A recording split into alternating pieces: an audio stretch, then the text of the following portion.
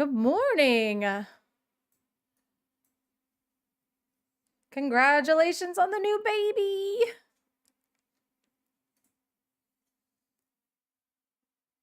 What's up? Squats, chill. I have YouTube on, so I can't tell you what I'm listening to, but it's super copyright.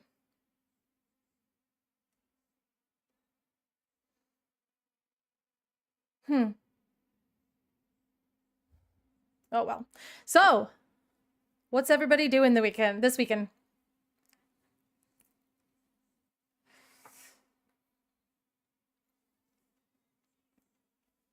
Okay.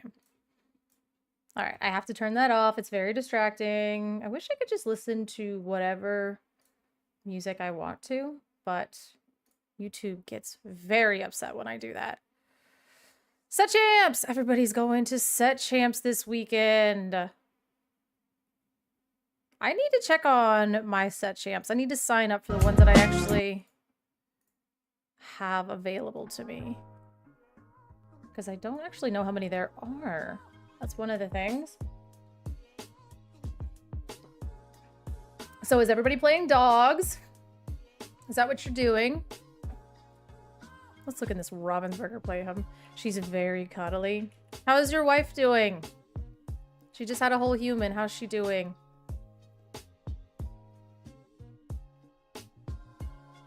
Doing well, I hope. Did you name your daughter Lady? Miss Park Avenue? Blue green. That's probably like the second most powerful deck right now. Like, if you're not gonna be on dogs, then maybe blue green. It has a I'm not saying there's a chance, but like, it's not too terrible.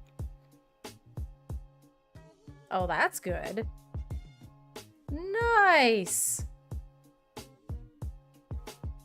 I've always heard that the second one is a little bit easier, but I wouldn't know, because it all seems difficult. Let's see, Ravensburger. Play Hub. Let's take a look at all these set champ options I don't have. God, I work so much. And I'm not going to share my screen because I'm not going to dox myself.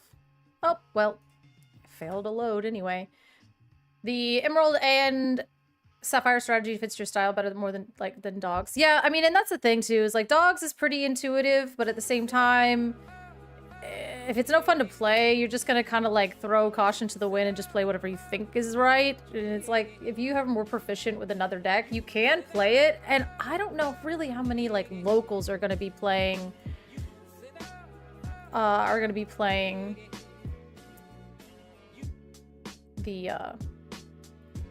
the thing, right? How many people are actually gonna be playing dogs? I don't think it's gonna be that many. I really don't. I'm gonna watch the caber toss this weekend. I forgot. That's what you're doing. That's what you're doing.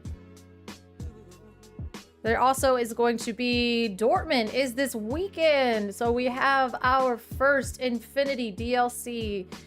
And that is another thing I would love to find out, is actually what time the DLC in Dortmund is starting versus what time is starting here. Because, you know, I think they're like 8 hours or so ahead of us.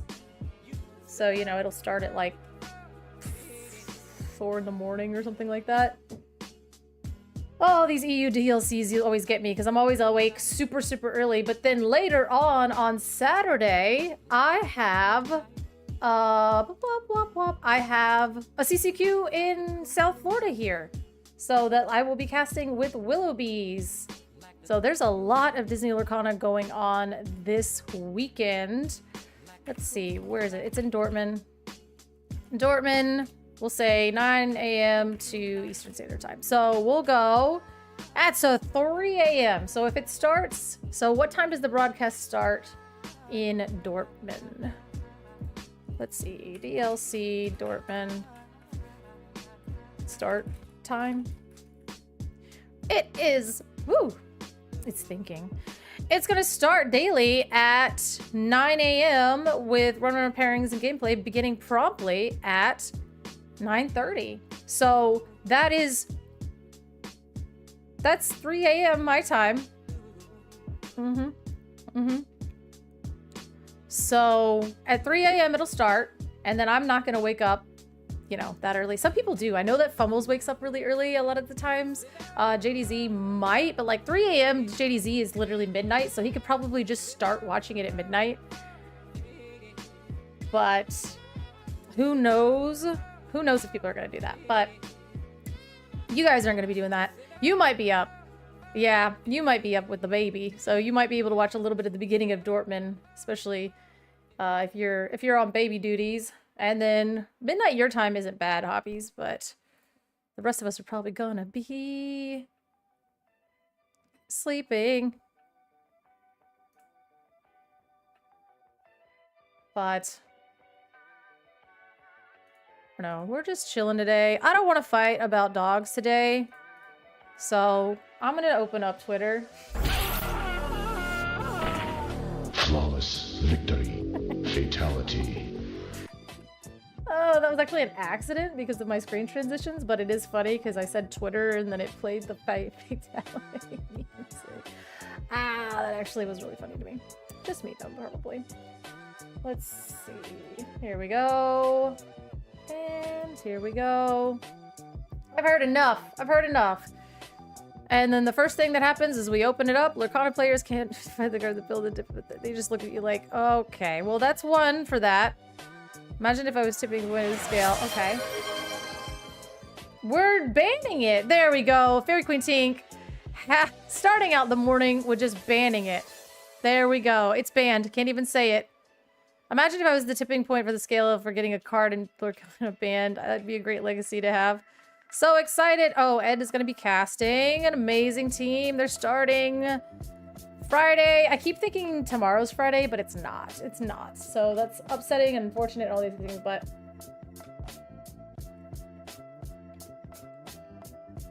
I mean, the decks are there, but they're not as consistent and they're not as great. And there are things that need to happen. And it's just like, I'm saying it in any form. I mean, you said it. You said it. I've had a few people reach out to me in Discord for advice to play in Dortmund. I thought I'd share my response. Thank you. You can play Sisu with the plan to shift Sisu 8. That seems reasonable unless the horseman strikes it, Eleanor it, or search for Finnick with Nani. Maybe you can do Ursula plus Muses. Wait, they can play Ursula, Mowgli, or Searchable Finnick. There's always Under the Sea. You can play green, yellow, discard Under the Sea, but I think they can break your Singer 8 with Horseman Strikes, Mowgli, Ursula, Finnick again, or your Under the Sea first. There's always Spooky Sight. No way that could backfire. Elisa Mazza, that's it. I think that could help, unless my opponent plays Chromacon, Snowfort, Dale, Rapunzel, Traps, Chernabog.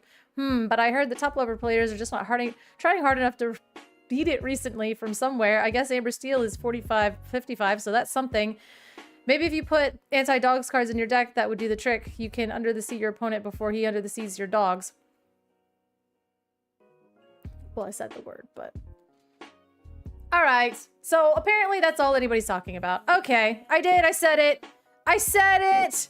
I tried really hard not to say it. Is that how we're gonna start off this morning? You ban the word, Fairy Queen Tink bans the thing that we all need banned, and then I immediately say it. I don't know if people are ready for this. Just because I said the banned word. Here's the punishment for saying a banned word, which really is just a punishment for you guys, because I'm used to it now. This is what happens now.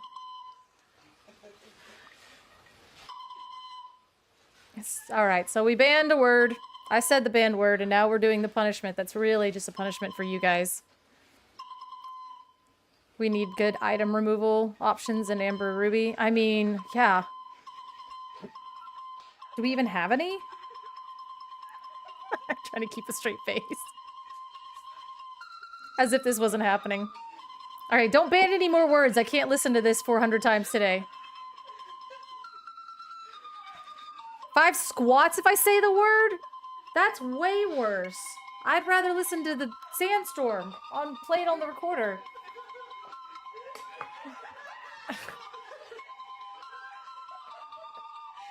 This is a much more fair punishment. No more squats. No more squats. I've done so many squats. But, all right, it's banned. I can't say it. It's on the banned list. Well, JDZ, everybody's really wanting a specific card banned. So Fairy Queen Tink went and banned the word. And anytime I say one of the banned words, we have to listen to Sandstorm as played on the recorder. And everybody feels like it's a punishment, but I think it's only punishing to them. I banned a word. This is a banned word. Let's go.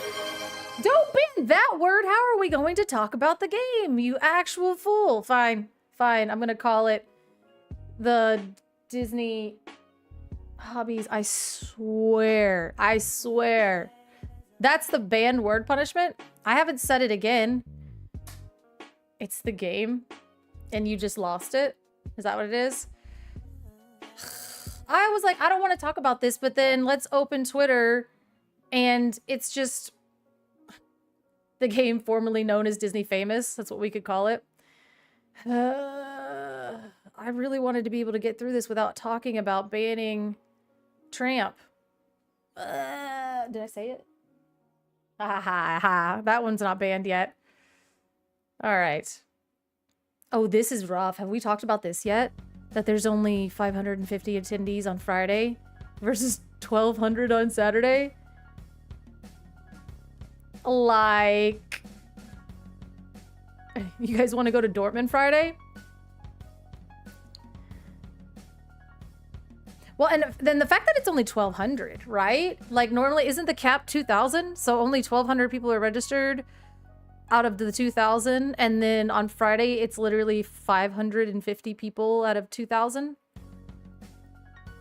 Like, I get it, some people can't travel on, you know. Is it because it's Infinity? Is it because it's the last one? Is it because it's on a Friday? Is Dortmund hard to get to? Like, how is that EU geography here? Why is there only 550 attendees on Friday?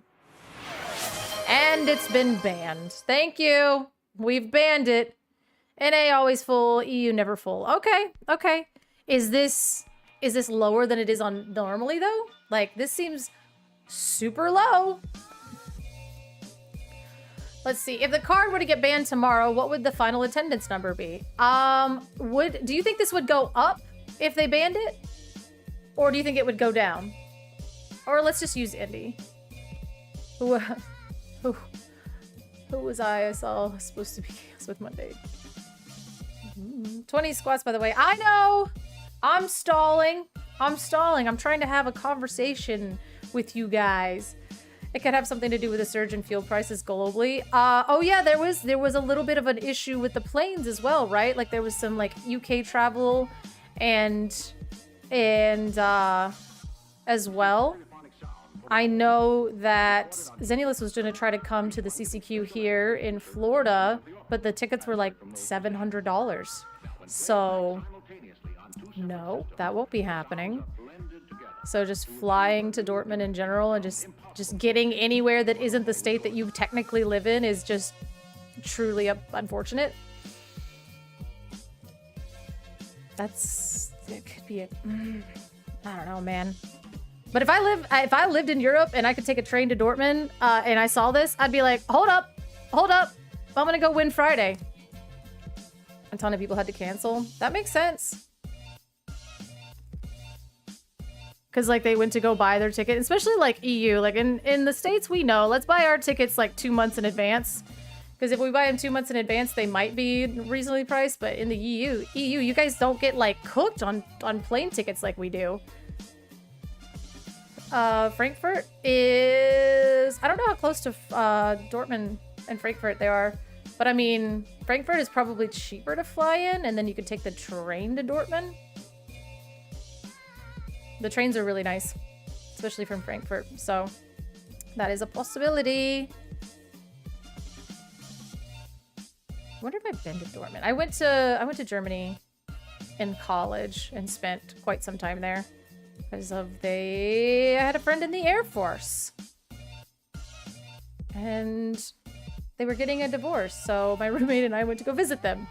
And now that I think about it, we were literally in college and they were getting divorced. Things happen fast. All right. Oh, here we go. We're not talking about any of the banned words. We have another little Illumineer that happened this week, along with Reginald's Illumineer, and also the Lorcana Duo's Illumineer. You guys are just making new Illumineers all in the same week.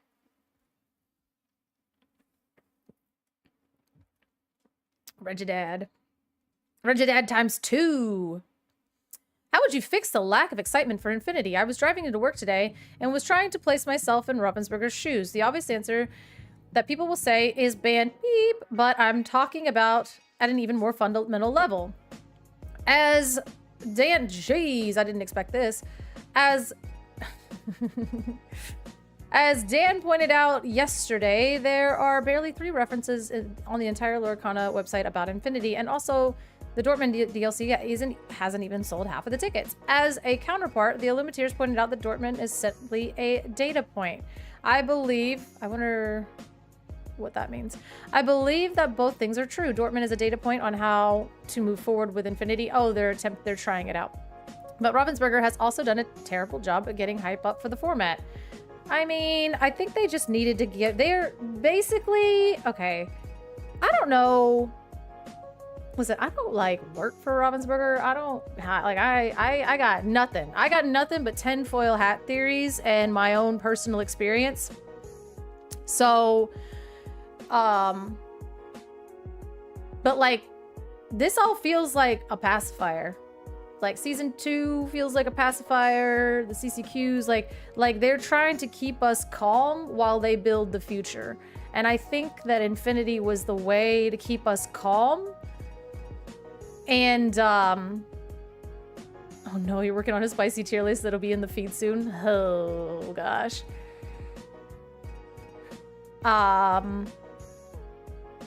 So I don't know how much of that is how much is it, for me, it just feels like they're like, hey, there's all this really cool stuff that we're doing and that we're working on and it's coming and it's going to be here in season 3.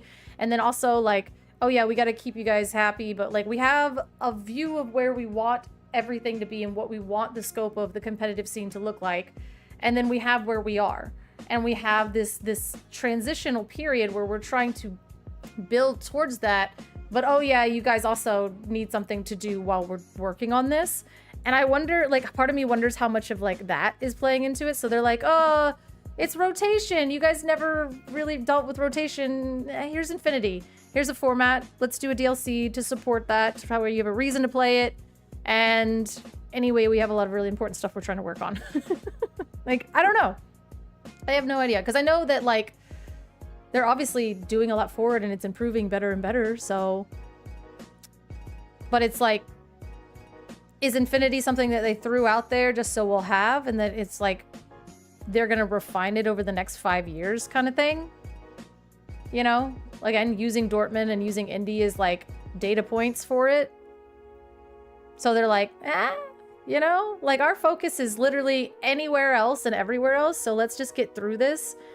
And then when we get to Gen Con, because they're putting a lot of hype on Gen Con. I don't know if you've noticed that. There's more hype on Gen Con and D23 than there is Indy and Dortmund.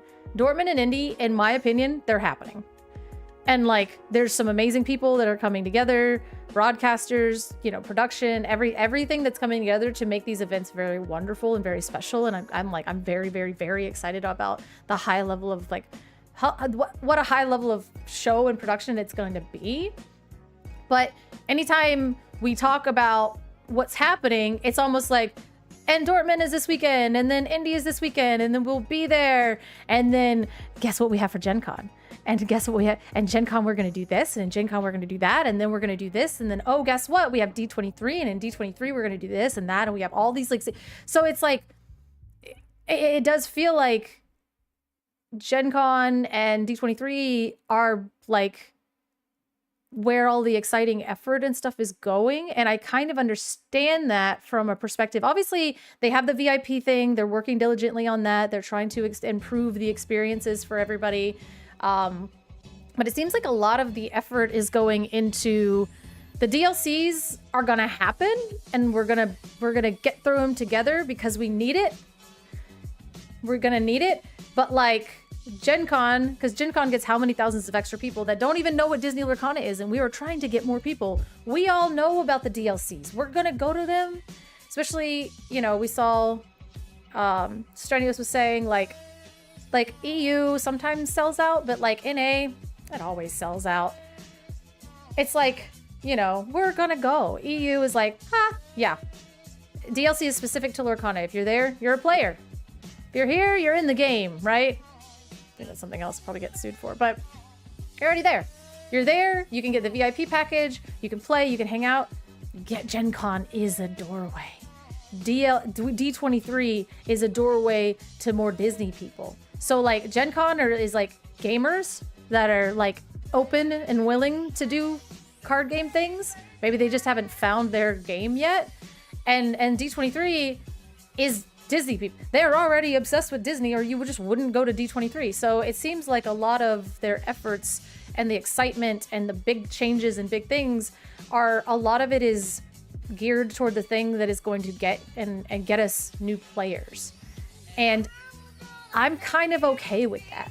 Like if they have this many resources, I don't know what this metric is. This is like what, like they have like a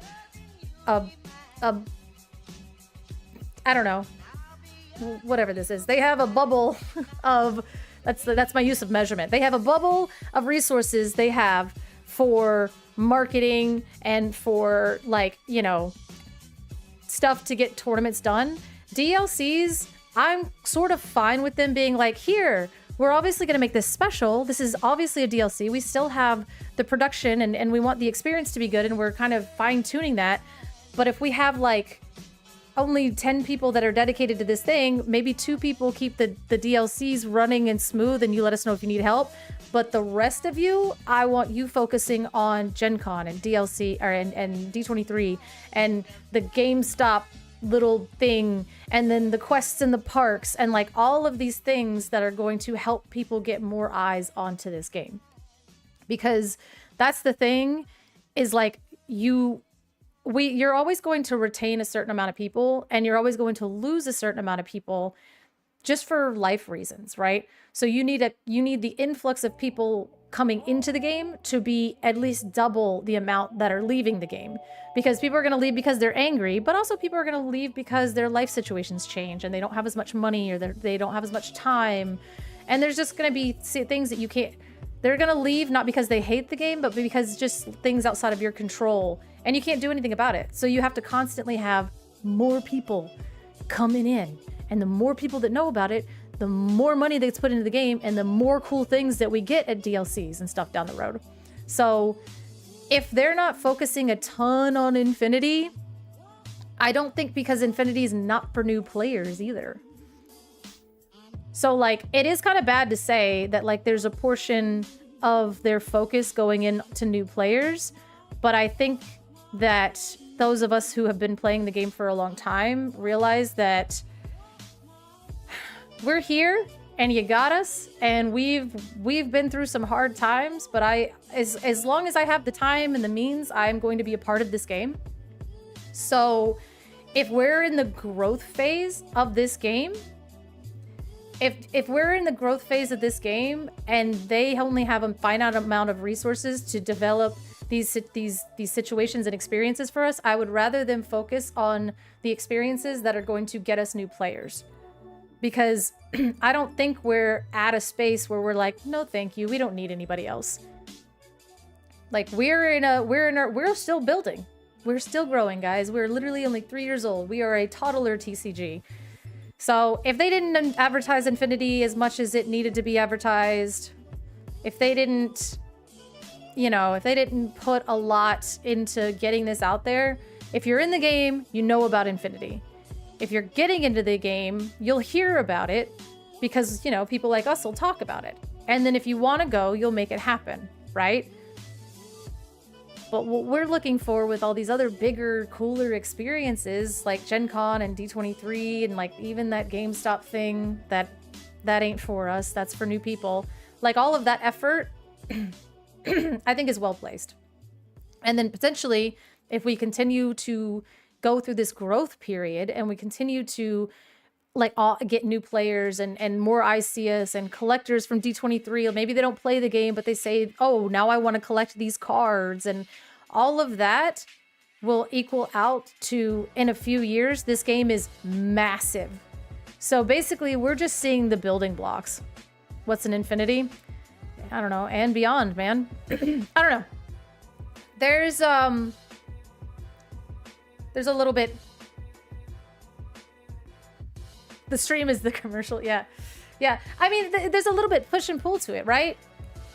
I don't know. I also, in my personal job, in my career, I provide a service. I do hair.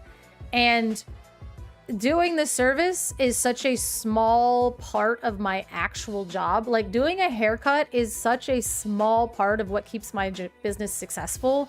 So when I see Ravensburger doing things like this, it makes perfect sense to me.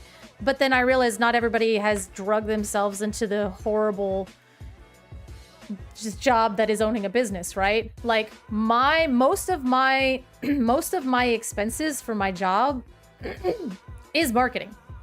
It's the time invested into my Instagram. It's the time invested into equipment for photography and my time invested. And then sometimes I have to run ads and things like that. Like, there's a lot of things that I have to do to continuously bring in new people. And I've had to build from 0 clients. Like, I've just moved to a new area, so I'm building up. So there's a lot of things that I have to invest in, and literally doing my actual skill is such a small amount of my time compared to everything else that it keeps to take it all floating. So I think that that's what it is. And I'm one person, so I have to decide where I want to throw my energy. And if it was like something for my existing clients, yes, I want to reward them for being existing clients. And I think that's what the DLC is. The DLC is a reward for us being existing players. And they're nice, and they have the VIP thing. They're trying to solve the line situation. They have like the drinks and this, and there's all, you know, they're expanding that, and that does make it more feel like you can have a luxury point of it. But it seems like their main focus is on marketing.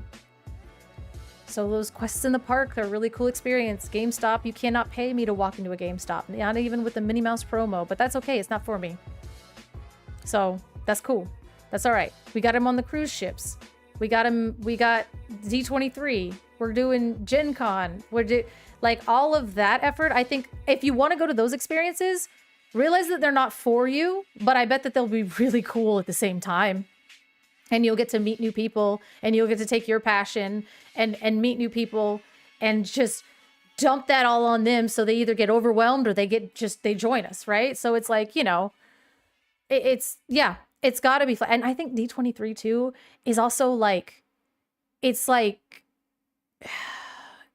that's Disney probably for the first time like in a year to be like is this Disney Lorcana thing making us money still? You know what I mean?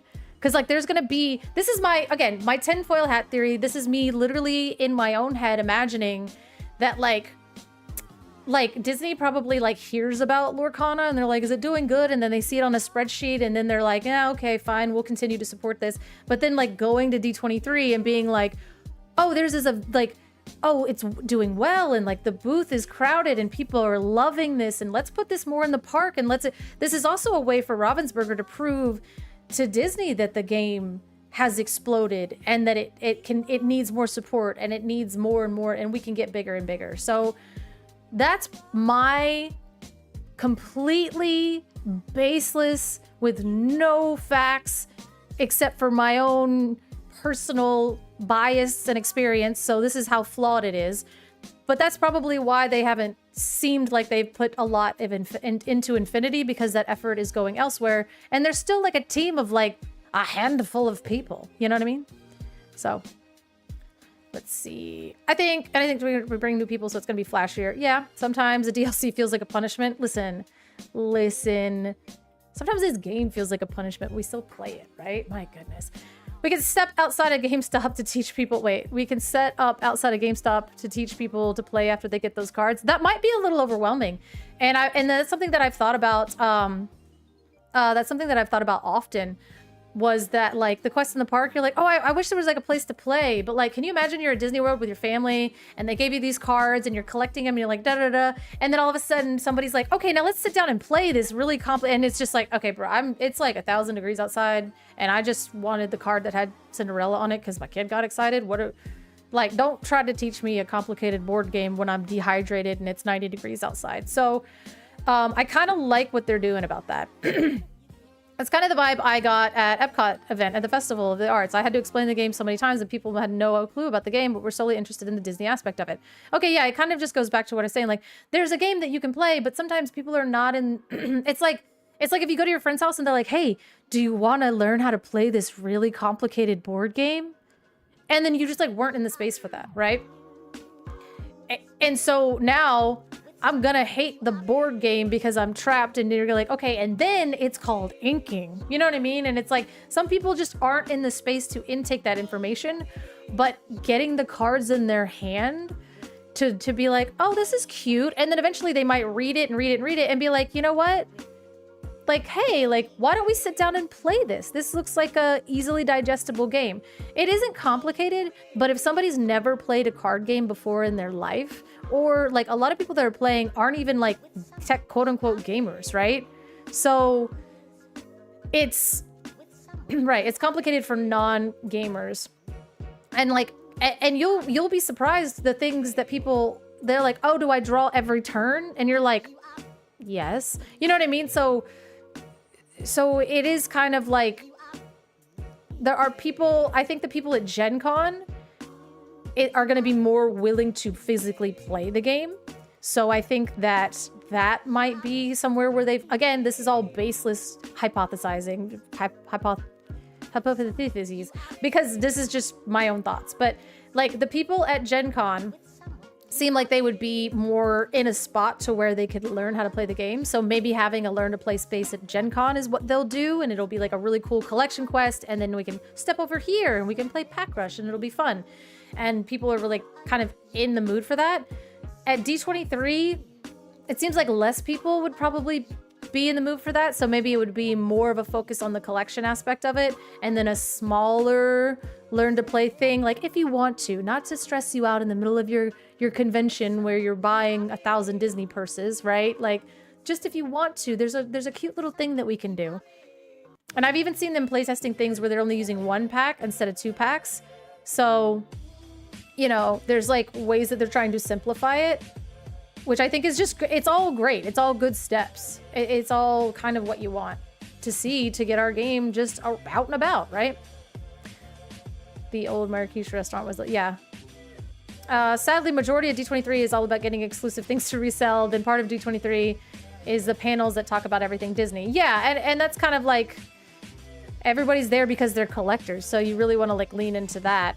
Gen Con is gamer stuff. The average Epcot guest isn't a gamer and wants the stuff because X characters on it, and they're more interested in collecting drinks around the world. Yeah, and it's also too like, if you let them know this is a promo and nobody else can get it, like D23 is the place for that. Like, oh, I'm special because I came to D23. It's a very elevated Disney experience, and now I have this really cool card, you know? So I think that there's like a different mindset to all of them. And I think that a lot of the focus we're going to see went into these events, and they're going to go into season 3 and everything else like that. So it's unfortunate, but I think Infinity is something that's probably going to develop more and more over the next like 5 years or so. That's my thought, but I'm still going because it's still a DLC and I'm still stoked to see everybody. And look at this face. I can't wait to see her cast. I am so excited. And look at her. She gets a whole row to herself. See? Let's see. D23 pins go unbelievably hard. Imagine D23 Lurkana stuff. God, I know. If they have to. They have to. And if they don't, I'll crash out. Noise. He doesn't even play anymore. That plane is turbo empty? Yeah. Is Kim in first class or is she in the back of the plane? Thoughts? Yeah, that's the back of the plane. Look at her. That's the bathroom. That's okay. D24 win. What's up, Shadows? Congratulations! You did a thing! I was about to say in Canada, but that's fine because you are Canadian, so congratulations for being Canadian and for winning. Now you get to go to NACC! I'll be there. You'll be there. We won't be in the same... You know, I'll just be there. Hi. That's really cool, though. I love how, I did the thing! Yep. And then you left everybody with Eleanor to solve for the next, like, 5 days before they have to fly to Dortmund and get an entirely... Yo. Qualifying in Indy, right? Actually, I have an attendee ticket in Indy. I'm not gonna learn how to play dogs in, like, you know, 20 minutes, so... We're gonna play Draft and Sealed and a bunch of... Alright, Mo. That's hilarious. EU just got better at planes than us peasants? Probably. This is probably, like, you know, normal class. And then we've got, like, three ranks below this in NA. Look at that. What if all players do a gentleman's agreement and we all submit core constructed decks for Dortmund? It's in the... Yeah, just replace Rapunzel and you're still playing the same deck. She got an attendee bag so she could sneak onto the stream team. No, that's actually not true. That is not true at all. There ain't no sneaking in there. It is all quite officially done, so we're not sneaking anywhere. I ain't trying to get kicked out. If anybody's gonna get kicked out, it's R&B and JDZ for wrestling in the hallways, so... It's not me for trying to sneak backstream, or backstage? I have no idea. Safe travels. Lurkana will never be about the game, just the game for me. The people who make it. Absolutely. Aw. Wait, shots fired. No, man, shots fired. R&B and JDZ already had their beef, man. That's actually hilarious. See, this is the real reason I'm going to Indy. Let's go. Oh my god, last night I accidentally said that the Lazy Boys won the finals of the ACL instead of the semifinals, and I was so tired that I didn't have like a way to backpedal out of it or make like a funny joke, but I was like, yep. I was incorrect because I blacked out and forgot what I was casting. But yeah, it's actually going to be additional ink. So that is Ninja Harley's team who beat WCC 2-0 in the semifinals last night. And then we had SLTC versus the Lazy Boys. And it was so... It literally went to game 3 of match 3. And they were literally playing that third game for the literal win. And the Lazy Boys got it at the very end. The game was so incredibly close. It was so incredibly close. It was anybody's game. Some people don't like Infinity. Okay. So JDZ versus R&B round 2 on everyone's bingo card for Indy. I mean, it's probably going to be round 1. Like, they're going to fly all the way there just to get paired into one another. Infinity is the best format. It's more affordable than Core, and it lets you play with nearly every card you own. It has way more longevity EV-wise. Also, get staples for sets now. I mean, that's true. Heard the same. I do think it is dominance of one deck is causing the problem. I mean, I think that those... I think the Belgian people are eating good with their Ruby toys. Let's see. Just announced Toy Story Rodeo Roundup and Toy Story 3 Remaster, including 11 classic games, both on console and handheld versions for... What? What? Relive the classic games. I think I played Toy Story 2, but it didn't look that bad. Holy. I just remember at the beginning of the game, you're literally in Andy's room and then you jump out the window and then now you've gone to an area that you're not supposed to be. Oh, good old Jim Hanks. Something I can't stand anymore playing card games are opponents feeling comfortable saying the match is a bad matchup even for my deck when the match starts. Not everyone is playing. Is your close friend, have composure and respect your choice. Oh. That's so awful. You sit down and you're like, oh, this is a bad matchup. And you're like, I don't know you, but thanks for trying to throw me off. Where are we going? 1 hour ago. For all my data-loving Illumineers, that's me.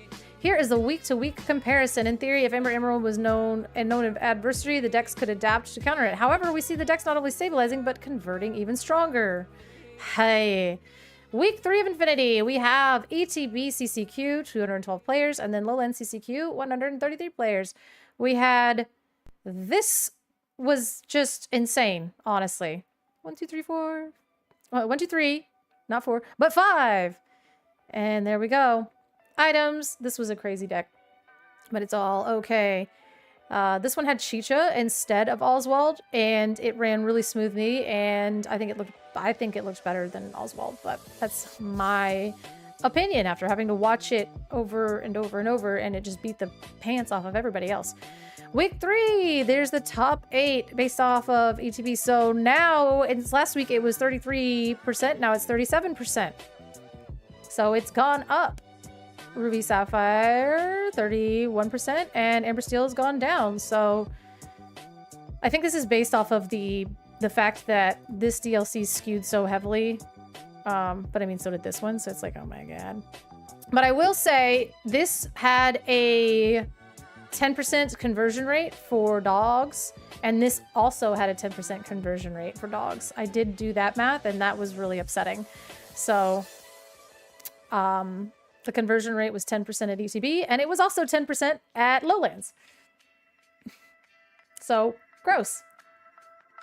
And, oh, and for reference, Amber Steel was the most played deck in ETB, and it only converted at 4%. So just to give you an idea, was Amber Steel had a 4% conversion rate. And it was the most played deck in the room. Here, I think it was as well. But either way, these decks converted 2.6% or 2.6 times better than every other deck in the room. Sick. Yep, this is what it do be looking like. And which this is kind of like, this used to just be Ruby Sapphire, and now it's like Ruby Sapphire is just kind of here. So it's not like it's not like we haven't seen this warped kind of meta in the past. I mean, it was just like, this would have been Green Steel, this would have been Ruby, and this still would have been Amber Steel. So like, I think that Amber Emerald has just replaced the like Emerald Steel menace that was before. But like there being 3 top decks, I don't think is a problem. I just think that like Amber Emerald can beat Amber Steel really well, and Amber Emerald can beat Ruby Sapphire really well. And Amber Emerald can kind of beat Amber Steel can kind of beat Amber Emerald, and Ruby Sapphire can kind of beat this if there's no Eleanor in the deck. But if there's Eleanor in the deck, then it can't beat it anymore. It literally just ruins the deck. So it's just a little lopsided at this point. But week, here we go. Yeah, 33, 33, and then up to 37. Amber Steel, 25. So it's kind of stabilizing us a little bit. Ruby Sapphire had a good day because everybody finally started playing Ruby cards. By the way, Amethyst Sapphire, stop playing it. Oh god, I'm so glad you guys learned your lesson after this. Holy. Sapphire Steel, rip. Emerald Steel, had a good time in week 2. Didn't make it here. Amethyst Steel, you guys learned a lesson. But like, this is what's happening, right? It was like, it was kind of skewed. Everybody was still trying stuff out. And then all of a sudden we went 0, 0, 0, 0%. And then Emerald Ruby, which is hilarious. There were 3 Emerald and Ruby decks. There were 3 Ruby and Emerald decks in this room, and 2 of them made it to top 16. So the conversion rate on Emerald Ruby was quite high. And it made it to the finals. So again, Ruby's in this deck, and it's keeping it in contention. And it's actually doing quite well in Ruby Sapphire. And I'll tell you, it's not because the deck is just like, I don't know, fast, because it's not a fast deck. It's doing literally anything else, but the Ruby cards are pretty powerful for what you're trying to do. But it's still not doing as much as this deck, which is just so easy. Because again, if Ruby Sapphire was the counter and it started doing really well, they weren't playing Eleanor in Lowlands. So like they weren't playing Eleanor here, and all of a sudden when you put Eleanor in here, it makes trying to shift Sisu impossible. Sorry for the noob question about competitions. If you go as an attendee, do you compete in the side events, just not the main events? Yeah. So yeah, the main event ticket is the main event ticket, and then then you just have an attendee, and so you're just allowed in the building, and then you could sign up for individual side events. Yeah. So that's how that goes. And then, but yeah, like Amethyst and Ruby, literally 0%. In ETB, it was the fourth most played deck, and in Lowlands, it was the third most played deck, and it converted none. Literally none. Actually none. So, keep that in mind. Please keep that in mind. 0% for conversion. It did win the CCS, but it also, that's core. So just be careful with this Amethyst and Ruby strategy if you think that that's what you want to bring. I'd love to see people exploring this color combo a little bit more, but we'll see if anybody does over the weekend. But that's all I want. Put Leviathan, Return of Hercules in your deck. If you have the possibility to switch from Saturday DLC Pride, you absolutely should. Yep. You should 100, yeah. My ban list priority. Wow, that's a. Ooh. Look at Zan. I recommend going to every major event near you. Wait, what's going on? If you want to go as an attendee, you can run into so many of us at one of them. Oh, yeah. That's true. That's true. We actually have, and by we, I mean all of us, I have the CCQ coming up this weekend that I will be there with Willoughby's. And Gabe is going to be competing, but Gabe will also be there. And we don't want Gabe to scrub out, but at the same time, if Gabe scrubs out, we'll get him in the booth. And that's always fun. But also, I want Gabe to win, so... But where are we at? Let's see. Where is it? I have graphics saved on every single part of my computer, and then I lose them, because it's funnier that way. Guildhall. It is going to be at the Guildhall. Nope, that's not what I want. That's not what I want either. Can you please? Save image. Woo! We made it. We got there. And we got there. There we go. Ha! Create a folder on your desk for stuff for just promos. That's really smart. That's a really, really smart thing to do. I think I should probably do that. I don't think I've ever used I straight up just... I don't do things the right way. And it's so fun. It's so fun. But now that we're all organized, look at this! And so this is going to be this weekend, obviously. So we'll have Dortmund that starts around 3 a.m. my time, and then midnight and West Coast time. This is not chaotic behavior, and I'll not stand for this organization having a folder. I'll try. But then, which I think, I mean, hey, Friday has only 600 people. So if it's a 600 person tournament, so is it going to be 8 rounds on Friday? So it should be done around noon, potentially. And then this is going to start at 10 a.m. So you might, if you're watching the DLC Dortmund, you might miss like the first couple rounds of this, but then you can go straight from Dortmund into this CCQ. And you can see how the NA folks are doing it. So we're going to see what the EU meta is and if they're hiding any of the sauce. And then we're going to see if NA and how they have changed and developed since this weekend and Shadox's win. See if that's changed much. Which I think is kind of exciting and interesting. And then you'll get to hang out with me and Willoughby. So then you'll get to go from watching the CCQ is Infinity. So you'll get to go from watching Kim and Ed and Baker and Rebecca and everybody else. Jen. Jen is going to be there, right? Please, I really love Jen. And then you can watch me and Willoughby's. It's not, Willoughby's actually stays super, super professional, but she does acknowledge when I go a little bit unhinged, and she does it in a really clever way, so it's pretty cool. So I know you'll be at Set Champs, but I don't know. Come hang out. Come hang out in Twitch chat. Balance out the negativity. And let's have fun. Willow's awesome. Took 24 hours to order. Okay. Dortmund. The DLC attendance numbers are actually alarming. Okay. It's Baker, Rebecca, Ross, Ed, Spessy, and Kim. Oh, thank you, Katie. I was just assuming Jen would be there because that's what I wanted to happen. Because I love Jen so much. But I do love that cast, and I'm very super, super excited to see that. And then, like I said, if that's starting at 3 a.m. and there's only 500 players, are they going to make them play 8 rounds? Even though there's like Rebecca. Oh yeah, I forgot you guys. The fusion of the two of them. I'd have to go to Bug Willow before this weekend.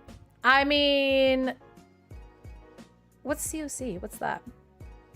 Oh, Coliseum is called. Yeah. Is she gonna do that? We got things to do. We gotta drive to... Look at your hair, Katie. Woo! You did it with the bangs. Let's see. What do we got? There's been a lot of discussion. How do I save this? I'm gonna open it. And I'm gonna go like this. No, don't play it here. No. Drop down that dale across an exerted board and then do some very... Stop. I need to save it. Boop. There we go. Oh, we can't see it. I'm sorry. Ta-da. I wasn't going to play it, but I was saving it for later.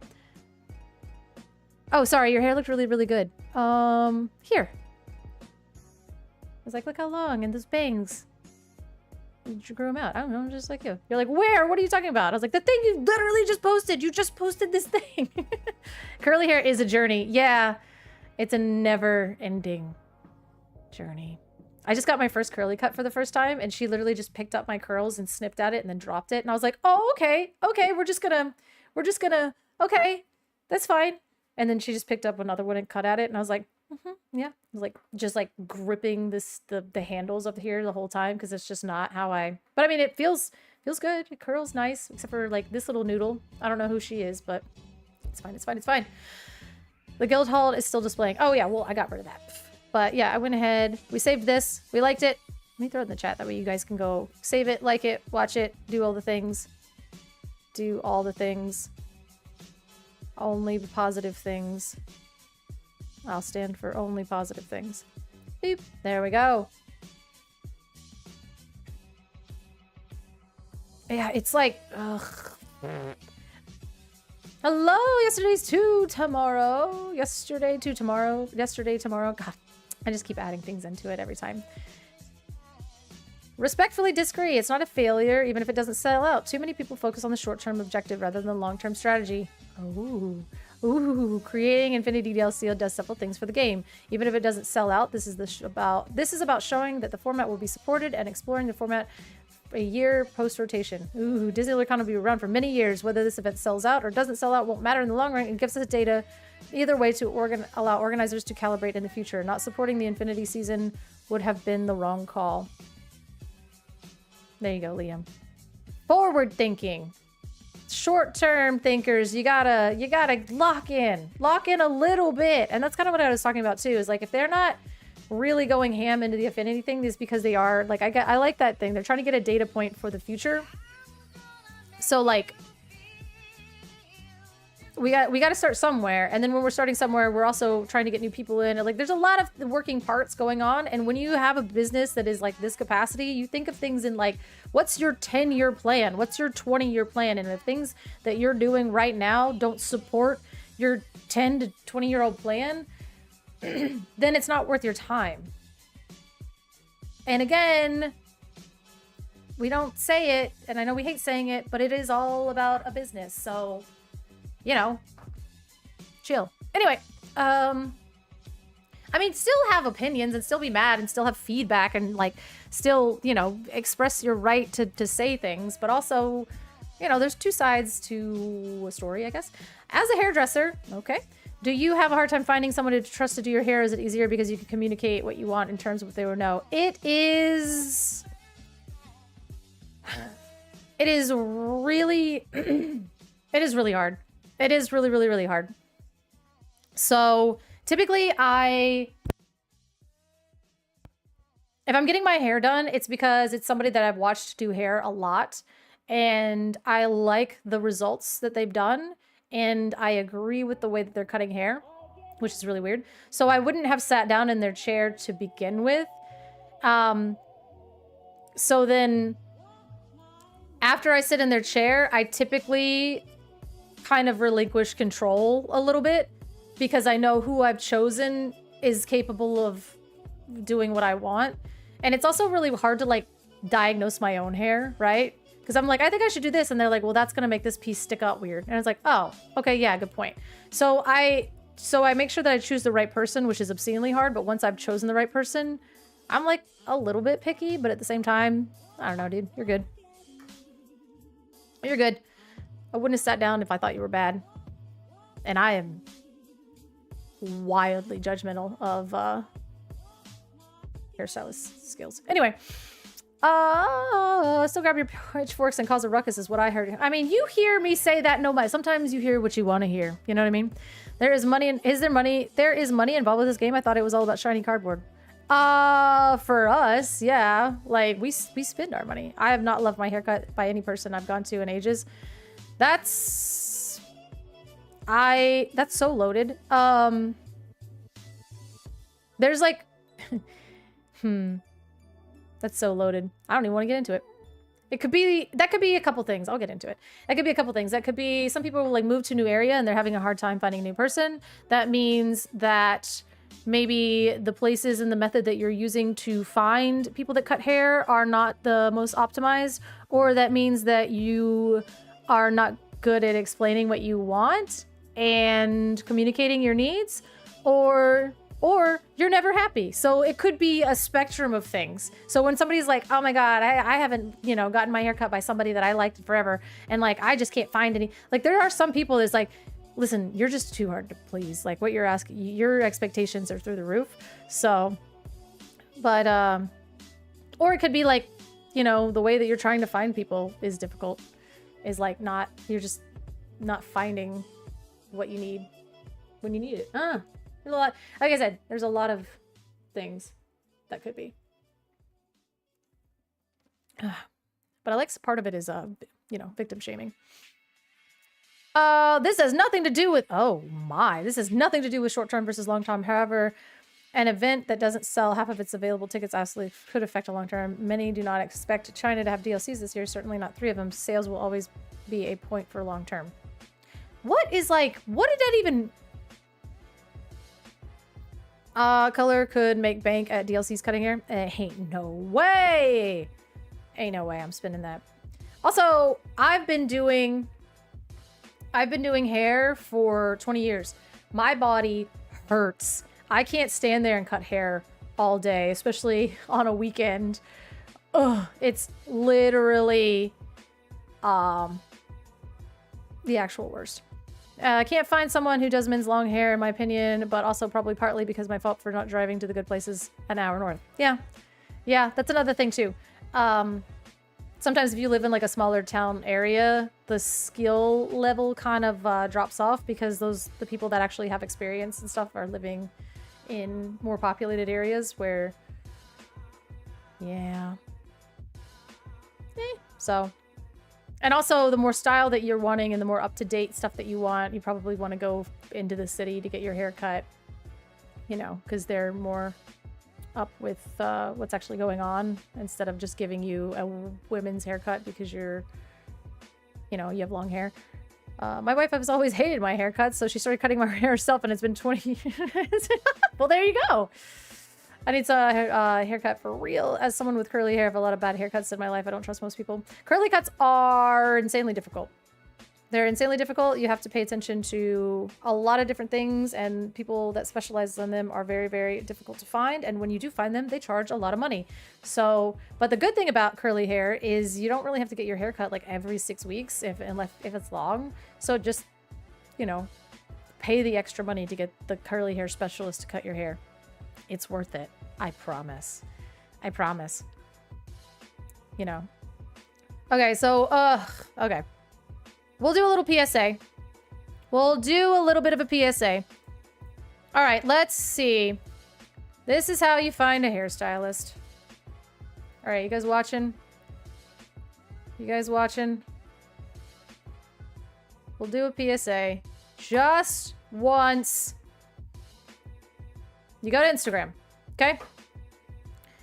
If you don't have Instagram, you've already failed.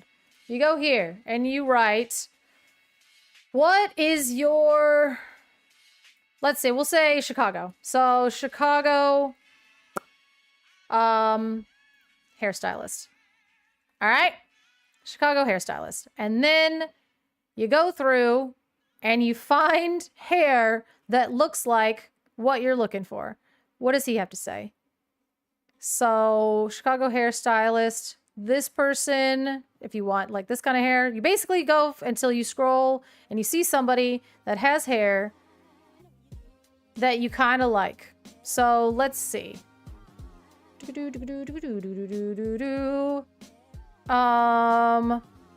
I would probably go, let's see, do I like that? This might be the same person, but I would go up here, especially if you have like a men's haircut. I would go to this person because it seems like cuts might be their thing. Okay. So we'll go here. We'll look at this person. We'll look at their work. Their bangs are super cute. The lines are good. So the bangs here, the framing. This person probably knows how to cut hair. This person looks like they're very good at cutting hair. They have, this is like a normal style, but this is a mullet. This is like, now this is a, you know, here you go. So like this person, if I lived in Chicago, I would probably go have this person cut my hair. There you go. That's how you find it. And then after that, then you go up here and you go, okay, cool. Haircuts. Sick. How do we book that? Easy to wear. Androgynous styles, loves bangs, shags, and pixies. You go here. Okay, there you go. Boop. There you go. And then that is how you find a hairstylist. You type in your city. We'll just say Orlando, let's see, hairstylist, whatever. You type that in. And then you pick out, all right, what kind of hair do I want? What kind of hair do I want? Literally none of this. No. God, I hate all this. Can I go to Chicago to get my hair done? Maybe.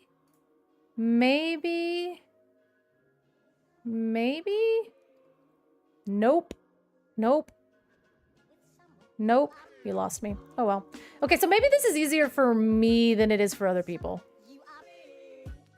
Okay, let's see. No, it's the same place. It's the same place. Well, who did this one? Keep it. Her. Okay. Let's see what she's like. Okay. Maybe. Anyway, so that's how you do it. Thank you for the follow, Saberthorn. We're doing a PSA on how to find a new hairstylist. Sorry, I apologize for going completely off the rails here, but maybe, let's see, achieve style by, let's see what you do. I mean, obviously the colors are the colors, but I'm looking for the cuts, which are just kind of sort of normal, but anyway, yeah, so just literally go there, type, like I said, like Orlando hairstylist, Chicago hairstylist, Wilden R&B This PSA is not for you.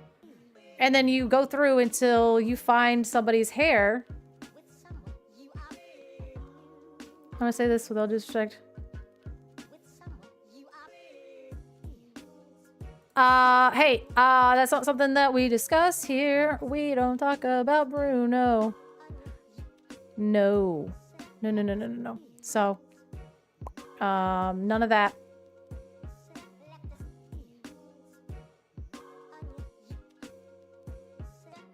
Yeah. Anyway, so we like this? Like, no. Anyway, so you guys will talk about that. Ooh, her hair's pretty. Let's see what we got over here. Okay. All right. I hate the bangs. These are nice. I like the depth there. This is pretty. And then you gotta see, like, do you want to hang out with this guy for 3 hours? He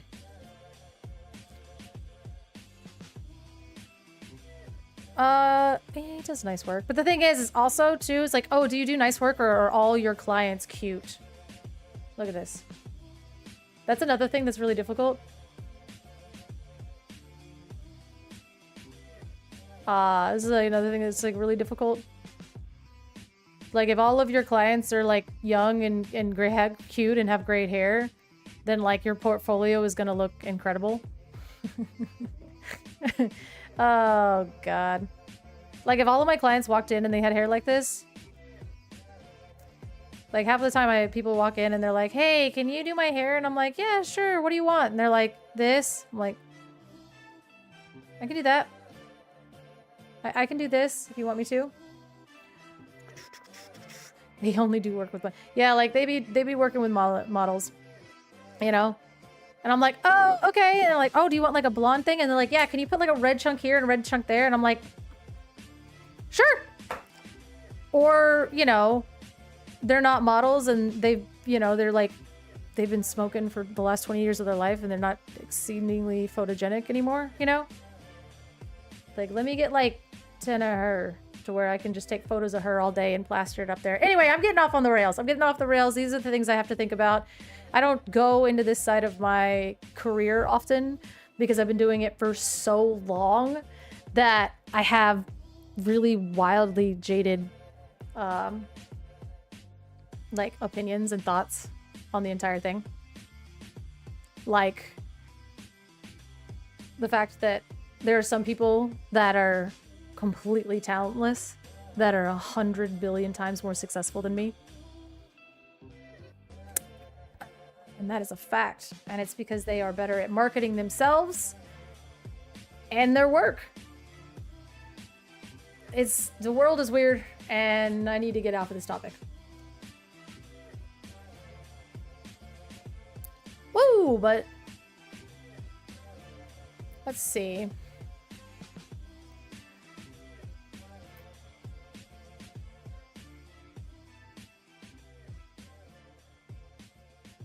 No, I'm just waiting for you guys to get it out of your systems. And then we'll move on. I'm getting stylist in California. I mean, that's like another thing too.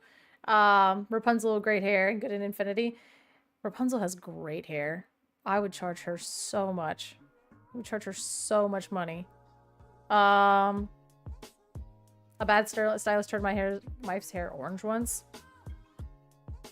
He's been doing these and these are hilarious. He like takes the end of like a meme and then opens it up and it's just kind of ridiculous.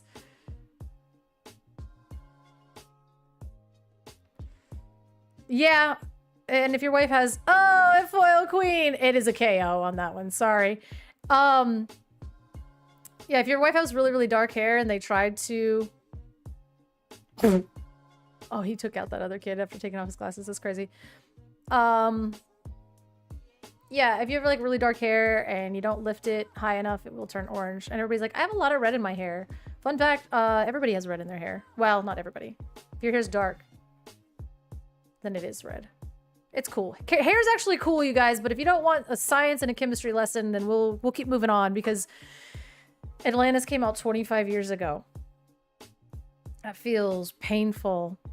I like the font. I hate spirit jerseys. Hair is overrated. I think spirit jerseys are the most unflattering piece of clothing that I have ever seen in my entire life, and I do not understand. I tried. I bought one. I have one, and every time I put it on, you see this little seam right here? You see this little seam right here?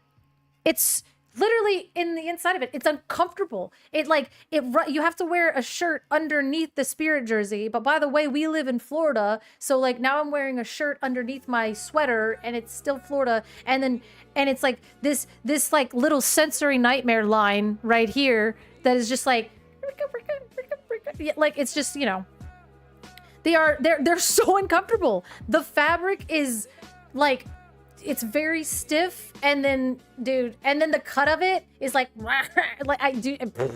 yeah, the seam is in the front too. That sucker goes all the way. I think maybe I didn't throw it away, but like I got yeah, here we go. Literally. Okay. And not all people have sensory issues like I do, but look at this thing. This thing on the front. Okay. Isn't that cool? Look at that. Oh, it's like a spirit jersey. It's so cute. And then yoink. And then it's on the back, right? And it says Walt Disney World, and it's amazing, right? Look at this. Look at this. Look at this. Look at that. You can feel that all day. All day. You could just like, it's just like wicka wicka. Like it just all day long. It tries to just take you out. The same with the back of it. Also, this feels like a heck, and then the seam right here. It's just like it is basically a little sandpaper line. You know what I mean? So yeah, that's a spirit jersey. We'll hang that up later. That's a problem for later. But yeah, you have to wear like a tank top under it for it to just be like a wearable situation. And now you're outside, it's hot, and you're wearing a tank top underneath your long sleeve shirt. But yeah, I don't know. I don't understand it. They're cute, but this glows in the dark, which is kind of weird. And like the sleeve, like it's cool, but that's my stylist for cotton candy hair, and she got strips of color everywhere. Yeah, I mean that's a whole other thing. I don't do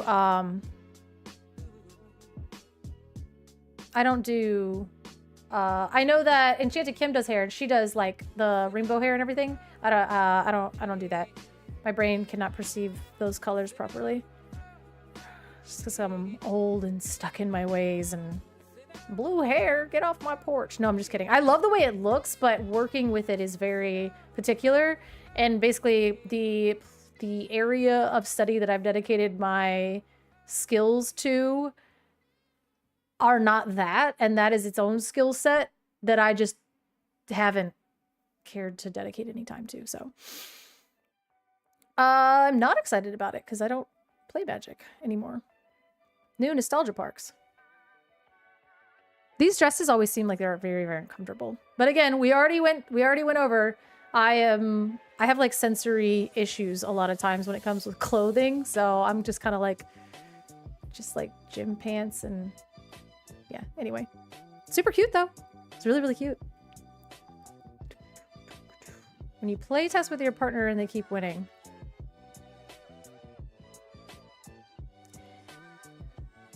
Get good. Just kidding. Have you guys seen this? This new God of War game? It's supposed to basically take place at the same time as like the second game. It's like parallel to the... But he's actually having to act out being a cube, which is crazy. This is crazy. Like, they don't just make video games anymore. Like, people have to act out video games. And this man had to be a cube. A gelatinous cube. Wild. The snuggly duckling. See, like, Roosevelt's, they just got, like, stuff. Do I like that or do I hate that? One of my coworkers works on those games now. That seems really cool. Seems really cool. I was gonna go to school for art design for like games. And then I found out it was really expensive and I didn't do that. Because I didn't have the money to go to... You have my attention? What is this? Photojournalism. Ooh, I am not a photographer. It's okay. I got an anthropology degree in the end, so of course that really meant a lot. It really, really came in handy by the end of it. Interesting.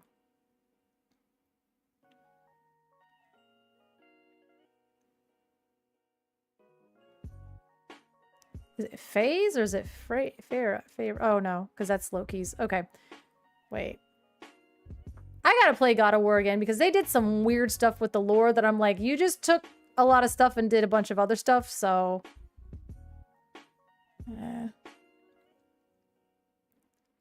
That's a horse, of course. Thoughts on... Oh, interesting. Caregiver. I was like, those look so comfortable. Oh, because they're for healthcare professionals that walk around all day. I'd rock it, honestly. I'd rock it.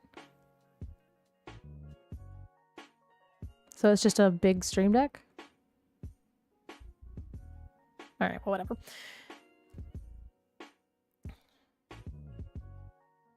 I just, like, I wanted to go through Instagram because basically going through... I would 100% wear those. I was like, wait, they're kind of cute and they look like they would be really good to walk around the parks in, right? Because, like, if they're going to be that comfortable, I kind of like that. Wait, where's my Discord? There it is. Beep. I can't wait for this. It comes out today. Vox Machina comes out today. The first 5 episodes. Oh, God, that was a little gory. Sorry. Not very Disney-friendly. Sorry.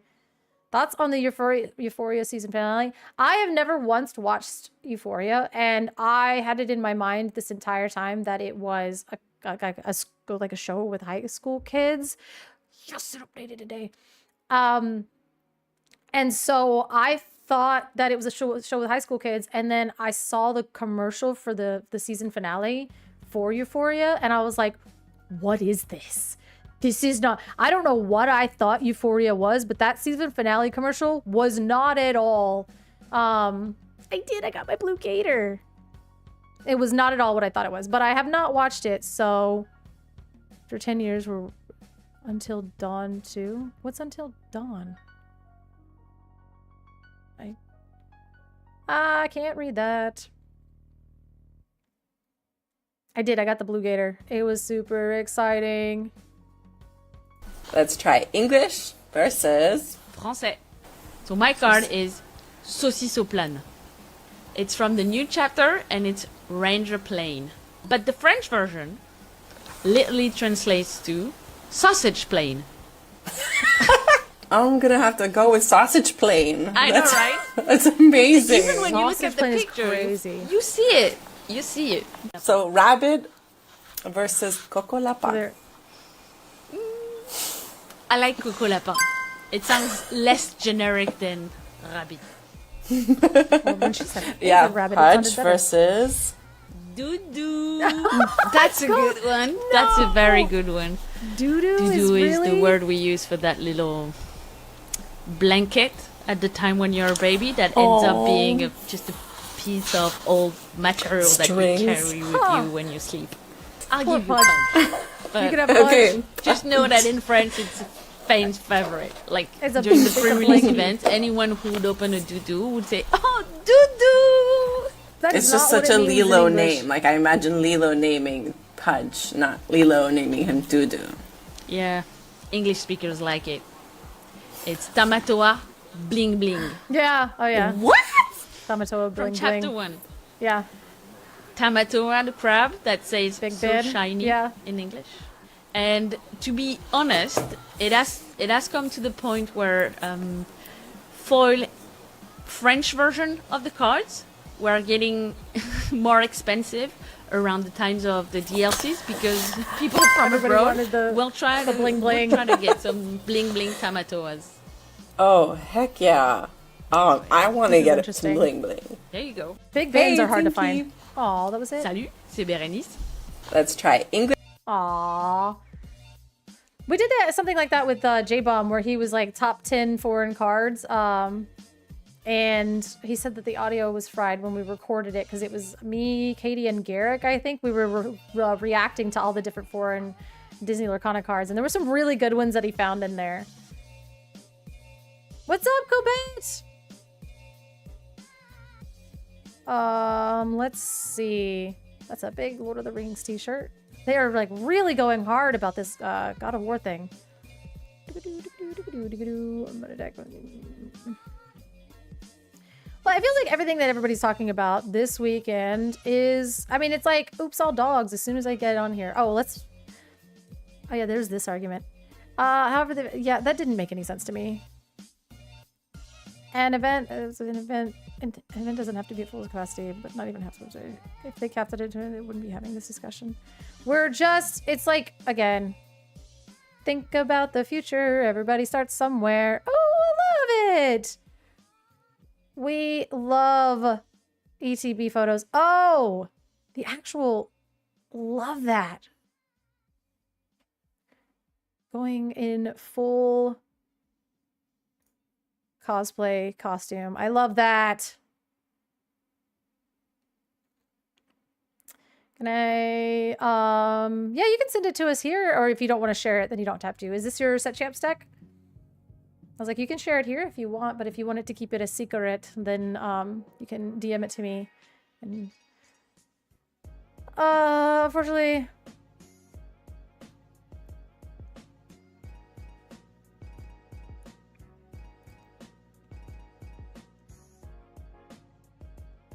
okay, I was about to say I came here for this. I was like, I'm gonna reserve the right to cancel Terrace on my own time.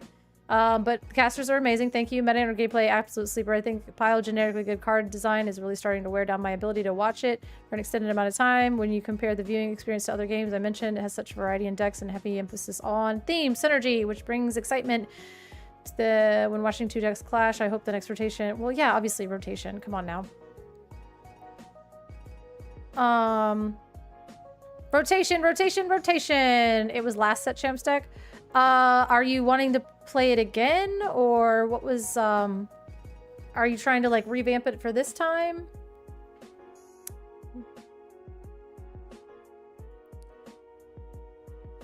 What are we if you guys, when you guys send me a deck list, I really I need you to tell me like what your intention is with the deck, because if you don't, then I'm going to assume, just from my own personal standpoint, that it's being played for like a DLC. So I don't want to go in and judge your Set Champs deck at like a DLC level. Okay, so this is for new Set Champs. Okay. Do you know your meta for your area? Do you know like a lot of the decks that you'll come into contact with?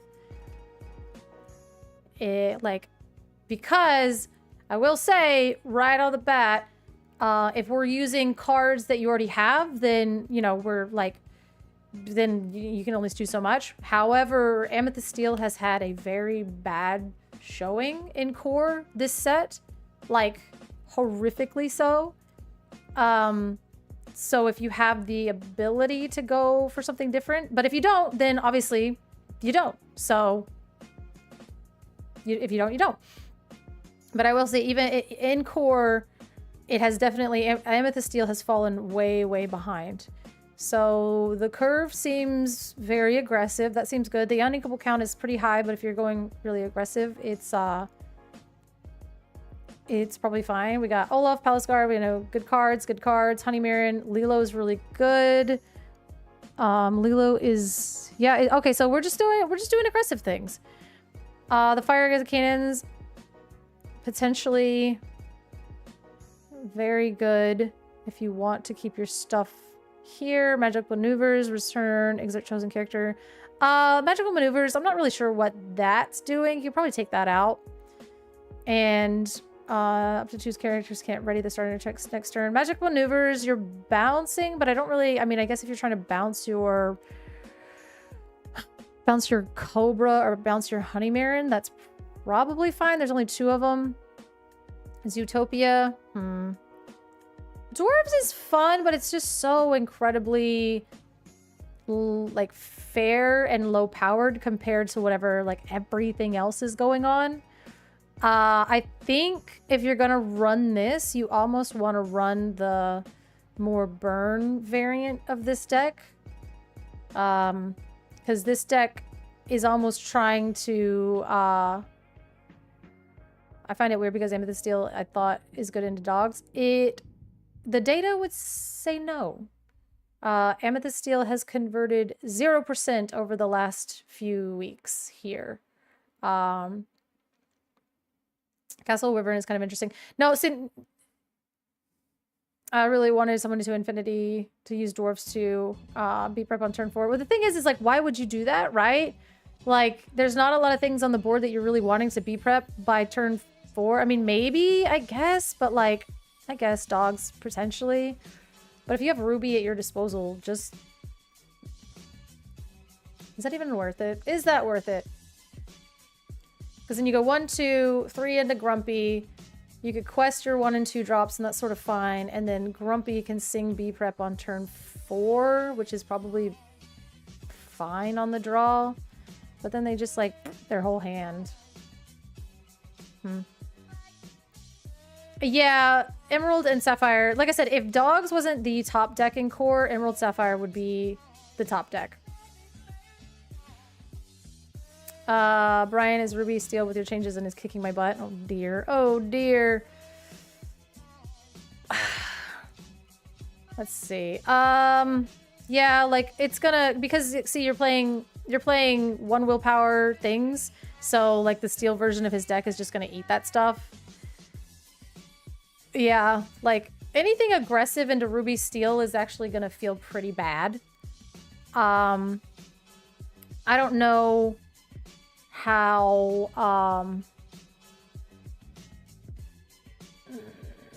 I don't know if testing against Ruby Steel is going to be super helpful for set champs, because you're probably gonna get some people like, look, this Mad Lad, look at that.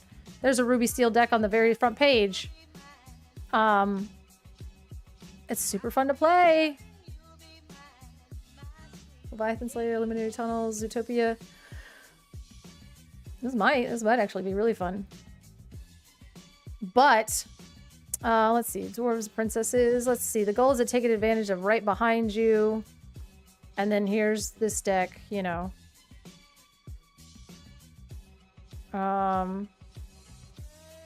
This 3 arrows Merida thing, I don't actually know how that goes. But hey, 6 unequal is not bad. Turn 1, play 7 dwarves, princess, or princess character. Okay, Mulan, got it. Play the opposite of what you did on turn 2. If you played 7 dwarfs, you play a princess.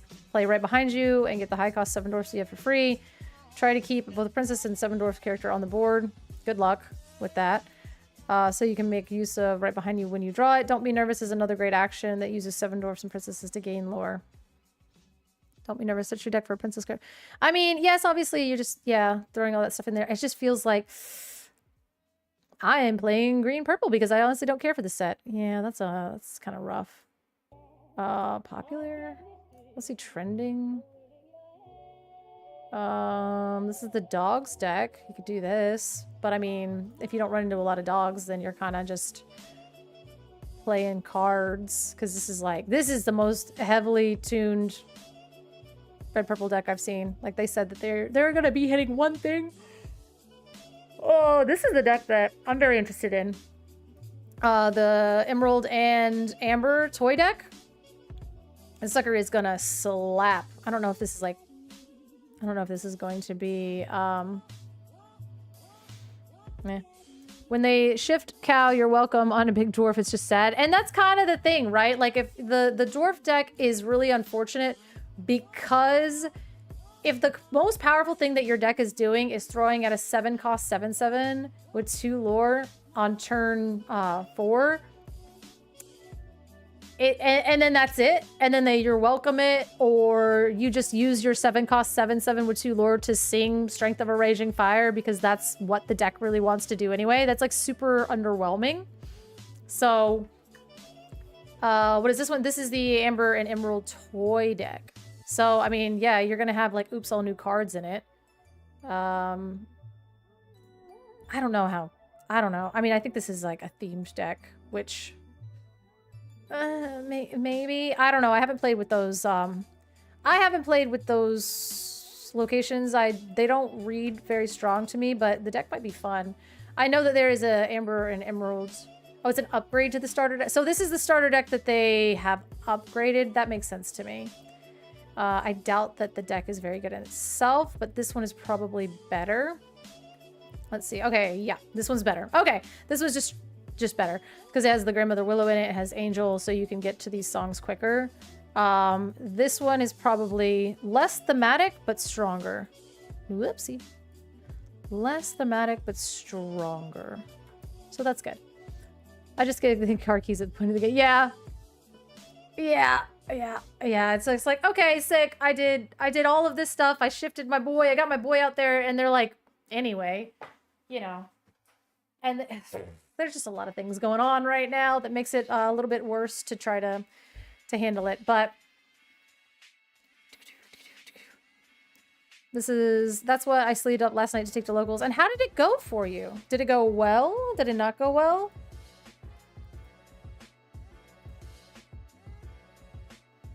I don't know how it went for you.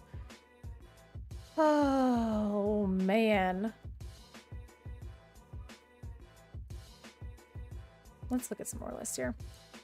The locals are... Oh, right. To take... Okay, so locals is tonight, so you'll report back. This is actually... I was thinking about it. So Thursday, I won't be able to stream, and then Friday, I'm going to South Florida. So this is actually my last stream for this week until you see me on Saturday. So... We gotta get our weekend, we gotta get our week chaos in this stream. So this is it, you guys, because then when you see me on Saturday, I'm gonna be quite buttoned up.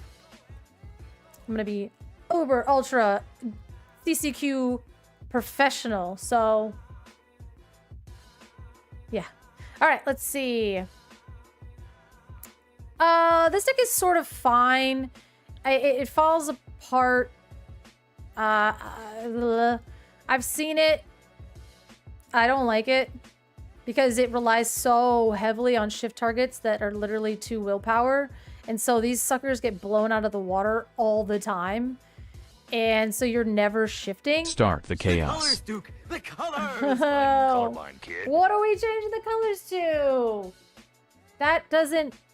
What are we changing the colors to? What are we doing? What's the colors? Start it, but also let me know. I wish we could... Maybe since it's like... I don't know. Haven't done dance parties in a long time. Haven't done any chaos things in a long time. You guys have been super tame. Well, okay, I'm just kidding. I say that, and then like last stream we did the tier list of divorced dad music, so maybe that's on. Maybe we have been a little unhinged, but in a fun way, right? It's unhinged in a fun way. So, all right. Well, but yeah, going back to this deck, I'm not sure how... What?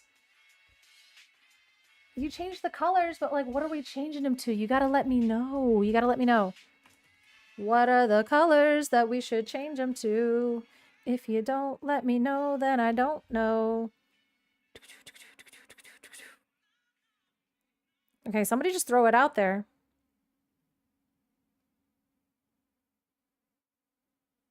Hello? Is there anybody out there? Green! Okay! Green, huh? We're gonna go green for today. Help. There we go. Kalori 2 colorist roll Kalori 2 Loshik help. What are we helping? I sent you the Amber and Emerald toy deck. I think that one's really good. I think this deck is not good because it's relying too heavily on... Oh, yeah. Okay, EC, you said... Let's see. Okay, yeah, it was you. Blue. Let's do the blue. On Insta? What is... I'm not gonna be honest. If it's on Instagram, I'm not really looking at it right now because it's too... I got too many things going on. So Instagram is typically something I will check later on in the day. Oh, she sent it in the chat. Yeah. Sorry. We're going blue. Ooh, the lights are doing stuff and things.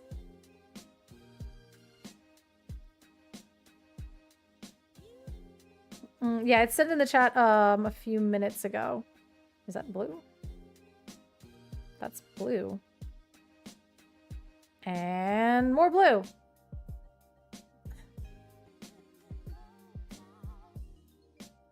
Technology! There we go.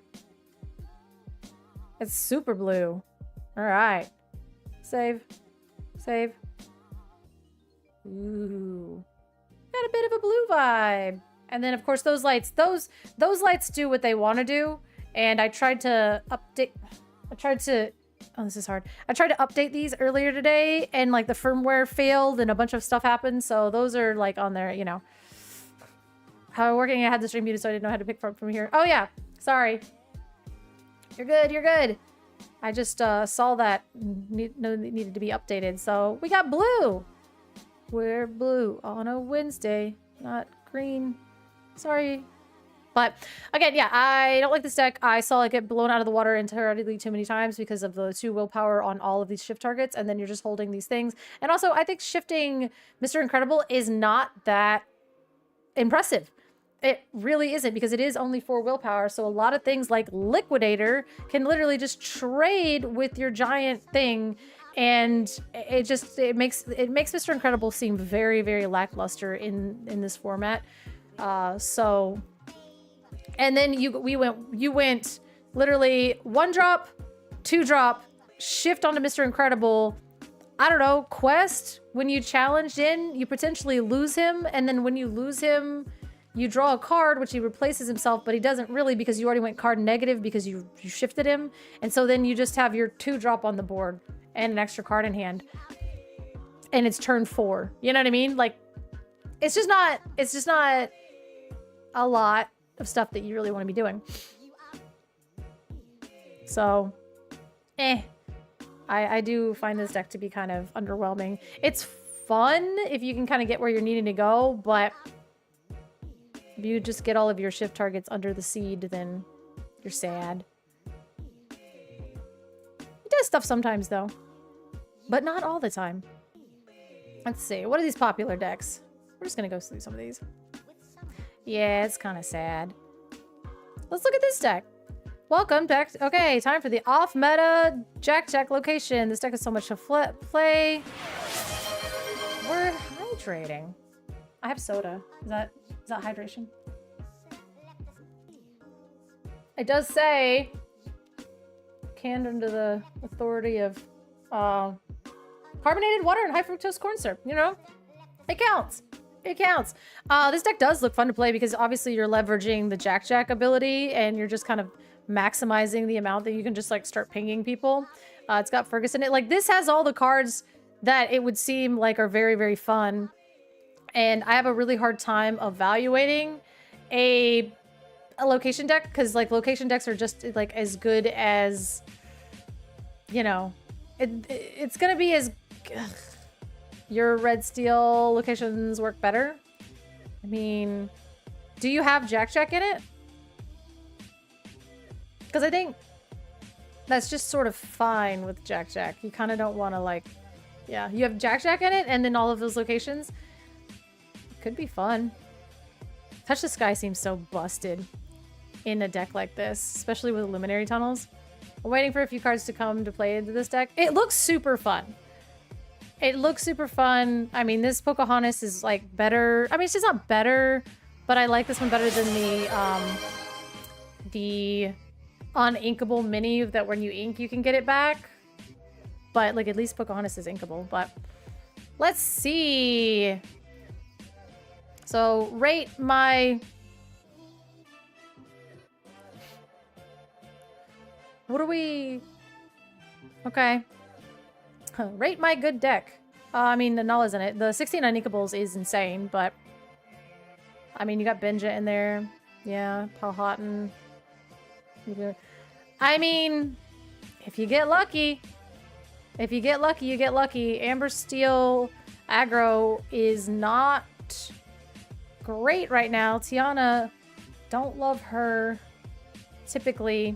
Is this... Okay, wait a minute. I should say, is this set champs or is this DLC? Are we doing set champs or DLC? Because I need to know. The context is very important. Set champs. Okay, so you're probably fine. Because it's not like you have Zan Syed playing dogs in the room, right? Like, that's not your opponents. You don't have, like, level 9 1000. You don't have... Or, 9001. Your set champs aren't like uber mega stacked with dogs, like the best dogs players in the world, so you should probably be fine. But I will say that Tiana has been really clunky, even with the Aurora, because you're like going one, maybe double one drops on two, which is kind of nice. And then you go into Tiana, and then your Tiana gets brawled or Firefly swarmed, and you're just like, okay, I lose now.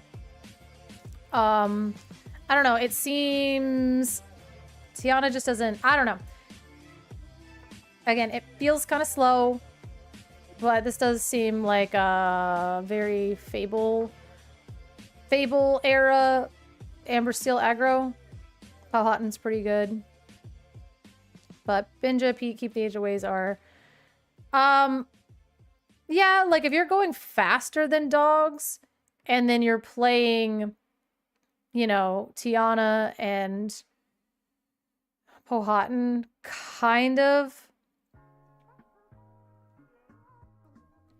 You do have ways to battle back, but Benja is such a tempo loss when you're trying to do some things, and then you've only got 2 of them, so then they'll just put another fort on the board. Also, fort's starting to be like the worst card in the deck. So Keep the Ancient Ways is kind of protection against it. But then, like, yeah, if you're playing Pete, Benja, or Keep the Ancient Ways, you're just trying to buy yourself a turn, and you're trying to hit these uninkables in the deck, so you're not inking high enough to be doing Benja and a couple other things in a turn. So you might just get stuck just buying yourself a turn, and then it might not be enough if you're on the draw. I don't know. That is my initial thoughts on it. Because then if you just like take a turn and you play Pete, and then you stop them for 1 turn, and then hopefully... I think Keep the Ancient Ways should be higher than Pete, in my opinion. Because if you can sing Keep the Ancient Ways, and then develop characters, I think you're in a better spot than where if you're just trying to play Pete, and you're only doing 1 thing per turn because you're only inking to 3 or 4. So that would be my... Pete doesn't say draw a card. I know, it's literally buying you a turn. So they can't play actions. So if they have the ability to sing Under the Sea, you sing Keep the Ancient Ways and then play out your board. And then, they pass the turn because they can't do anything, and then you quest out. So, but if you're playing Pete, you quest out, you play Pete, you lose your stuff because they're potentially challenging into it because they have Dale. And then you come back to you, and you either have to play Pete again without developing anything else, and then now all you have is just like a ready Pete on the board because they've gotten rid of all your... You see what I'm saying? So if you're trying to stave off the End of the Sea, you need to be flooding the board at the same time. So that's why I'm feeling like Pete is just kind of like... bleh. I played both, and it was so funny watching my opponents get mad because they can't do anything. Yeah, I mean, it is interesting. Mowgli is there for the End of the Sea. Yeah, I mean... I guess. I just don't...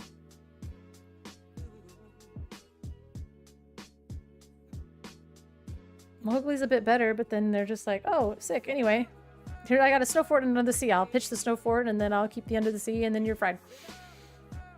It is a lot. I mean, I do understand the redundancy of having the Mowgli, the Benja for the Forts, the Pete, and this. But I'm just saying I would switch the numbers. I would do 2 Pete and then 4 keep the ancient ways. But if you're saying it's a brick in testing, I just feel like, I don't know. 3 threes are powerful. I think that's why Nani's so good, right? But Nani gets you a card. Pete's just a dude. I played, let's see. Oh yeah, I have been beating dogs, Amber, Amethyst, and like all blue decks on duels with this location build, and I'm 20-6 right now. I don't know what you speak of. That's a weird way to talk about paper games.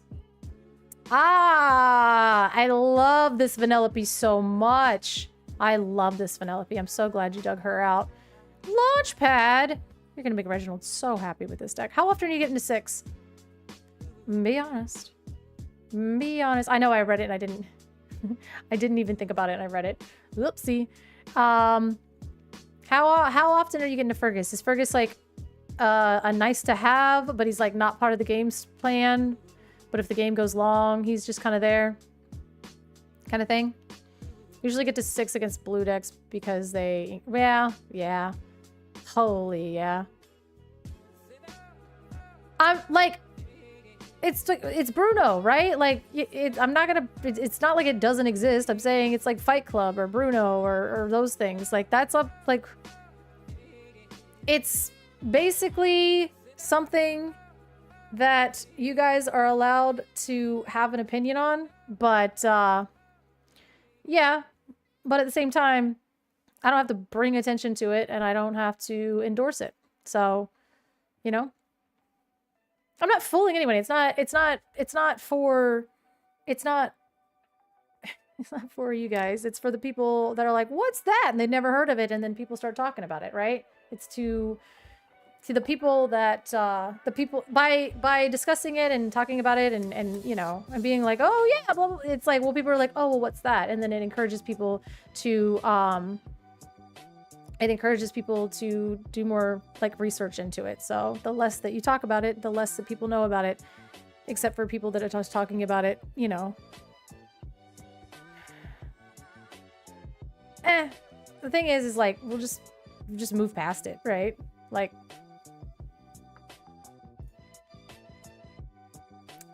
we'll just move past it. But yeah, so we got Tinkerbell, Beast, Calhoun, yeah, Doc, that'll do it. I love this Vanellope, and her being a 2/3 is kind of unfortunate, but like, hey, nobody's running Brawl or Firefly Swarm, right? Who cares? Who cares? How's this Launchpad feel? I mean, him being a 2/5, keeping him around and then giving all of your locations resist. No Leviathan's Lair. Did you feel like the Leviathan's Lair wasn't really getting you to where you wanted to be? Or is it just kind of like too much in that point? The Isle of Nomanasan. Once during your turn, whenever a character banishes another character while here, you may deal 2 damage to chosen character. Also, Leviathan's Lair just removes a... I'll let you spell check that before I use my decoder ring to figure out what you're doing. I don't know. What's up? How are you? Removes a weak body. Oh, yeah, because they're just throwing in, like, it's only 4 willpower, so they're just throwing that in. And it's like, who cares? And it's super uninkable. And if you're not, I guess if it's probably, like, too cute to try to loop it over and over again. I kind of get that. Get to Safety, probably one of the best cards in the deck. Oh, Touch the Sky, not in the deck. Did you feel like that wasn't powerful? Because it reads sort of powerful. I'm pretty good. Just hanging out doing some Set Champs deck reviews. Trying to figure out what we're all playing. Well, I'm not playing anything this weekend. I'm casting a CCQ, but you guys will be playing. Touch the Sky wasn't the best. Draw, Doc, and Vanellope are so much better. Huh. I guess, like, there's not a lot of 2 lore locations. And it seems like Touch the Sky is very, very good if you had, like, a 2 lore location. And then it's going to scale with Great Illuminary, but you don't have Great Illuminary because it's probably not that easy to make happen. So this is probably more of an optimized situation. And I guess drawing 1 for a 2-cost song is sort of fine. Kind of really want to be like drawing 2 and gaining 2 and drawing 2. So I can kind of get that. But, and then you have your draw engine here. And yeah. This Jack is just silly. Character +2 or action +2 lore, and then location banish chosen character. Hilarious. Now, this isn't a May effect. So if it says location banish chosen character, and so you just don't choose? Because if they have no characters, or you just don't, if they don't have any characters, you don't have to discard, right? Ooh, but I'd be so tempted, because what if I get the 2 lore? But you don't have that many actions in your deck. That's an interesting little debacle there. Yeah, you don't have to flip. Yeah, that's what I was about to say. So the flip is a May ability. But if you do, and you get a location, and you don't have any characters, you have to choose, but you may take the top card, so you just bypass it. Okay. Wait. Oh, so okay, duh. You get to see the card first. And so, wait, yo, that's actually just really not that good. Because then I was going to say you were going to draw the card anyway for turn. So you just flip it, and then you can be like, oh, okay, I'm going to discard that to do the action, or I'm just going to draw it for turn. Okay. That'd be way funnier if it was worded the other way, where it like made you do the thing. Like, hey, if you choose to do this, you've committed to the bit, and now you're the only one with a character on the board, so you need to banish your own character because you flipped a location. Boo! More consequences and chaos. I'm kidding. No, this looks sick. No, you may put the top card of your deck. You don't get to choose to draw it or do the ability. Huh? At the start of your turn, you may put the top card of your deck into your discard. If you do, oh. So if you choose to flip it, you're locked in? Oh. Okay. Yeah, that's funnier. That's way funnier that way. You may put the top card of your deck. Yeah, okay, so if you choose to flip it, then if it's a location, then you have to banish your own character. Is that correct? If they have no character, just don't flip it. Oh, I see. But the thing is okay, so that's the thing is you have the restraint to be like, well, they don't have a character, and if I flip a location, I'm gonna have to banish my own character. But what if they don't have a character and I do, and I get the and I get the 2 lore? What if I hit an action or an item? I could quest for 3 or 4, you know? It's probably not worth it. You're probably gonna cook yourself because you only have 8 actions in the deck. So that's probably like only 8 actions in the deck, and if they have no characters, I'm already winning. I know. If I have Jack and a 1-drop that quests for 1, I'm flipping it. I'll banish my 1-drop for the chance for 2 lore. That's what I'm saying. Take the bet. Why not? Listen, you're probably on average, you got 24 locations to 8 actions. You are banishing your character. That's just math. Those odds are poor. You don't want to do that. We're all gambling anyway. You just have 28 locations to your 8 act. Yeah, you're hitting a location 9 times out of 10. Where's the new Inkcaster? How's that? Amazu's Inkcaster. How's he feel? What is that? That's an uninkable item. There you go. But hey, it's another thing for Jack. You could have Vanellope questing for 3 snake chips. Or you could banish her and she's your card draw engine. Honestly, it's probably not worth it, but like, I'm here for the vibes. Because we locked in Ruby Steel, so you gotta have a little bit of insanity. I like this beast, though. This looks fun. Mazu's Inkcaster cost 3? I did win 1 game, hitting an action, giving me enough lore to win. That's gotta feel real good, and that's what I'm saying. That's the really hard thing, is if you want to, like, wanting to flip it, and then, like, chasing that feeling of being like, huh, I win, and then being like, huh, I dragon fire my own character and pass. Like a fool! So, This is a neat card. I haven't tested with him yet, but it seems fun. Chaos is fun, and I'm getting, I am Let's Get Dangerous player, so Jack is right up my alley. Oh, just throw Let's Get Dangerous into this and just lose the game. And just straight lose the game because you're just flipping at locations off the top. Okay. All right, like if you're going to play those cards, you got to build your deck in a certain way. The vibes are always how you should do it. However, if this is your set champ deck, don't do it for the vibes. You're trying to win a Woody, right? You need the Woody mat, so don't be doing that. What else do we got? What do we got? Bo, did you send me a list? I feel like Bo. No, I thought I saw the list. All right, everybody docs your lists. Okay, yeah, here's Bo's list. I was like, oh yeah. Oh, we already went over this one. This is just win the game stuff. Come on, guys. Dox yourselves. I'll be at, I have a lot of blue decks in my local area, so probably taking this list. If it beats Sapphire, then you're probably way ahead on other things, right? What would be the bad part of it? Like, what would be, it's like another steel deck? Because you're just like, ouch, my beast.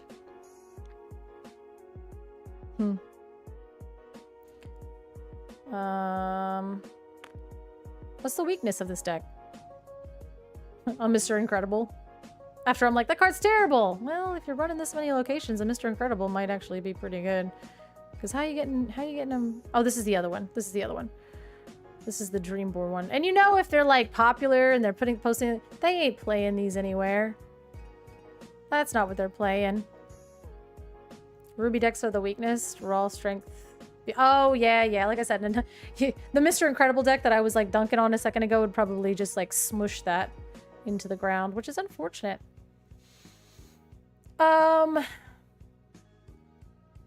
This is the deck to work out, like watch out for. Rotation though. We only have a month, guys. We only have a month and we'll be fine. Set Champs is gonna be fine. Honestly, I say that. Ooh, what's this? I say that, but the thing with that's Infinity. Set Champs, the percentage of dogs that you're gonna have, it just depends on your area. It depends on the tryhards. I mean, there are the Woody Mat, you know, people out there. There's the people that are they're going hard for the mat. So, they might end up really showing up and showing out for that. I love Fantastical and Magical. When you win with this card, there's no better feeling. There's no better feeling than when you win with Fantastical and Magical. It's so stupid. And then since it's... Well, it's Infinity, so you need to put the other Alma in it. Not this Alma. Nah. If you're playing Infinity Madrigals, the other strategy is so much better with that other Madrigal, and there's the Antonio that, like, the song one is better. I can't wait for rotation. Red Steel has an actual shot with a lot of problem cards going away. We don't know what we're getting in Attack of the Vine, though. And it's gonna be something. We'll see, though. Food, fast food racers, vroom vroom. Let's see what we're doing here. Yeah, the Bruno is the fun part. The Bruno is the fun part with the Fantastical and Magical. What do you got? Good card, good card. Okay. We're just doing racers and islands up. Oh, okay. I bet this deck is about to rotate out. Oh, well. Get them while you can. Did we update it? This is just the same. I'll tell you what. This is what I'm playing. This is the deck that I'm playing. I don't care if I win or lose. I'm having fun. And I think maybe it just depends, right? Like, I think that deck is really powerful.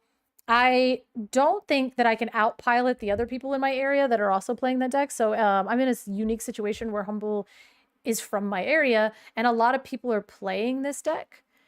So I'm hitting a lot of mirrors. So I have to know how to navigate the mirror, which is very interesting. The only dogs player that I haven't beat on this with this deck is Zenulus, so we'll see. But the reason I'm not playing dogs is because I don't want to play dogs. But if I wanted a Woody Mat that bad, I probably would play dogs. I'm not gonna lie. So if I wanted to win the mat, I'm just trying to get top 8. That's literally it. Always fire probably the Woody and ham, so they can't bring out Sid sooner. Yeah, so here's the thing. I did put Firefly Swarm in it, and I like it so much more with Firefly Swarm in it because it's sick. I love that card so much. I do. Because if they're not running it, yeah, they'll just like, they'll shift their Woody and you're like, okay, anyway, boom. I'm glad that you enjoyed, hopefully you enjoyed playing with that toy for one single turn. And there was like one time where I like double Firefly Swarmed and then the game was just over. What are we doing? These, I feel like these are all like old lists. Anytime somebody, like a gamer, posts their list up here, I'm always like, RC car, huh? Okay. Is he for real? He's not for real. Just a 2-cost 3/3. That buzz is pretty good. Ugh. I don't know. Set champs are this weekend. DLC Dortmund was this weekend. The CCQ at the Guild Hall is this weekend. So it's so funny that we're like infinity, infinity, infinity, but there's still so many reasons to be playing core and paying attention to it. It's just, what do you want to accomplish this weekend? I think is the main question. Balling out in Twitch chat might actually just be, you know, a goal of yours, right? We're just gonna ball out in Twitch chat and see where that goes. I don't know, man. I don't know. I'm just scared to open Twitter because every time I open Twitter, it's like, meh. Oh, geez. Hey, Jack, what's up? We're just vibing out. We're just vibing out. Everybody's talking about the same thing. You can't get anywhere. We can't breathe without any of this stuff happening. 4th of July is my store set champs, looking for another LGS to compete at. That's kind of a wild time. Oh, well, actually, PPG is happening on July 4th, which is insane. Like, what?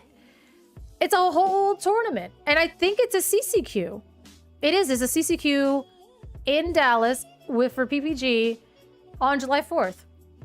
That's insane. I went last year to PPG, and I swore that I would never fly during 4th of July ever again. Ugh, it's all the same topic over and over and over. Everybody just upset. Looks great with the giant kids. Have you ever played D&D? It's a gelatinous cube, but we'll find out. I have to keep my Red Steel record going since set 7. I've taken Red Steel every time and I've made it top 8. Hey, there you go. Top 8 is what you want.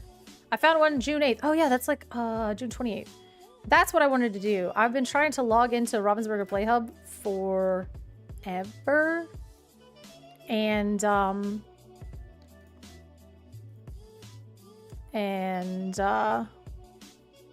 I would like absolutely love it if it would load, so then that way I can that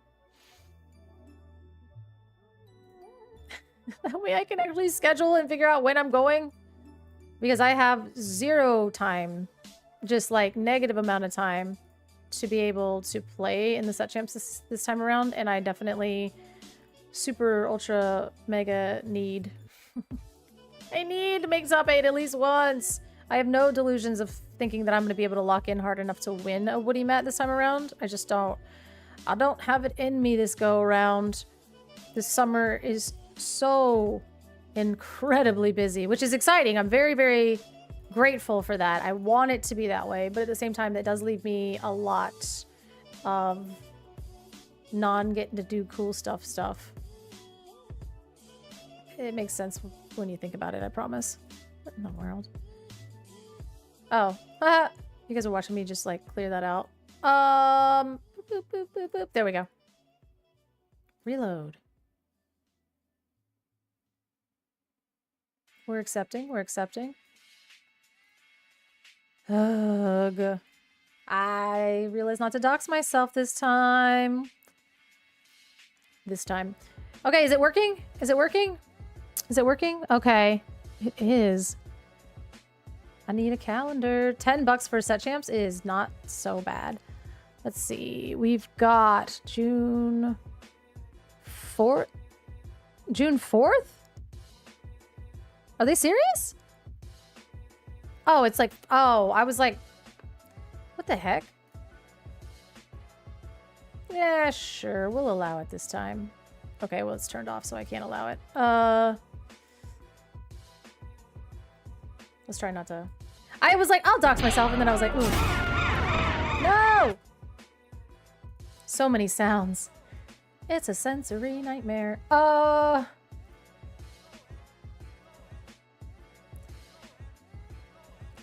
Harbor CCQ is for sure post rotation. Post rotation. Yes, yes it is. We got a confirmation from the owner that the Palm Harbor CCQ at Warehouse 51 on July 18th is in fact post rotation.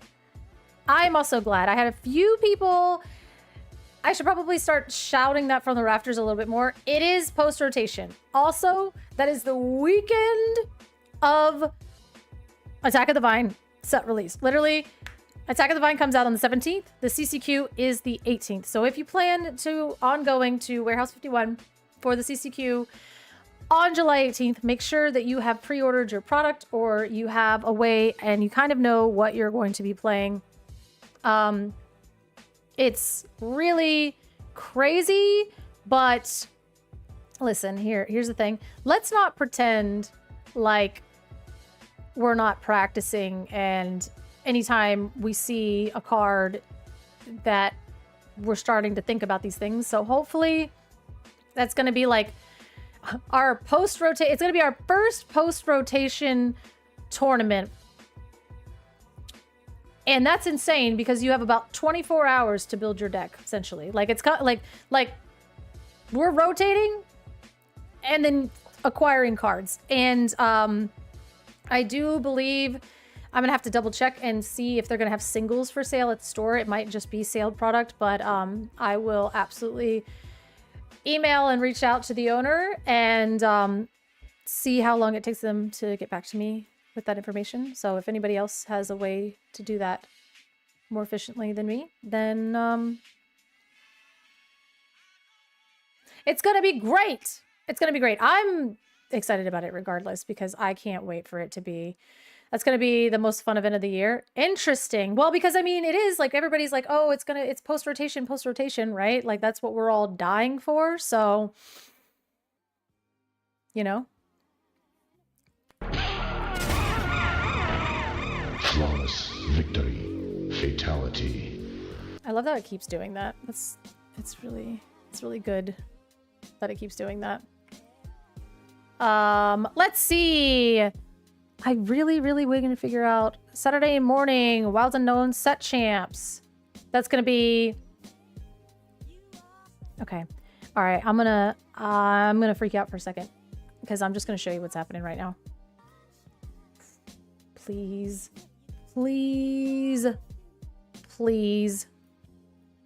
I'm just trying to search Central Florida here. And I wasn't going to dox myself, but it's like, you guys know that I don't even have to touch it. I don't even have to touch it. And it just, I'm fine. It's fine.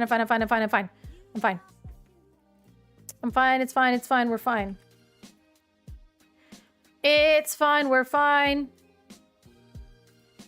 All right, so we have set champs. That is the 6th. That's at Johnny B's. We have 6. Here we go. Okay, so on this.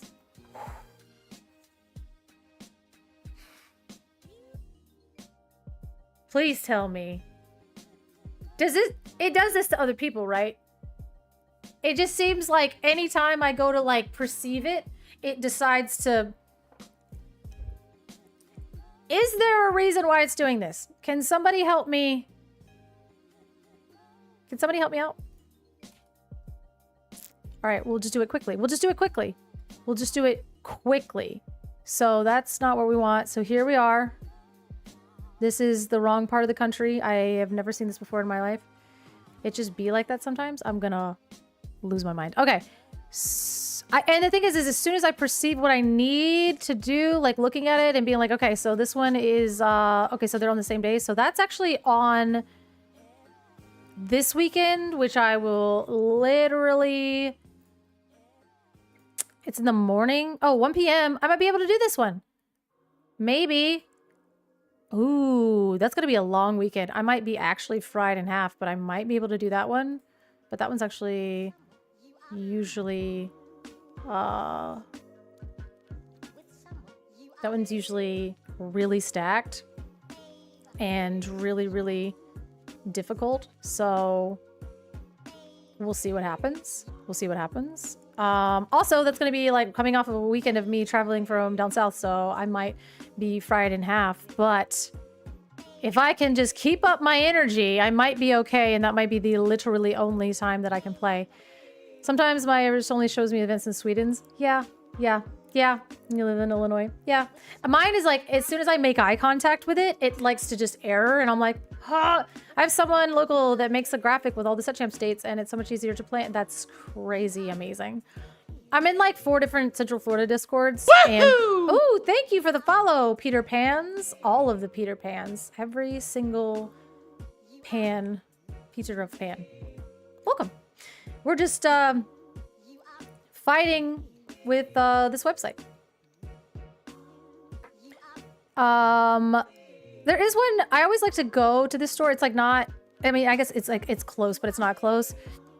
Just because the vibes are immaculate and I love the owners and everything there. I haven't been able to go in a long time.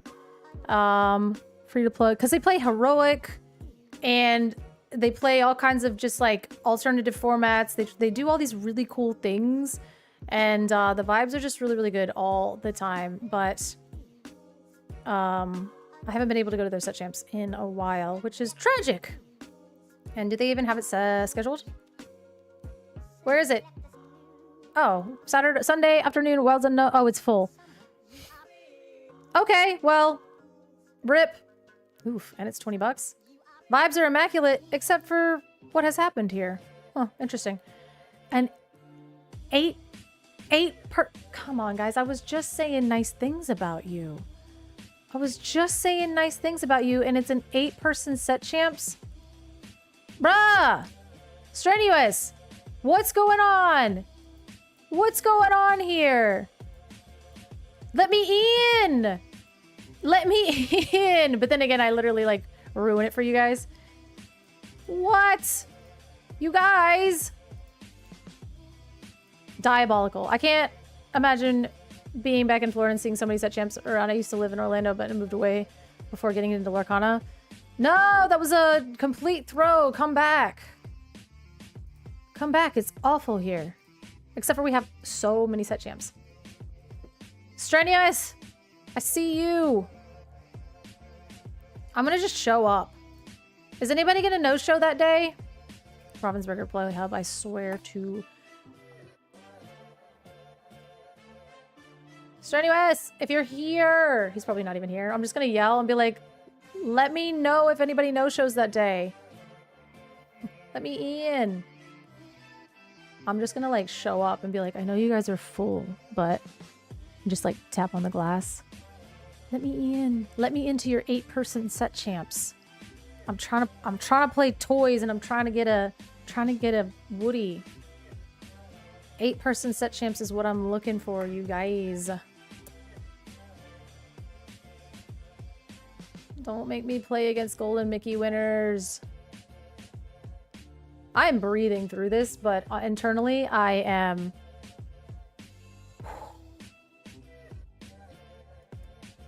As I was saying, just show up and steal someone's seat. I was saying, just they're like, who? Like, here? And like, really? I'd be like, yep, that's me. That's totally me. This one's crazy. This one's completely full. I don't know what the heck that is. Gamers Command. I'm the only person. There's 64 spots. Yikes. I know. I'm trying to pick my set champs. I might be doing this one, but I might also... So, like, then I'll drive... I don't think that's a good idea, actually. I think this is a terrible idea.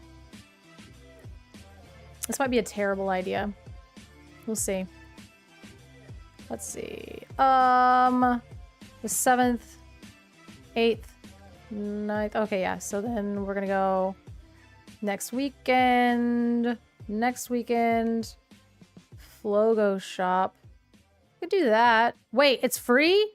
Yo! Invite only. Son of a bee! Woof. Okay, well. I'm gonna actually pop in there. So June 13th. What's the 13th?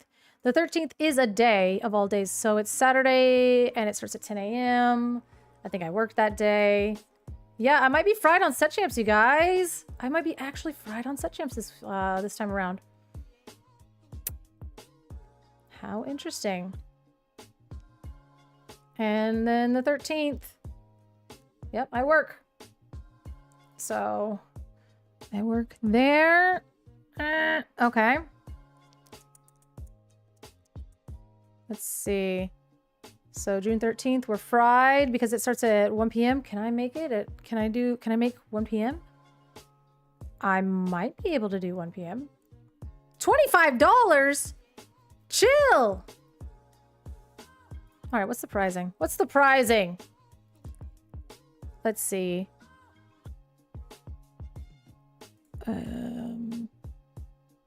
Start time, end time, capacity, core constructed. So apparently they did the most. So good for them for making sure they do the most, but they're charging $25 and they're not even like announcing the pricing for it. $35. What's the pricing? I swear to God. Unknown. $25. This one's $35. So this one's literally $35. What are we doing, guys? Zephyr Hills? Jesus. Is it just like, are you paying me back for driving all the way to Zephyr Hills and having to be... But the thing is like, they're not advertising what the actual pricing is going to be. So that kind of is a little bit of a bummer. You're just like, yeah, it's $25. This one's $35. Saturday Night Wild. Okay, so this one's full. This is insane to me. You open it up for 8 spots and then it's full. Most set champs in my area, $25. Pricing is usually not very good. Yeah, pricing isn't great. Yeah. This is the 14th. It's $20 away. What's the 14th? Is it unreasonable for me to be getting upset? Is it unreasonable for me to be getting upset? This starts at noon and ends at 8 with 11 players. Oh, what a terrible day.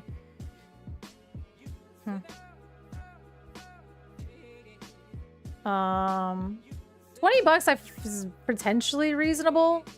Receive some promos and get a chance to win the championship, Matt. Okay. If you're not putting anything for pricing, $10 should be your limit. The fact that you're charging 20 is upsetting. Join me today on my stream as we review Ravensburger Playhub and the people that use it.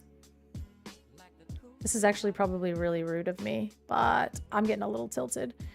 10 players, core constructed. I can't even click on it. Can't click on it. Because is it full? Oh, it's full. Regular set champs entry fee, call with questions. Yeah, my question is, okay. People are getting a little, you know? This is getting a little, Oh, this is the Pack Rush event that they have going on that weekend, so you can get your promo. These people are charging $15 for it. Are you supposed to do that? Is this Pack Rush event supposed to be $15? Huh. I mean, $5 is a little crazy, but like $15, that's not, I'm not paying, what do you, okay, let's just read. All right. Come join us for Toy Story Pack Rush. Paid $15 for 2 packs. How much is a pack? Is it like $7? Is it? Let's see.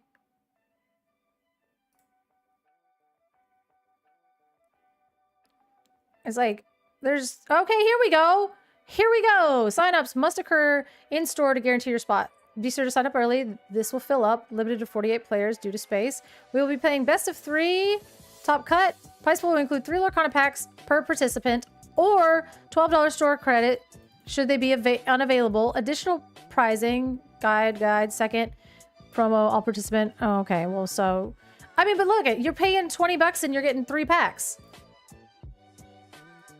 That's... Okay, so $5.50 your LGS. Okay, so charging you $15 to play Pack Rush is, whatever. I mean, this is fine for me. 3 packs for $20. And then you come in and play.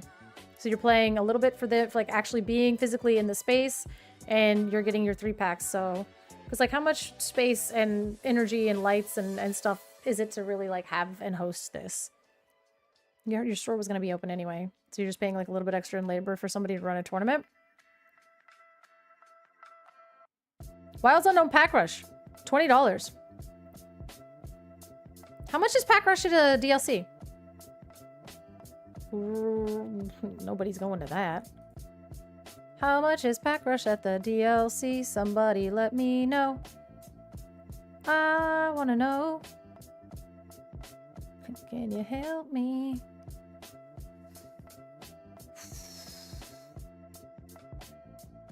Three packs and play for $20 isn't bad. That's what I'm thinking. I was like, oh, that seems actually pretty good.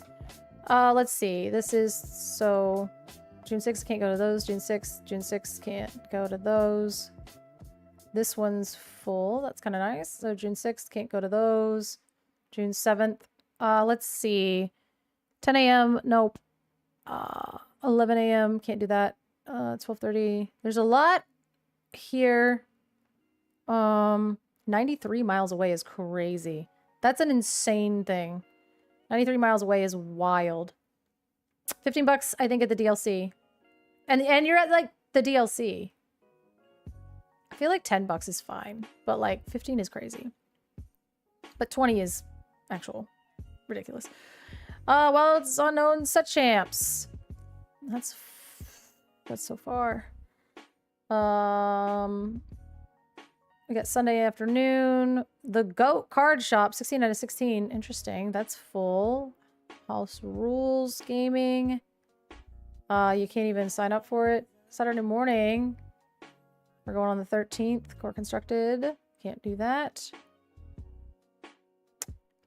Wilds Unknown on the 13th. Can't be doing that. Wilds Unknown. Again, on the 13th. Can't do that. Mez 13th at noon. Yeah, the 10 a.m. I can't do that. Let's see. How far away? 50 to 58 miles away. Won't be doing that. Let's see. Huh. The DLC is 2 packs. Is it not 2 packs in this event? Is this event not a 2-packer? Not a 2-pack? 2-pack pack rush? Or is it just a 1-pack pack rush? Because if you're charging me $15 for 1 pack, ain't no way. Saturday. Okay, so noon. Can't do that. It's sad that local shops upcharge at set champs and provide little to no pricing. Then they wonder why they never get locals to come play. I agree wholeheartedly. I have been literally yelling that for so long that it's like, that's what it's like. You know, there was one shop that basically you paid $20 and you got to play and there was 3 packs per participation. That's sick. Do that. I'll go to that store. I'll pay the $20 and then we'll all vibe and hang out. But everybody else is like charging $20, $25 and you get there and they're like, cool, sick. You win this mat. And you're like, and they're like, what? Like inconvenience that they're running these, but they're still making you pay. There's like $35 ones I've seen that I'm like, are you serious? Won't be going to that one. 13th. Do I want to go to this one? $25. Might be able to make, can I join this event? Okay, sick. Might be able to do this one. It's kind of far.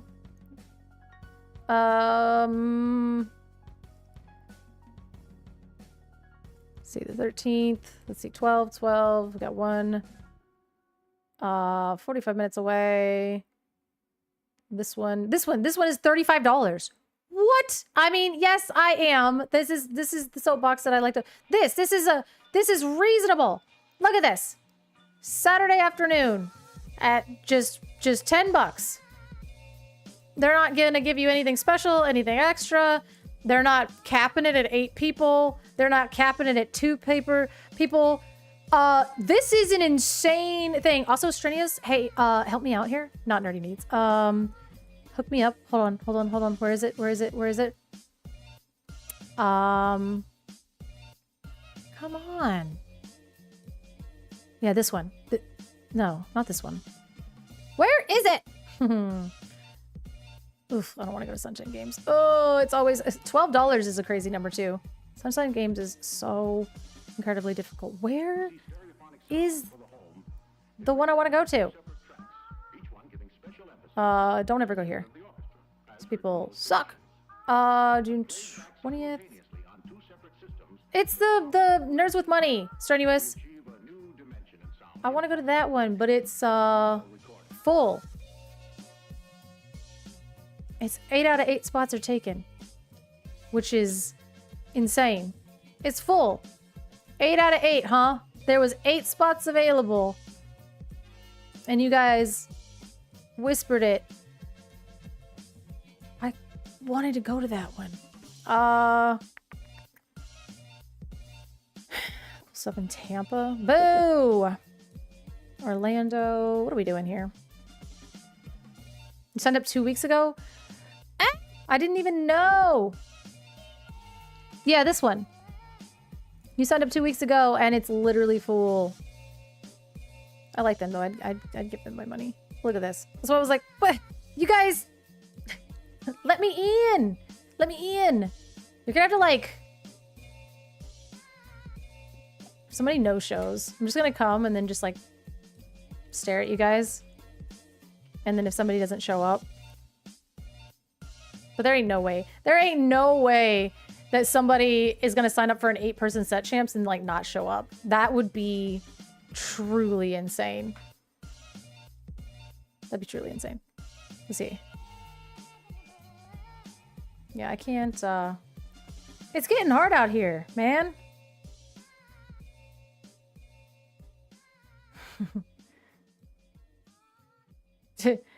Just completely stare them down. I could do that. That'd be a weird thing to do, but I'm not above it. Let me in. Capping at 8 people is wild business. I'm not even gonna lie. So the 27th and the 4th, I might be okay. So here we are. Here we are at the 27th. It's a free event. 100 years away. Game of Source. Let's see. Yeah, that's gonna have a bunch of really good people there. Dex and wait a minute. Ooh, this one is I'm just gonna get smushed by people. Oh well, that's why.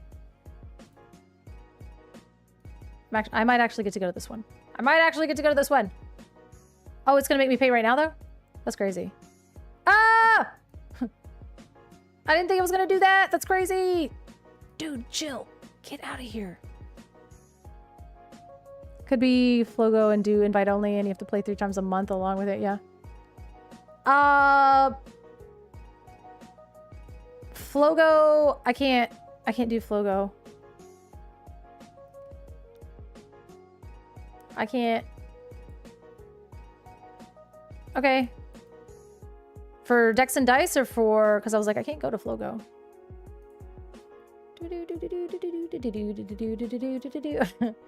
don't know what I'm doing right now. For Dex... Sick! Sick. Oh my god, where are you? I thought I could just look through my DMs. That proved to be quite false. Found ya.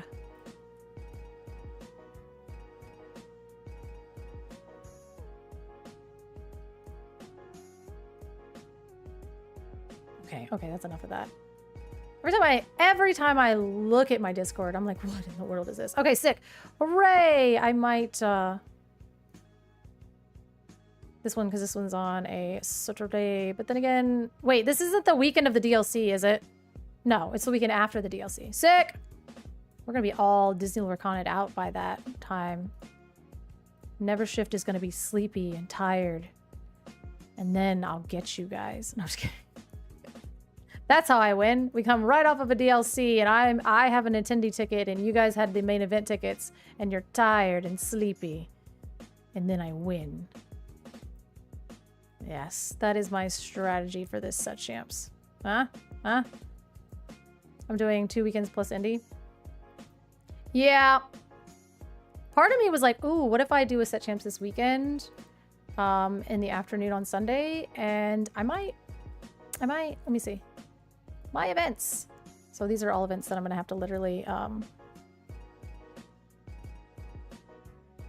wait. Oh, I've just hearted these events. I'm like, I'm not actually, I was like, I'm casting this. Why did I buy a ticket? So,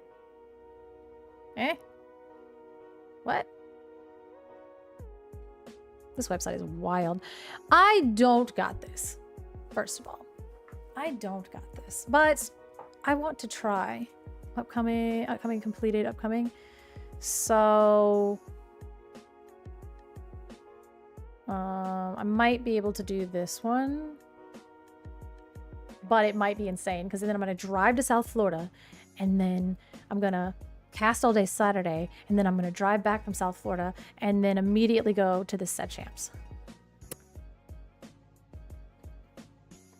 I fly into California on Sunday morning, thinking of hitting one of their set champs that day. What are you going to California for? Or is that like a personal I'm like, what are you going to California for? I'm like, why? I don't have to tell you. That's my personal life. No dogs allowed. Well, too bad. That's going to be all set champs for sure, for sure. For Disneyland. Why are you going to Disneyland?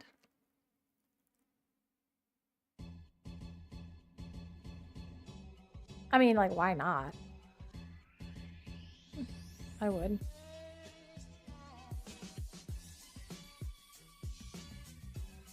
Huh?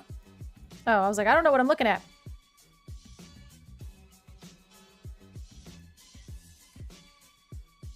I'm not going.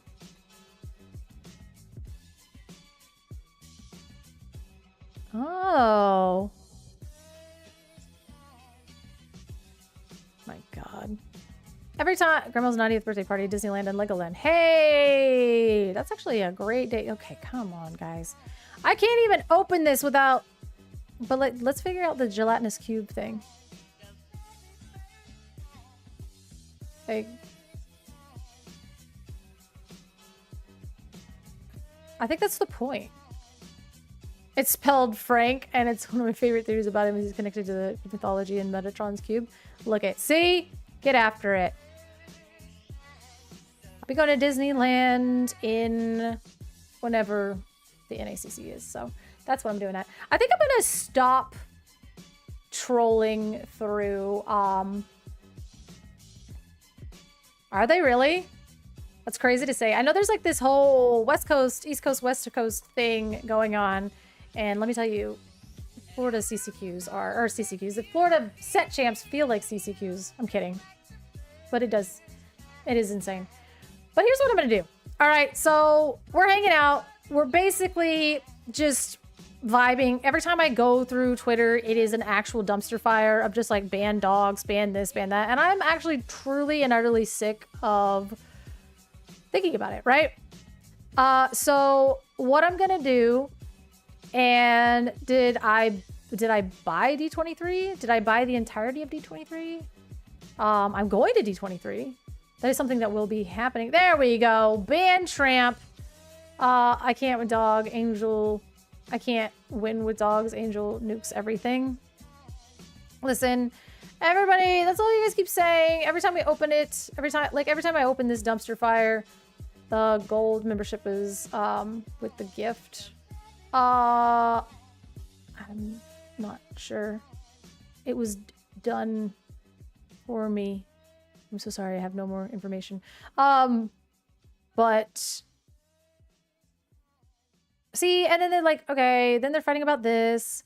They're missing this much with entry fees. You know, it jeopardizes potential for you know, blah blah blah. They reserved a big space, which like they can't afford, and it's like, okay, well, I don't know. Do we all set it on fire? But like, ban talking about Tramp and dogs and Puff talking about the stock market. Well, then I'm actually fried. Also, they haven't posted tickets for D23 CCQ yet. No, they haven't actually. Have they posted it for Gen Con? The Gen Con CCQ tickets are out.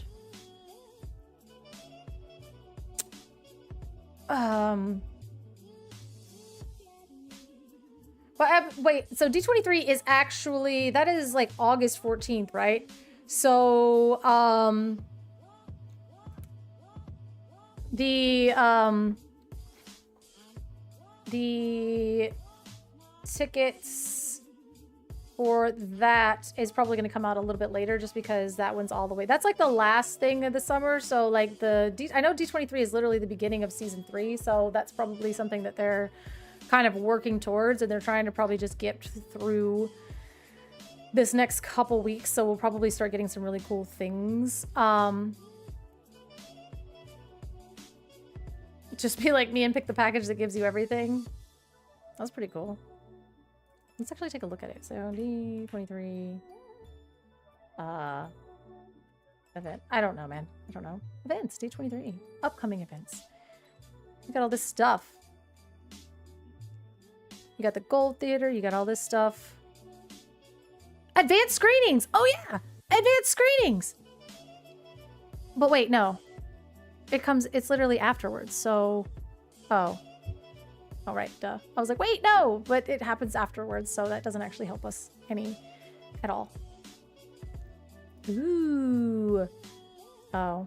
I wish they did this in Disney World. I love this Oogie Boogie Bash thing. It looks so cool! I just want drinks and Halloween-themed villain stuff that I can eat as well. Get tickets. Ooh. Ticket info. Disney Legends. Disney Legends? Are these people going to be here? Sure. Sure. Ah, that's Megara. You know, her.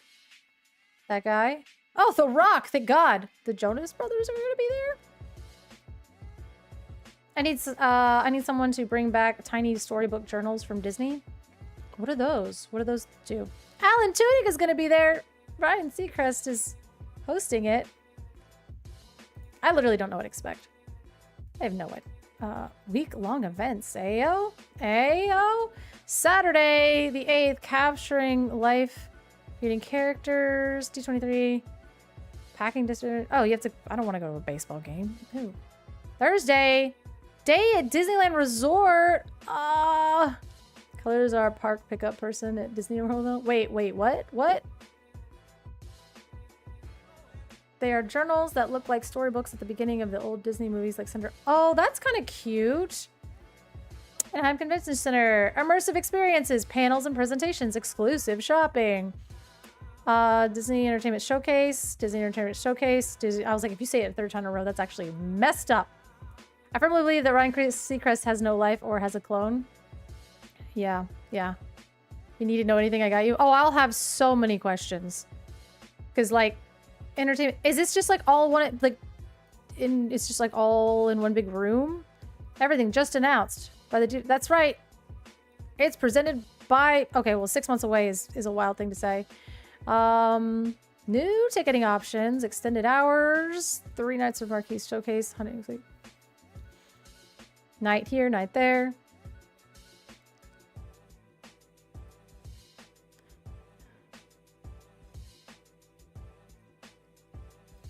Okay, I'm like, to their most dedicated fans. Holy, oh yeah, I forgot about that. One afternoon only. There we go. 3-day pass. Preferred seating. Ultimate preferred pass.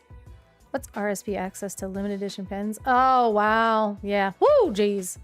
Anyway. But now, but how they do panels at the Honda Senate and the floor is all... Okay, so panels at the Honda Center and all that. So it's a separate... Oh, yeah, I think I was... Somebody was like, oh, it's a separate building. So, like, all the panels are here, but then all the vendors are over there. But, like, everybody can go to the panels right now because I remember in the... Do I like these? The Baymax! Dang it. Dang it! I was like, I'm good. I'm fine. Dang it. I really want this Baymax. Son of a... In the past, it was all the same building, but then it would sell out, right? And people, like, wouldn't get to go to the panels, or there was some, like, upsetty stuff going on with that. Dang it. I was really hoping I wasn't going to like any of the pins. Citywide celebrations. I'm not going to see baseball, even if you pay me. I know the pins! I know! The thing is I'm going and I don't even think I'll have yeah, I was like, I don't even think I'll have access to it. It got too big, so they're gonna do... There's a Stitch too? Damn it. Darn it. Dang it. Oh. I like the Stitch because you could see more of the castle. But the Baymax is adorable. But the Stitch... I want them both. What? No, my wallet is ruined. So these are the pins that, like, you're not gonna be able to, like, get a hold of, right? Like, this is the whole point, is, like, these are gonna be sold out. You will waste all day in lines for those. It's 100 times worse than Springs. Oh, okay, well, yeah. All right. Rip Stitch. The thing is like, I'd probably get... Those are already sold out. Oh. Well, okay. Too bad.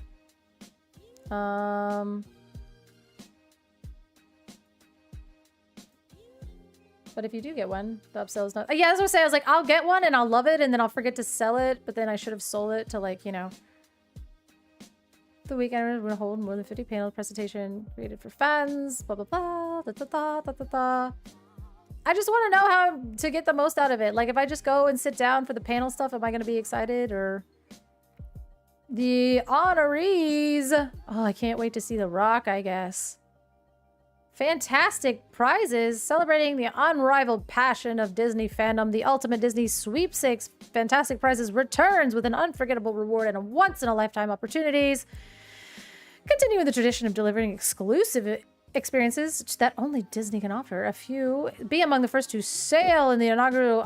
you know what? That's how the Titanic went down. Anyway, I don't want to be the first on a ship ever, first of all. I'll talk to you in Discord call and give you all the details. Sick. What's with this new policy of not going to get to line up until the match at 7 a.m.? Bro, I don't know. I just saw that thing, and I actually don't know if that's official or not.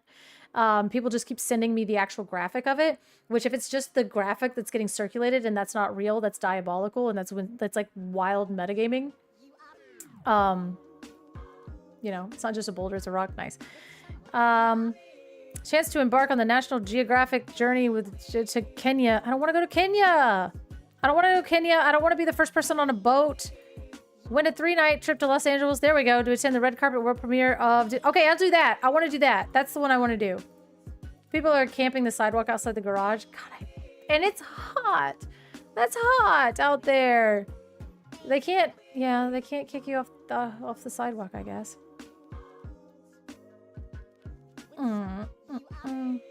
It's real, and the pin people last week had security kick them out. All right, well, I'm rolling with you guys. So you just let me know. But also, I don't, like, again, I don't want to win this. I don't want to be the first person on a boat. Titanically speaking, it's not great. I don't want to do that. Going to Kenya? No, I'm good.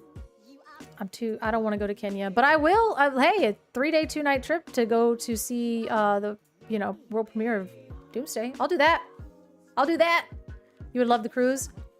It's just something about being on a boat freaks me out, and then being the first person on a boat, you know. I need that thing to be tested, right? Like, I need it to go out and come back a couple times, and then I'm like, okay, this boat is good, you know? So, I guess they're trying to avoid fights like those fights in the park. I mean, listen, it's getting hard out here. Additional prizes will be revealed in the months leading up to D23. For all the latest news of sure. The crazy pin people got kicked out. Oh. Pin people be wild. I mean, is this the... Okay, I'd like to learn more. You technically aren't the first the crew sails it to port. Okay, alright, fair. That's fair. I like that. They're not gonna Titanic us. The first people on this boat, and it doesn't even make it to where it's gonna go. Dude, it's like learn more, and then it takes me to the old thing. Tickets are on sale. Ticket info. I don't want... Join today. Oh, okay. Tickets are still available. 3-day. 3-day ultimate. Sunday, Friday, Saturday, Sunday, afternoon onlys. Ticket options. And then you get access to limited edition pins. Oh, so you have to pay $1,200 to get to that. Cruise coming soon. I am not getting on a boat. No, that company wants to make a cruise that you can live on. No, that's not. Ooh, no, I'm good. I'm just kind of like, I'm just digging through the website. When I want to know information, I'll talk to you about it. This is me just kind of like, you know, it's a bit, it looks like a D for Disney. Okay. Ultimate First Pass, Ultimate Fan Pass. Okay, so whatever, so long as there's a thing that I can see. Helpful guides, how to buy ticket, badge transfer, things to know, accessibility, key dates. Sure, all good things. Ticket types, gold member, waitlist, additional information. Ah! The Ultimate Fan Pass is sold out, and the 3 days are. 1 days will always be open. Oh.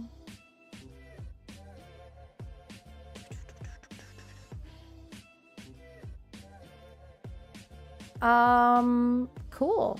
I wish we had a little bit more, like, hey, there's a CCQ for Disney of Arcana. You know what I mean? Like, I would love to be able to click on this and just see.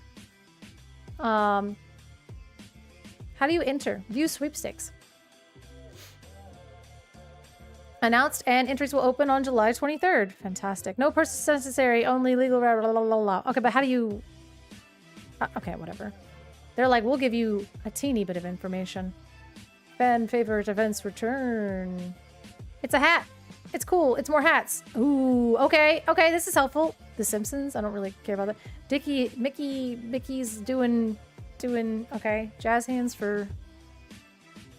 This is pretty cool. This is all right. There's so much stuff. Okay, so this is probably what I needed. I just needed to, like, see a video. Wait, is the CCQ going to be in the middle of this? Are we going to miss this because we're in the CCQ? Wait. You should get a survey in your email and points per panel. If you pick ones you'd be interested outside of the... You should get a survey in your email at some point for panels. You pick the ones you'd be interested outside of the Haunted Center ones. Oh, okay. So here's the thing. Are we literally going to miss the big stuff because we're going to be playing in the CCQ? Guys? CCQ will happen during the day and the big panels are at night. Oh my god, thank you. Okay, I was like, wait a minute. Like, wait a minute. I want to do that. I want to do this stuff. And if all this stuff is happening, how am I going to focus on competing and then also be able to go do all the cool stuff where we're like, woo! Jonas Brothers or whatever, I guess. Just depends on start times and if delays happen. Oh, we're gonna be on time. Look at this stage. I want to go sit and do this. No extra stuff for me. I want to do this. This looks so cool. Okay, but if that's how we're like, we get to go play the CCQ. Play the CCQ and then go and then watch this stuff. I have to find out. Like the 3-day one? The one that allows me in the door? The one that was the cheapest way to get me in the door? I'm trying to play the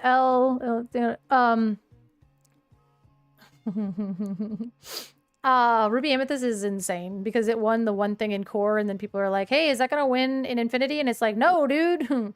No.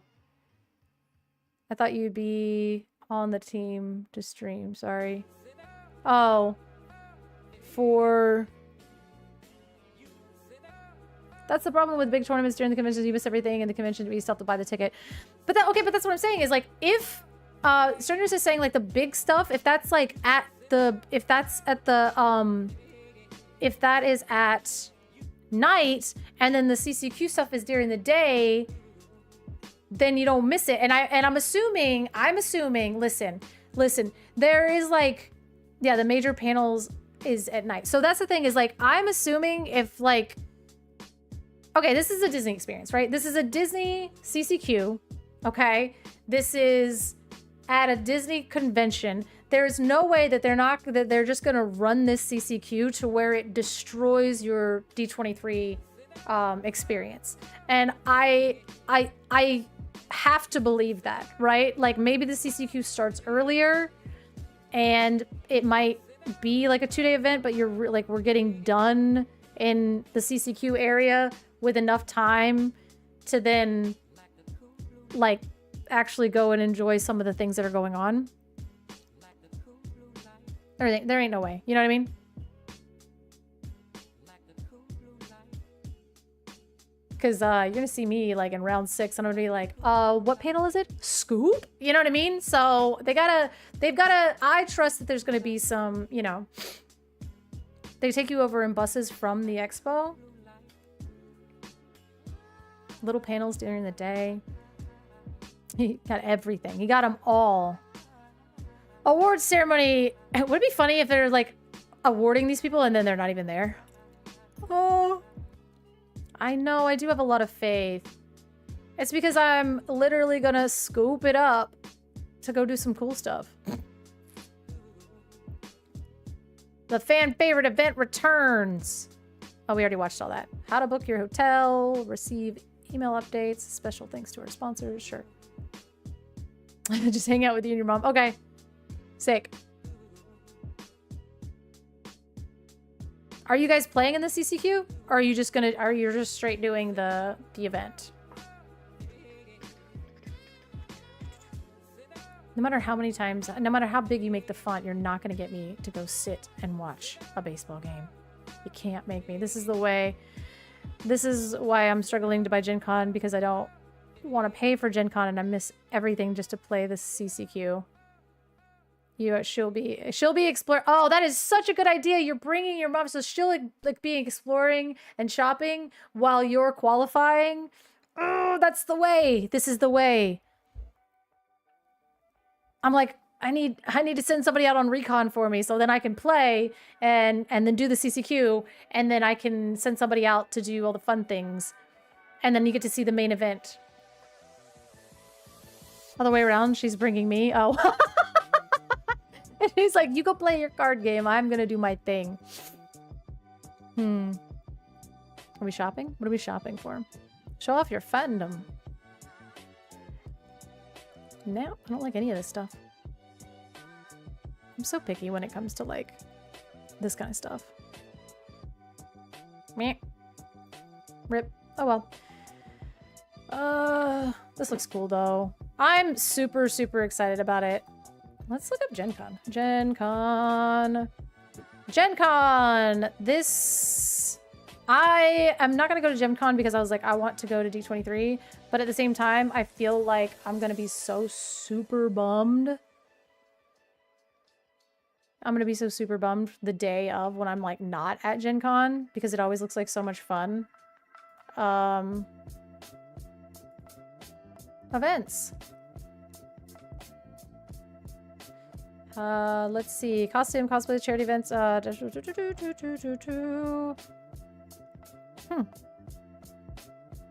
It's like, if you know about the CCQ, but what about the Pixar tier list based on emotional impact? Did I gross cry while watching this? Oh, that's a good tier list. I like that. We could do that. I just thought I'd be able to find like the event thing pretty easily, but Event catalog?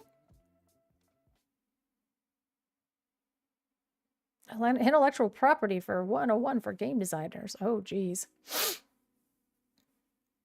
The board game. Gaming events for non-gamers. What a wild panel. That sold out. Valheim board game. Oh. Okay. I'm gonna see what's sold out. Deep Rock Galactic board game. Map your journey. Okay, we're just gonna... Dawn Patrol, Death of the King. These are all things that I learned to play Dice Throne. Price of Loyalty.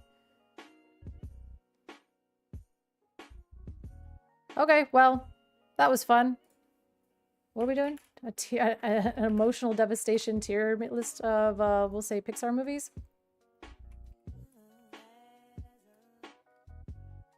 Pixar Mega List from 2000. Pens alone can pay for the trip is crazy enough. If crazy enough to stand in line all day, which I won't be doing. Yeah, no, I'm not doing all that. We're not doing all that. We have 27, 20, all... Oh, short films? Chill. What is there, 27 of them? Pixar films... Okay, whatever. Toy Story! I'm not gonna do it. It's just gonna be, what'd you say? Emotional impact? That was funny. Did I gross cry while watching this? Toy Story, the original one? Yeah. No, I did not. The emotional impacts of A Bug's Life was so mid. Let's see. We're gonna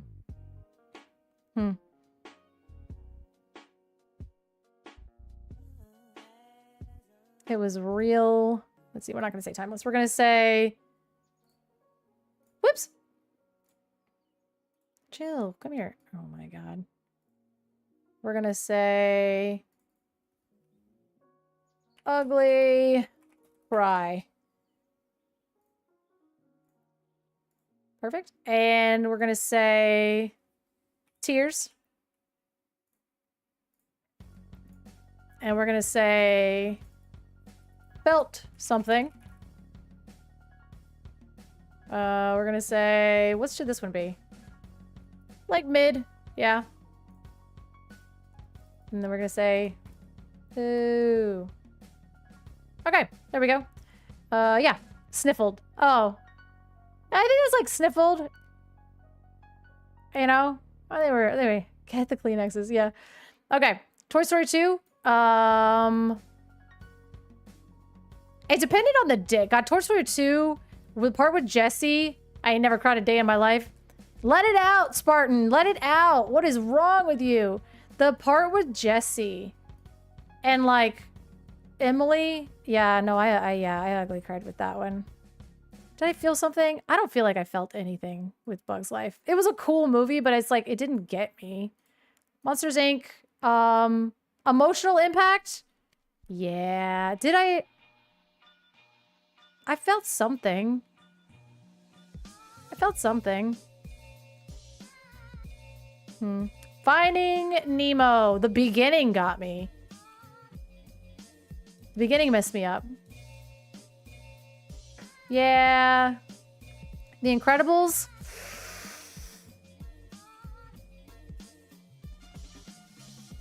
Actually, The Incredibles didn't get me. What? Uh-oh. What's wrong with me? Do we really want to open that? Hey, listen. How's that? I was gonna say, like, how'd that mirror go? Okay. Monsters Inc. It's like when they say goodbye to Boo, but they didn't do it. But like The Incredibles. Okay, so The Incredibles when I was younger didn't get me, but then afterwards it got me because like Mr. Incredible like trying to do everything by himself and thinking like taking on the weight of his family, and then that part where Mrs. Incredible was like we're a team. That kind of messed me up because I'm old now and you know, things mean differently to me. Cars. Cars did not emotionally impact me at all. I'm so sorry. I think I'm in trouble now. Okay, Ratatouille. Did I feel something? I don't know. I don't think so. Did I feel something? This is a much less unhinged than our previous tier list. Well, yeah, I don't know how we're gonna top divorced dad music tier list. You know what I mean? I don't know if we're gonna top. I don't know how we're gonna top that. Wally, I didn't ugly cry, but I definitely, I think I sniffled a little bit. I think I sniffled. There was probably, like, I teared up a little bit. Because it was so cute, but also really sad, and I just felt bad. This one, I ugly cried for years afterwards. There is still points of my life that Rat living his dreams didn't make you feel anything. I mean, it's fine. Yeah, more tier list. Now we're doing the emotional impact of Pixar. And so this just ugly cry. This one you had tears in your eyes. This one you felt something. You got a little misty, you know. This one is kind of like, sure. And then this one I didn't feel. It was a nice story and you told it to me. That's kind of cool. Up, for years, I couldn't even think about this movie without crying. It's just, I watched Up yesterday. I still agree. I can't even breathe when I watch this movie. Holy crap. This one I ugly cried during the Jessie part when it was like Emily. And you're like, but what do you mean she just stopped? I literally, when I hear this song, I'll start crying. And then by the end of it, I'm like, I can't breathe. I can't breathe. Yeah. It's like the saddest song ever. And then she just leaves her on the side of the road. Okay. This actually might have been a really bad idea, guys. This actually might have been a really bad idea. Okay. So Up got me. Toy Story 2 got me. Toy Story, I think it was like, Toy Story, did it get me? I don't know if Toy Story, like, got me. Nostalgic, I can't make it there. But yeah, Up is a league of its own. Like I'm crying so hard, I'm nauseous. That's what Up did to me. I don't even want to... And the thing is like, I teared up thinking about the Jessie part in Toy Story 2. I don't want to talk about Up because I'll never make it through this. So... Okay. Toy Story 3. Damn it. This is actually a bad idea. Now, here's the question. Was I more devastated? Oh, God. I think Toy Story 3 messed me up more than Up. Up is wild. But I was, like, sobbing. I was in the theater sobbing during Toy Story 3. So much so that I don't think I watched that movie, like, for years afterwards because I was too afraid to deal with the amount of emotions that I had. Like, yeah, like, Up is amazing because it was so good at storytelling. Like, it brought you such an impact. Like, the first few minutes of Up was such a beautiful way to tell a story, to have you so invested after not even knowing who these characters are. Toy Story 3 was, yeah, it was getting torn down in a matter of moments. And just like, yeah, you should definitely watch them because I would say Toy Story 2 is one of the best Toy Story movies. Toy Story 3 is very, very, very good. Toy Story 4, but Toy Story itself is almost like the least, like, it's almost, for me, nostalgia-wise, Toy Story 1 is good, but like movie-wise, Toy Story, the first one, is sort of mid.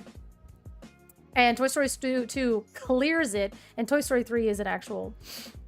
Oh my God, I can't even handle it. I can't even handle the end of it. So Toy Story 3 destroyed me, so... Cars... Like, no, you didn't do anything for me. Brave, I think I teared up with Brave, just because of, like the mother-daughter relationship thing, and that feeling of being so misunderstood by the one person that you want to understand you the most, you know? Yeah, Toy Story moves it like Mach 3. I know, they're like, boom, boom, boom, now I'm at Sid's house, and you're like, what the hell is happening? We were just at Pizza Planet, we were just inside, yeah, and you're just like, ah! So, I totally agree. But it's a nice setup for Toy Story 2, which is immaculate. But Brave, yeah, Brave got me just because of like that parent-child relationship. And then it got me again because, like, when I first watched it, obviously I was looking at it from the child's perspective, and just like that, like I said, that inability to get through to the one person that you want to understand you the most. It, like, and then when I got older, watching it again recently from like the mom's perspective and being like, there's so many things I want for you, but at the same time, I need you to know that I'm trying to do the best of my ability. Like, so Brave Yeah, I didn't ugly cry, but Brave definitely messed me up. Monsters University, it didn't. I can't even remember it. I can't even remember it. Inside Out, yeah.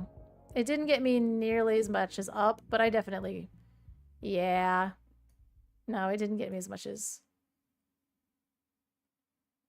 Actually, Inside Out 2 made me cry more than Inside Out 1. And I think it was like watching her have like that panic attack and like feeling the way that she feels and then nobody else around her kind of... I think Inside 2... Yeah, Inside Out 2 actually messed me up more than the first one. I think the second one almost destroyed me. So, thoughts on that? Thoughts on Inside Out 2 being more emotionally devastating? Truly? Yeah. Yeah, okay, as someone with crippling anxiety, Inside Out royally messed me up. Yeah. Shopping for your next car? Oh, no. What about third row seat? I muted you, I thought. Yeah. Inside Out 2. Yeah, like I said, as somebody with anxiety, like watching that little girl sit in that the panic box, or the panic box, the penalty box, and just have an actual panic attack, I was like destroyed. I was like, I'm gonna throw up. I'm gonna throw up. I gotta be honest, I've never seen this movie. Finding Dory, I don't know. Like I probably felt something. Whoops, Ratatouille. Oh no. Like I probably felt something. I actually can't remember. I'm Dory. Cars, no. Coco. I didn't ugly cry with Coco, but it definitely got me. Oopsie. Yeah. If we're being honest. Incredibles 2.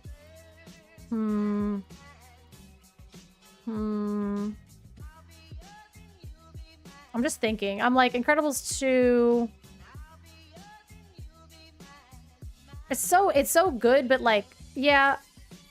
Is it better than the first one though? It literally was like a continuation. This movie happened 10 seconds after. It picks up where this one left off, which I thought was really cool. Yeah, Finding Dory had like one good part. I was like, I can't even, but like, it was just as memorable as Monsters University for me. Like, Toy Story 4. Yeah, no, did I ugly cry? Did I? I think I cried through it, you know. I absolutely sobbed at Coco. Man, the Coco cry hit so hard the first time, even though I saw the ending bit coming 10 seconds out. Oh, yeah. Yeah. I think I cried more of nostalgia for this one. It was, like, fine. I liked it.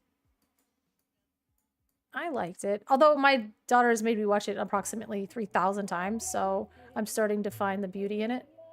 I don't think it sucked. I just think it was, like, different. Probably like that. Because I'm holding these in really hard. Like, when I'm telling you, like, crying to Coco is, like, a level, and then crying... This is, like, ugly crying. Like, I made noises that an adult shouldn't make when you're... like, you know what I mean? Like, it's just, like... It was that's like you actually are hideous while crying and you can't stop yourself. That's where these live in my head. This is where this lives. Coco, it like I teared up and it was like a little bit of like the lip quiver and the like, you know, and the same with like these guys. Okay, no, maybe not with that. Yeah, okay, I'm starting to feel a little bit better about this list. Like, you know, like actual like tears like falling, and then this is like I teared up. This was like, you know, whatever, and then no, I didn't feel anything. This one got me quite a bit. Soul. People are gonna get mad at me about Soul. I felt stuff. I've never seen that. I couldn't get through that movie. I did not cry at this movie, but this movie was actually amazing. If you haven't seen Lightyear, go watch it because this movie rules, okay? This movie freaking rules. I have no idea how to to explain it more than just go watch this movie. If you haven't it's not like a cry movie. It's not a cry movie. This movie's just rad because it's barely a Disney movie and it's definitely not a Toy Story movie. Lightyear is just a cool cartoon sci-fi movie. And if you don't want to watch it because you're being weird, then that's your loss. Did I feel stuff? No, not really. Was it badass? Yes, it was. It was really cool. So, I know. I tried to watch it and I don't know. I think I tried to watch it as well as trying to watch this one and I couldn't get it. I couldn't get through this one and I couldn't handle this one. This was so much internal, like secondhand cringe that I was like, dude, I can't do this. I don't think I can ever relive being a 12-year-old girl ever again without wanting to throw up. So I think I have a lot of processing to do with my therapist before I can get through this one. So no. Elemental was good. I felt something. I felt something with Elemental because of like just it was a beautiful movie. I felt more than Finding Nemo. It got me better than that. Ratatouille just didn't hit me the way it did with everybody else. Elio, literally nothing. I felt nothing. Gotta be bottom of felt something for Lightyear because he felt something. But that was something was the urge to sing hell yeah. Yeah, like, I mean, pretty much. Like, it was fine. Like, it tried to do the thing and it just didn't. Like, it tried. It really wanted to, but nothing about this movie, except for it was kind of pretty. I think because, like, 8-year-old boys are so incredibly annoying. Like, I don't know. Is that messed up? Like, I don't know. Like, I'd rather, I don't know. Whatever. Hoppers, I haven't had the chance to see this yet. I'm sorry, Brent. I'm sorry. I'm sorry. Maybe I watched Lightyear from Timo because you felt the opposite. Really? Really? I don't know. I think I went into it expecting like it to suck. And so when I watched it, I was like, dude, this is just like an entertaining, fun, like sci-fi anime thing or whatever. Like, it's just so, the formula was so cut and dry. Actually, I did feel something. I did, because there was like that part where, no, I did. I actually felt something with Lightyear, honestly. There was like that part, I don't want to spoil it, but like his like dedication and what it took from him. And I definitely felt something there. So I did feel something with, I didn't cry, but like I felt something. But the movie, you know, my Buzz toys weren't feeling, well, because you were like expecting it to be a Toy Story movie and it wasn't. Oh, this was about 8-year-old boys being annoying. They are, they're super annoying. You're just like, okay, okay, okay. That's actually not that cool. Like, like I'm into a ton of stuff and like what you're talking about is like not cool, but that's fine. But you can't say that to him. So maybe that's why Elio was just like, it's just like, it's a rough age. But I don't know. Give Lightyear a chance. Don't watch it as a Disney movie. Don't watch it as a Toy Story movie. Watch it as just like you have some time and you want to have fun and you just want to watch a low stakes movie about a space ranger, dude. Like sometimes it's not that serious, right? Like it had a plot in it and there was a point where like there was some stakes, but sometimes it's just not that serious, man. And you just gotta watch like, you just gotta watch some lasers, dude. I don't know, man. God, so this isn't out yet. This isn't out yet. That's not out yet. That's not out yet. I've literally never seen this. Sorry, and sorry. So there we go. I'm not a Disney one. I just play one on Twitch TV. Oh, man. I mean, listen. I think it was Harlan who when he first started playing this game, I don't think he had any Disney under his belt whatsoever. And then he met Allie, and so they've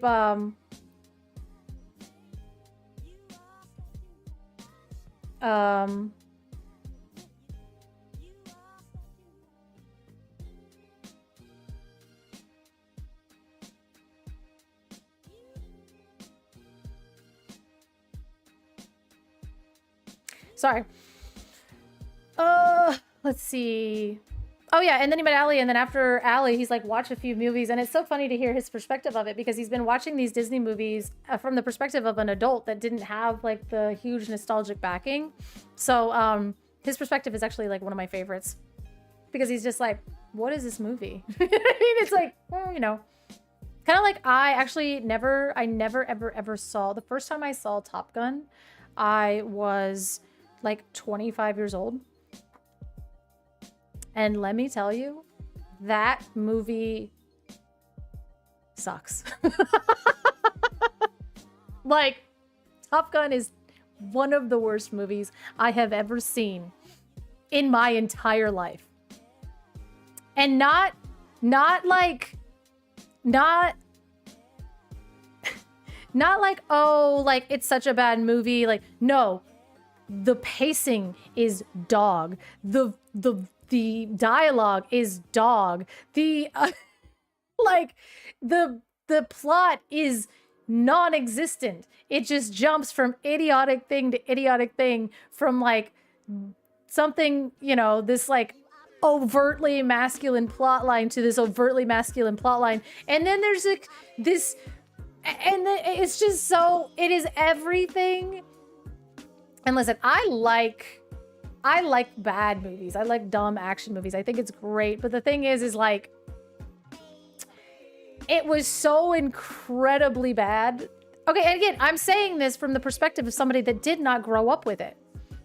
The thing is, I did not grow up with it. I didn't have like, and a lot of the people that like, because I was sat down and like, oh my God, you haven't seen Top Gun? You have to watch Top Gun. And everybody in the room had an experience with either they grew up with it, watching it with their dad, or like their grandpa, or like their family would get together and like watch Top Gun together for holiday. And so they had a memory that was just inherently linked into who they are as people because of a family or a friend or something that really, like, you know, imprinted them on Top Gun. So here I am, 25 years old with my friends, and they're like, let's let you experience Top Gun. And I was like, this is a dumpster fire trash can movie. This is the worst pile of garbage that anybody has ever. And then all of a sudden that scene, and I was like laughing, and they're like, why are you laughing? They're like, Goose died. And I was like, he's not dead. And then it was literally, the next image was just like, din, din, din, with the worst sad time music I've ever seen in my entire life. And then he's just like up against the wall, like, oh, it's my fault. And I was like, what is happening? This movie's pacing is, it's one of the worst movies I've ever seen. And it's because I didn't grow up with it. And I think that is something to be said of it. And I know that there are people that play that TCG that played this TCG that didn't grow up with Disney movies, and now they're seeing them for the first time, and they're like, what are you guys on about? And it like, nostalgia has like a huge portion of that, to where, you know,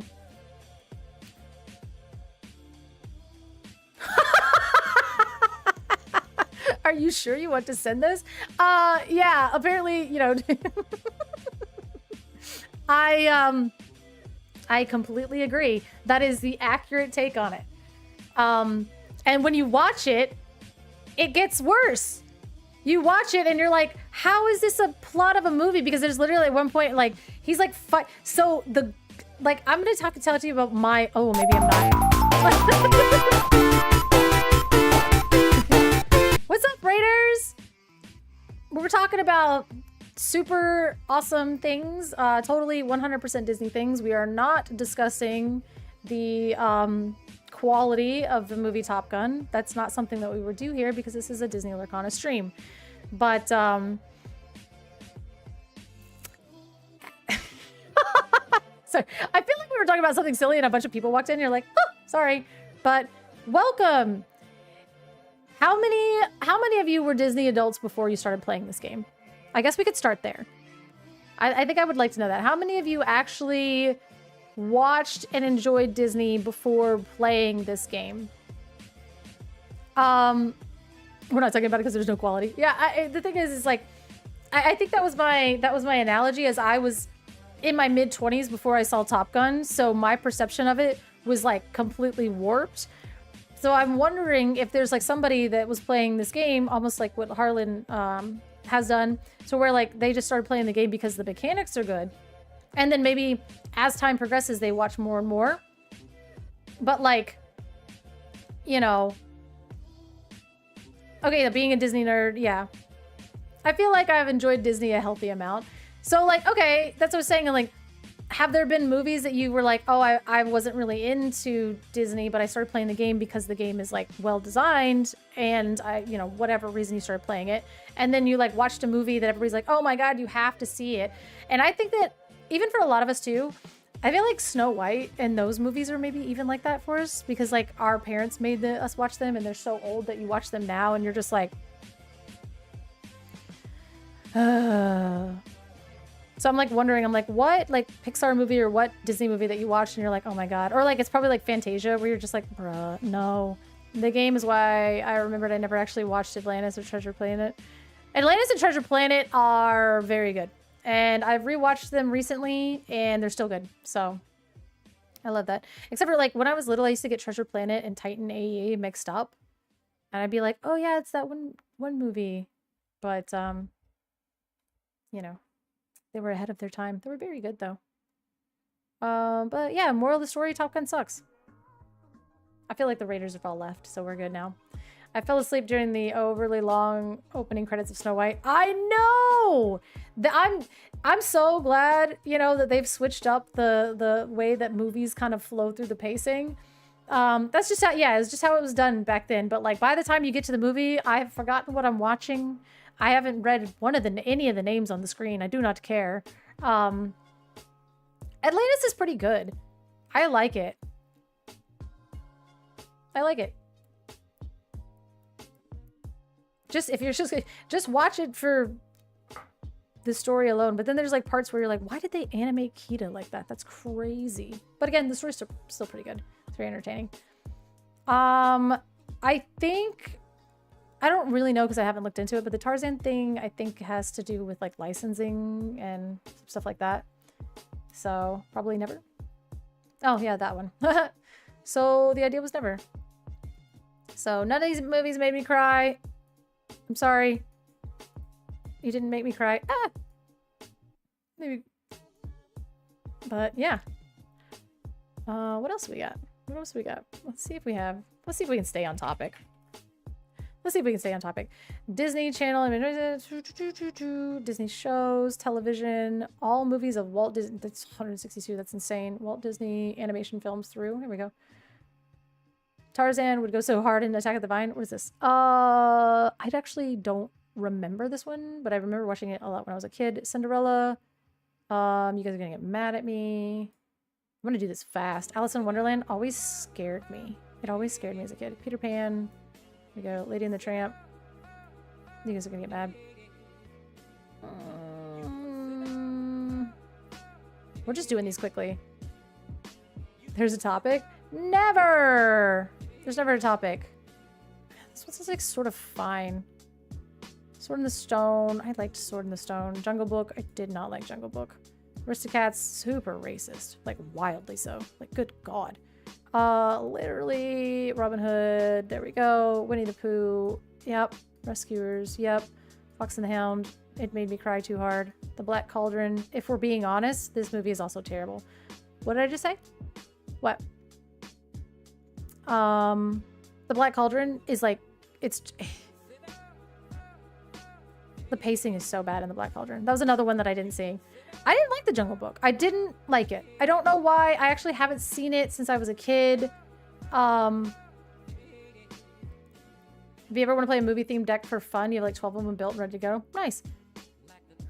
I don't remember. I remember being sad at the end, I think. I remember when he leaves and he goes to the thing, and then like if a movie makes me too sad, I don't like feelings, so I don't like it. Oh man. Oliver and Company, you guys are gonna get mad. I don't remember this movie. I'm just gonna say I haven't seen it because I actually don't remember it. Little Mermaid? Okay, well, okay, that's not fair. The movie's good. The movie itself is good. No, the movie's good, but I hate Ariel. JDZ is off the hook. Okay. And now I'm gonna be Let me make sure this is all right. I know I've seen, yeah, I don't remember it, so I'm not gonna rate it because I literally don't remember it. And it's almost like this, but this one made me cry incredibly too hard. This movie is goated. This movie is a really good movie. I hate Ariel, but this, I can't deny that this is a very good movie.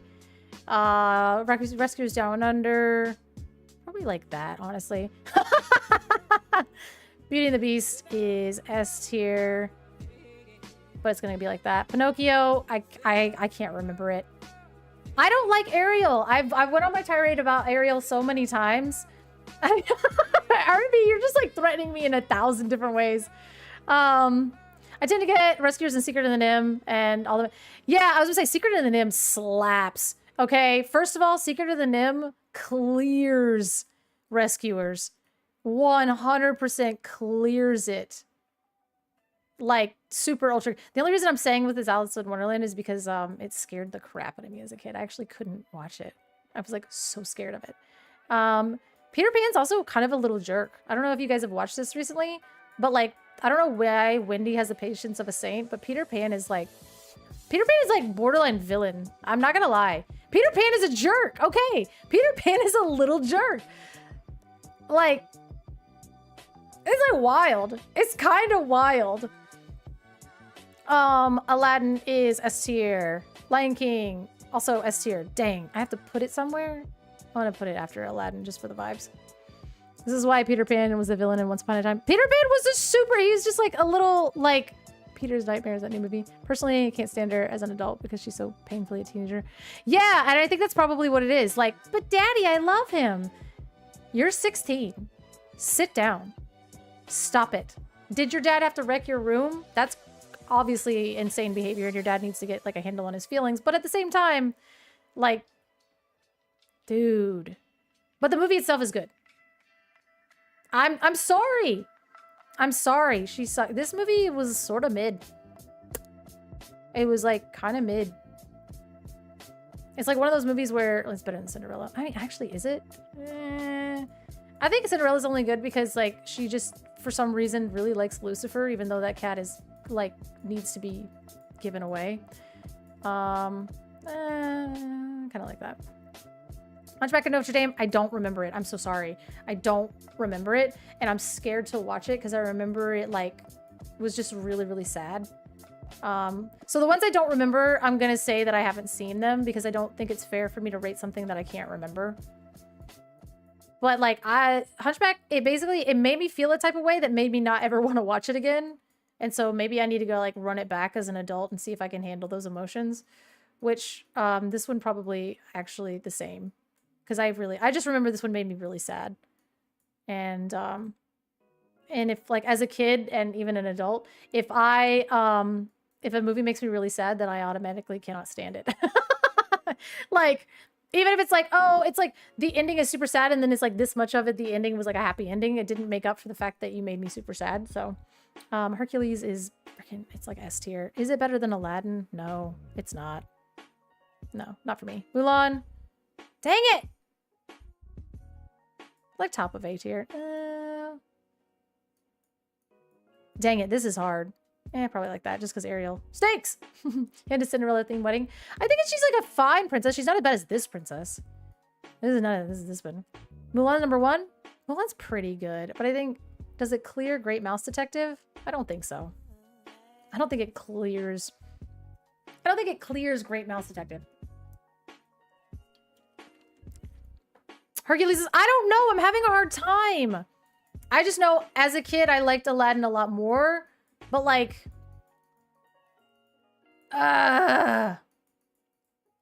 this is hard. This one's difficult between Aladdin, Hercules, and Lion King. Like these are S+ tier. Beauty and the Beast is actually probably like that. Oh man, no. Dang it. There's too many in S tier. There's too many in S tier. All right. We're going to do it like that.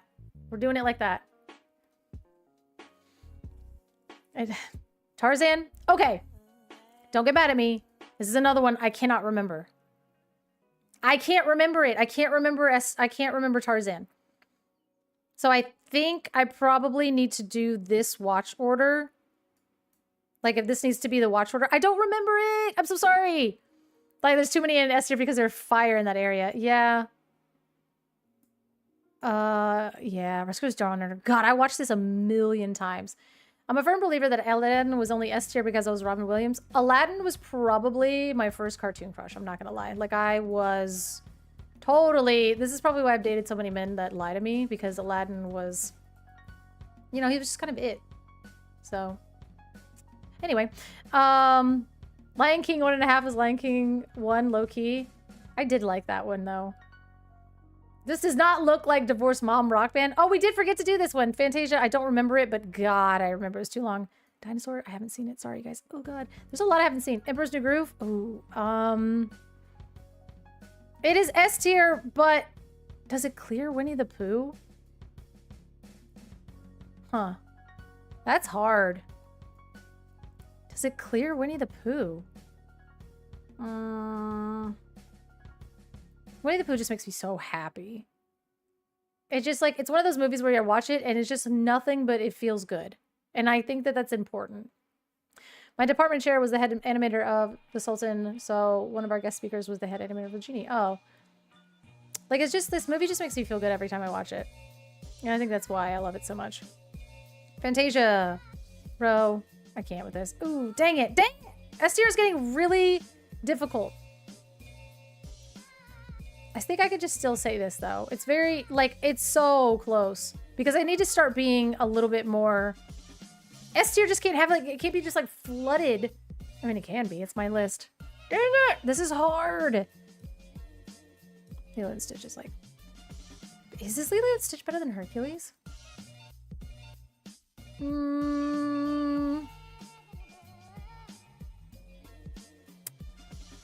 Yeah, I gotta be more strict with this. I do. I think... God, this is hard. I love Lilo and Stitch. This feels fine. Treasure Planet. It's a good movie, but probably goes like that. Probably goes like that. The fact that you think half of those movies are better and S are better than Mulan is a shame. Well, it's an easy answer to unflooding is move everything one down because F is barren. Okay, let's be way more strict. Jungle Book, just to make R&B angry. Ichabod, I liked this one, but I don't think it's like that great. I could put her in F tier. I'll be fine with that. Aristocrats could be F tier because it's quite literally the most racist thing besides... Actually, here's another one I haven't actually seen in a long time. And there's another one I haven't actually seen in a long time, so... There he is. I knew he was here. I knew he was here. Rescuers, I guess we could do it like that. This is actually painful to do. This is so painful to do. This is really painful. Okay, fine. We'll do that. I haven't seen it in so long that I cannot accurately tell you what this movie's about. And then in the watch order, the order that I need to watch these movies is probably, this is what I'm willing to do. God, no, not Fantasia. Jesus Christ. I'm not willing to... Okay, I haven't seen this. I don't know what this is. No. And no. And this one was like actually the most mid out of all of them. I'm not gonna lie. This one like didn't. Lilo and Stitch is S tier. That's what I'm saying. I was like, I'm having a hard time with Lilo and Stitch and Hercules here. This is very difficult for me. But it might be that. And like as much nostalgia as like Hercules has, I think Lilo just kind of clears it. So this is getting difficult. Meet the Robinsons is good. So should I watch it after I watch Hunchback of Notre Dame? You guys are gonna get mad. Is it better than Robin Hood? For me? Dang it. I'm gonna get actually fried. This is another one of those lists where I'm like, uh-oh. It's definitely underrated. Yeah, so I'll watch Tarzan first, Hunchback of Notre Dame, Meet the Robinsons, and then I'll watch The Jungle Book. This will be my homework since I can't.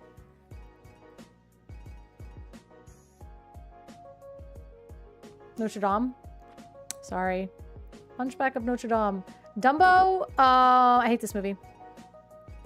The first 5 minutes of this, it was truly gut-wrenching. This was so incredibly sad. And then they got the little... Then the elephant got drunk or something. And then it was really rough from then on out, so... These not the same movie? Well, whatever. Who cares? Hunchback of Notre Dame was the second best soundtrack. Yeah, I mean, that's what everybody keeps saying. Wreck-It Ralph. Let's see. Wreck-It Ralph. The first Wreck-It Ralph I did like. I liked the first Wreck-It Ralph a lot. I liked it a lot.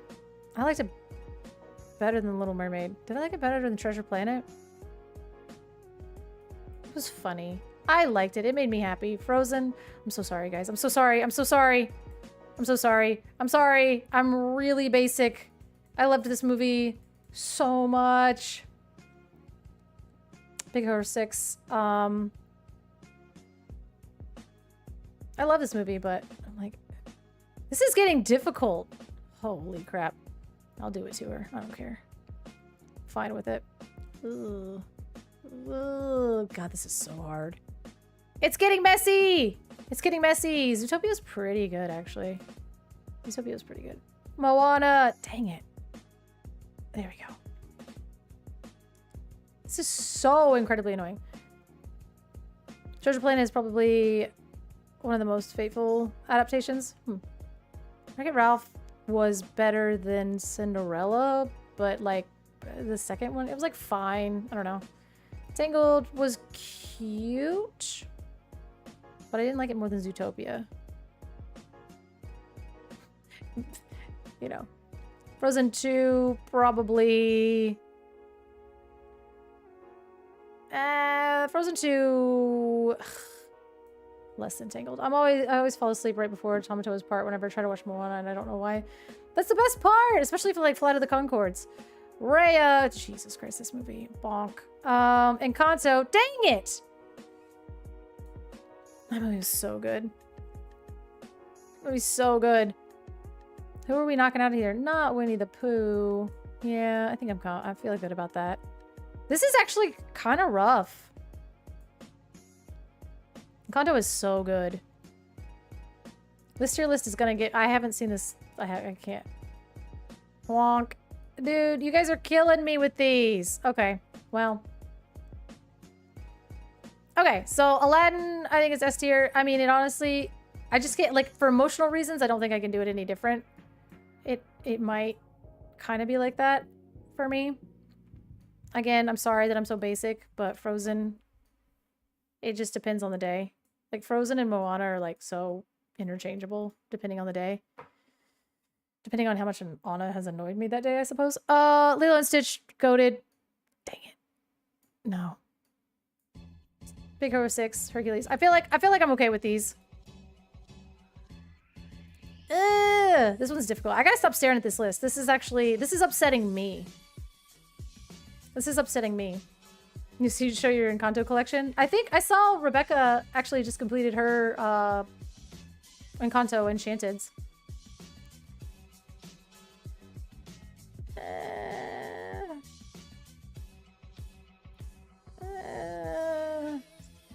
Watching her be dumb was like Maleficent is the only reason this movie even has a little bit of standing. Sorry. Bambi is interesting. It was the first anime feature created a position of concept art. I haven't seen it in so long, but I would watch Chicken Little before I watched Bambi. But I'm not watching Fantasia. You can't make me. I'm not watching Fantasia. I don't care. Yeah, like Maleficent carries this movie. This movie would be better, but the pacing is buns, and you can tell that there's just so much that they're missing out on that I just want to read the book instead. And this is another movie. I did not see this as a kid. I only saw this as an adult. So that was just like my adult opinion of The Black Cauldron. It's very good, but I just wanted to read the book. The movie was kind of a mess, in my opinion. This list was painful to make. I think this took more out of me than the Divorced Dad Rock list, honestly. And that's saying something. Raya and the Last Dragon was probably better than Dumbo. Dumbo just made me cry. God. I was like, wow, this is like child abuse. This is wild. We're just like watching infant abuse immediately. So I can't handle it. Well, I sufficient, Black Cauldron was them trying to stick 3 100+ page books in a 2-hour movie. Yeah, like it felt like it. Like it felt like it was just full of holes and missing so much. So, truly upsetting. But, all right. So, we did it. And I only upset R&B, you know, to the point where I'm pretty sure we're not friends anymore. So, it was also originally a rated R and had like 3 rounds of cuts in it. I want to see the original one. Let's go see that one. Let's see that one. You know, I like to just post tier lists. I'm not posting this tier list because I'm not going to get actually fried in half by people. Because I know how a lot of people feel about like The Great Mouse Detective and, you know, The Little Mermaid. Gurgi gets dissolved. Hilarious. And crazy. Actually insane. It's not really a Disney movie. Yeah, I mean, again, it's like, but this is my fear is like people are gonna like find out how I feel about The Little Mermaid, because I'm very passionately against Ariel and what she stands for. I think she sets little girls back 1,000 years. But hey, there is, you know, what? Okay, yeah, see. I'm sorry, Fair Queetique. I do. She, like, I mean, okay, I don't want to get into it. My thoughts are my own thoughts, and I'm allowed to have my opinions about Ariel and, how awful she is. But, you know, the movie had great songs. The animation was cool. It was a good movie. Ursula is rad. But, like, Ariel is too much of a terrible, terrible influence. So let's see if anything happened on Twitter before we get out of here, because I gotta get out of here soon. Gotta get out of here soon, and then I will be. This would be art led by Tim Burton. That would have been. Wait, what was it? Yeah, Ursula's sick. Like the animation's sick. The all of it is really, really cool, but Ariel sucks. Let's see. Okay, this is old. Oh, okay, for you following. So let's see if anything has happened on Twitter other than, dang it, come on.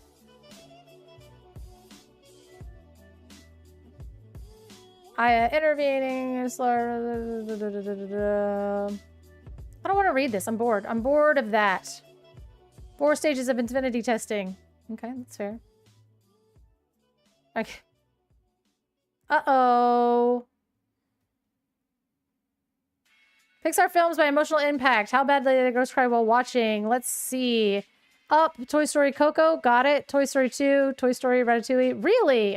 Apparently I need to rewatch Ratatouille. I probably need to rewatch it. I probably need to rewatch Ratatouille. Turning Red, I just can't get through it. I can't get through it. Lightyear is rad, though. I'm telling you. If you guys do anything, it's go watch Lightyear and just be entertained. It's not even like, oh my god, this is like a... Let's see what happened to Twitter. Dang it. Yeah. It's not even about, you know, like, this movie is the best movie that's ever existed. It's going to be amazing, blah, blah, blah. No, just go. If you want to have fun, just watch it. Sometimes movies aren't that deep, you know? Sometimes it's just go watch it.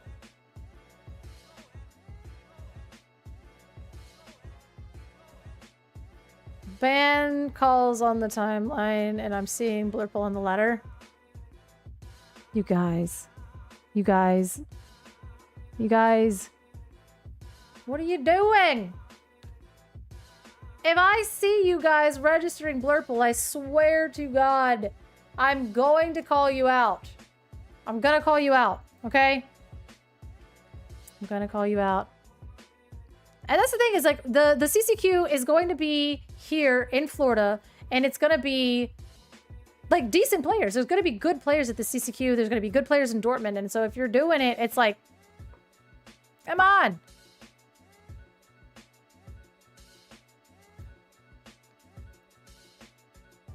All right, well.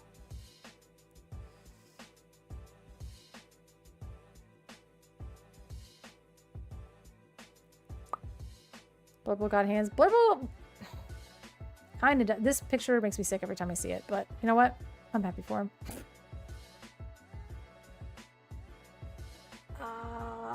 Yeah. Blurble has hands depending. You know what I mean? Depending. But that's the thing is like. Oh yeah, I have to play Lorganes next week in WrestleMania, the Questlemania.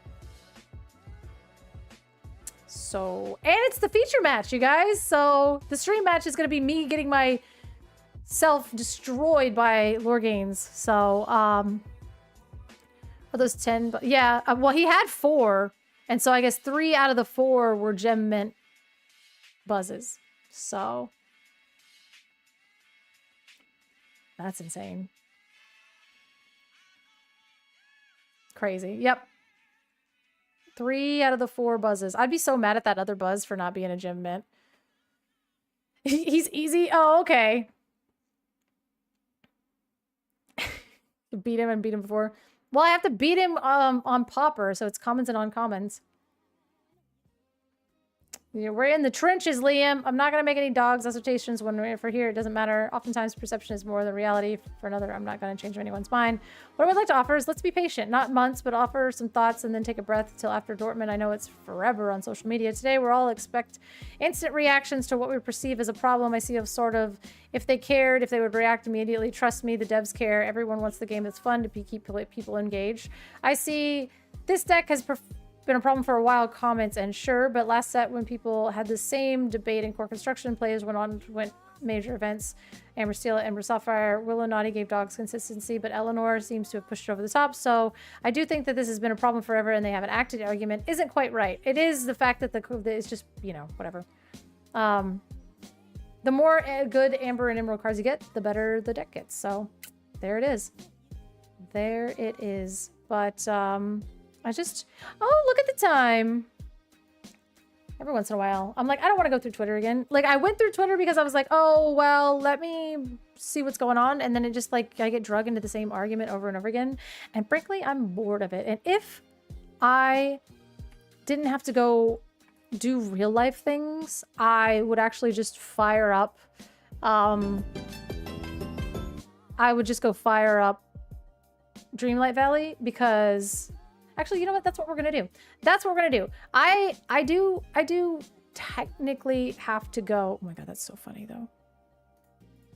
Every time I open it.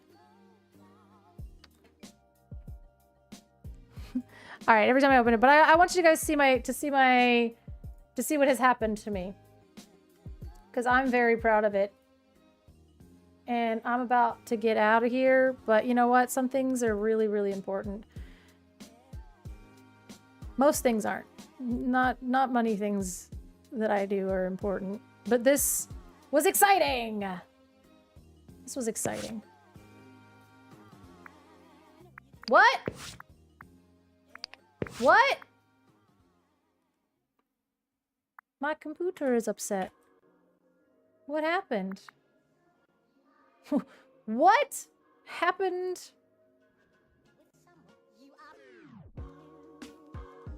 Why is my computer upset? I don't understand. Huh.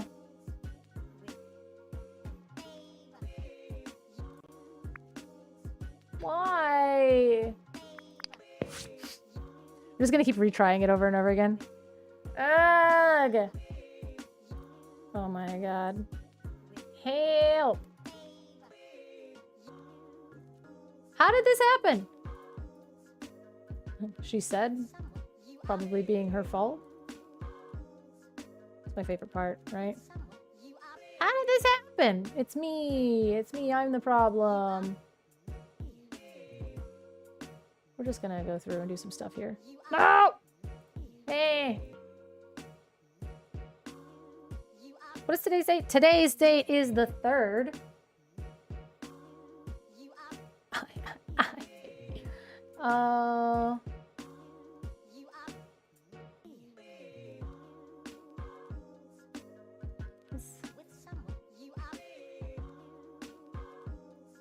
I'm having fun. Are you guys having fun?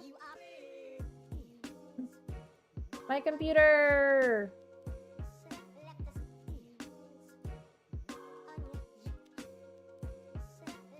My computer got all sad. And now we're gonna do this.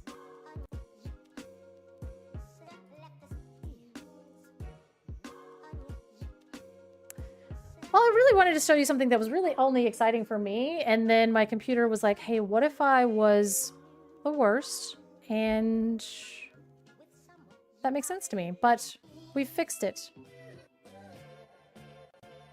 I know.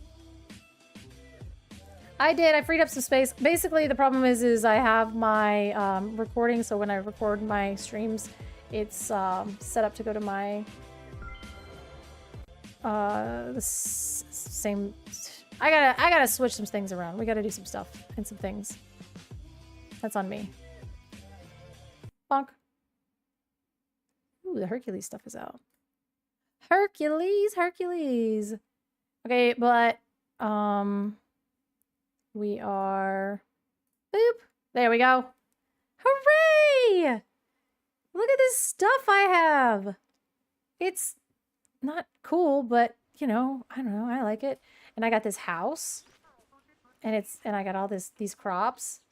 But that's not the important part. Look at it. Look, where are you? There he is. I finally got my little blue alligator. Look at him. It took me so long. Shut up, Belle. Look, it took me so long. Look at him. Look at him. And then I can pet him. And then he rolls over. Okay, well, let's try again. You can pet him. Look at him. And he does a little death roll. Yay. And he's in my dress. But it's fine. Look, and I got my BB-8. And I got my S. These are the important things in life, you guys. But also, look at my weird little cottage.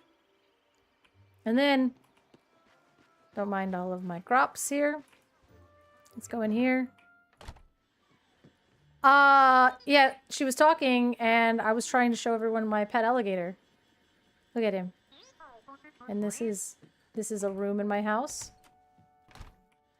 And you walk in here, and it immediately makes me, it's like one of those weird, like, 3D puzzle things when you look at them and, like, you're like, So yeah, this one is a sensory nightmare. So this is this room. And then we've got this room, question mark? Sick! This was not it. And then we've got this room, which is just kind of, you know, full of stuff that I found, I guess. I don't know, man. It's a work in progress. I'm really bad at decorating. The room is emptier than my soul. Honestly, I forgot. Whatever. And then this room is a disaster. I started doing stuff and then I had to go, and then I realized I've like sold half of the furniture that I have, so like I don't have anything to put in here. What the heck are we doing? No, stop that. Stop telling me how to do things. But like we can put like an elegant water lily. I don't know. We just put it like on the floor and trip over it or whatever. But like, yeah, I don't have cool stuff because I keep selling it because I'm a goblin. So, yeah. Maybe the floor plaster. God, that's so weird. At least it's a little bit better than the other one. This room makes me want to throw up. Anyway, I got a little gator, and then now there's a lily on the floor. Sick. Alright, that's it. That's it, I gotta go. Thanks for hanging out with me through that. For whatever reason.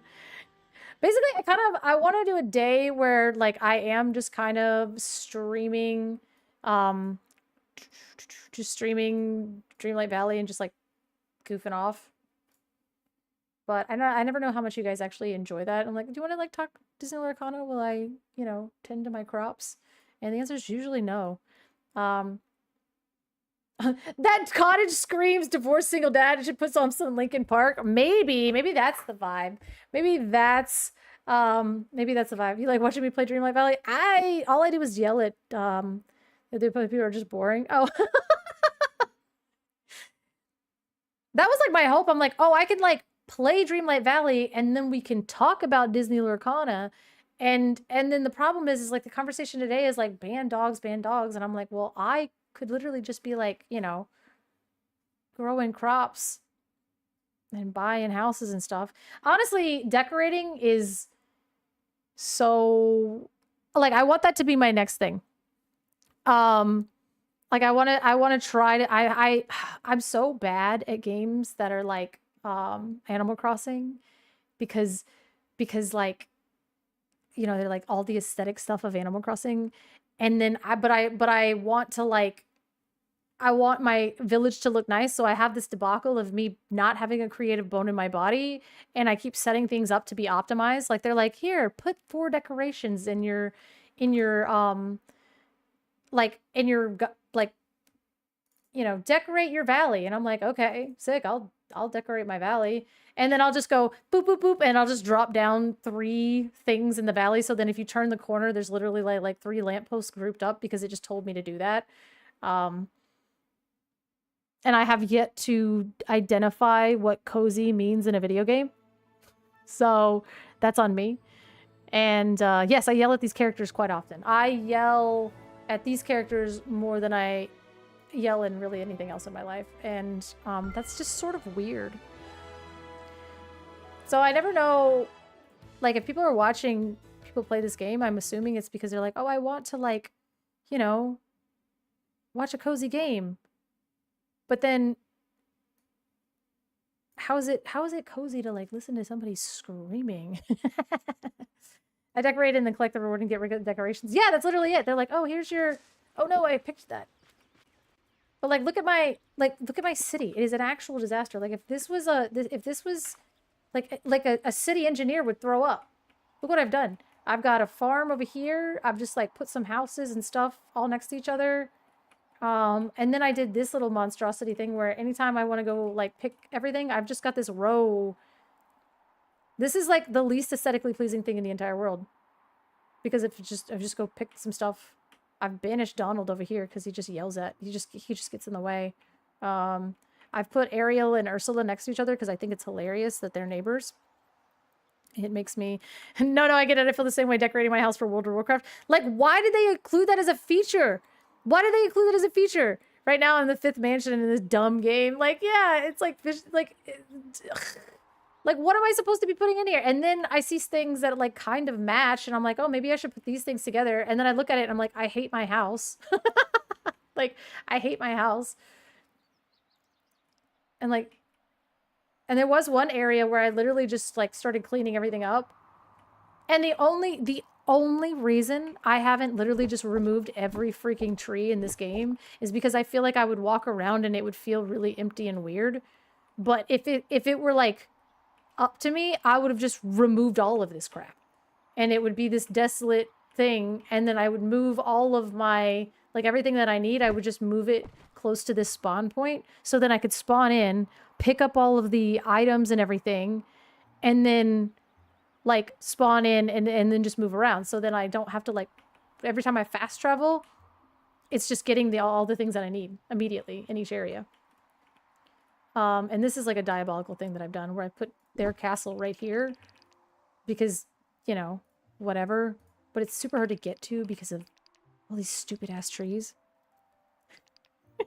That's gamer think. I know. I don't know how to play a cozy game. That's basically what I'm saying. And like removing all these trees. So like, oh yeah. So then I can do, so and that's what I've done. I put the well here to where I can get to Belle's house. But then this is the little shack that I think if I just do it like this. No, because then I'm too far away from like the mining stuff. So if I put this here, because over here is like where all the ore is that I need to go get. So here's all the ore in these different places and they're so spread out. But then I need to spawn in because this is where I buy the seeds that I get for my crops. And then I get the seeds for my crops. Here they are. and then I go and I sell this, and then I make more money. Ah? Ah? Yeah. Yeah, this is idiocy. But I love it. I love it. And then I put Vanellope over here because, like, I try to avoid her like the plague. It's gotten so cozy now, it's boring. Really? I don't, like, that's the thing is, like, I was like, I don't... Oh, and this lamppost has been annoying me because every time I try to get my crops, it's like interact, and then I end up turning the street light on and off. I'm like, what are we doing? So I end up, like, screaming at the street light. Banging on a trash can.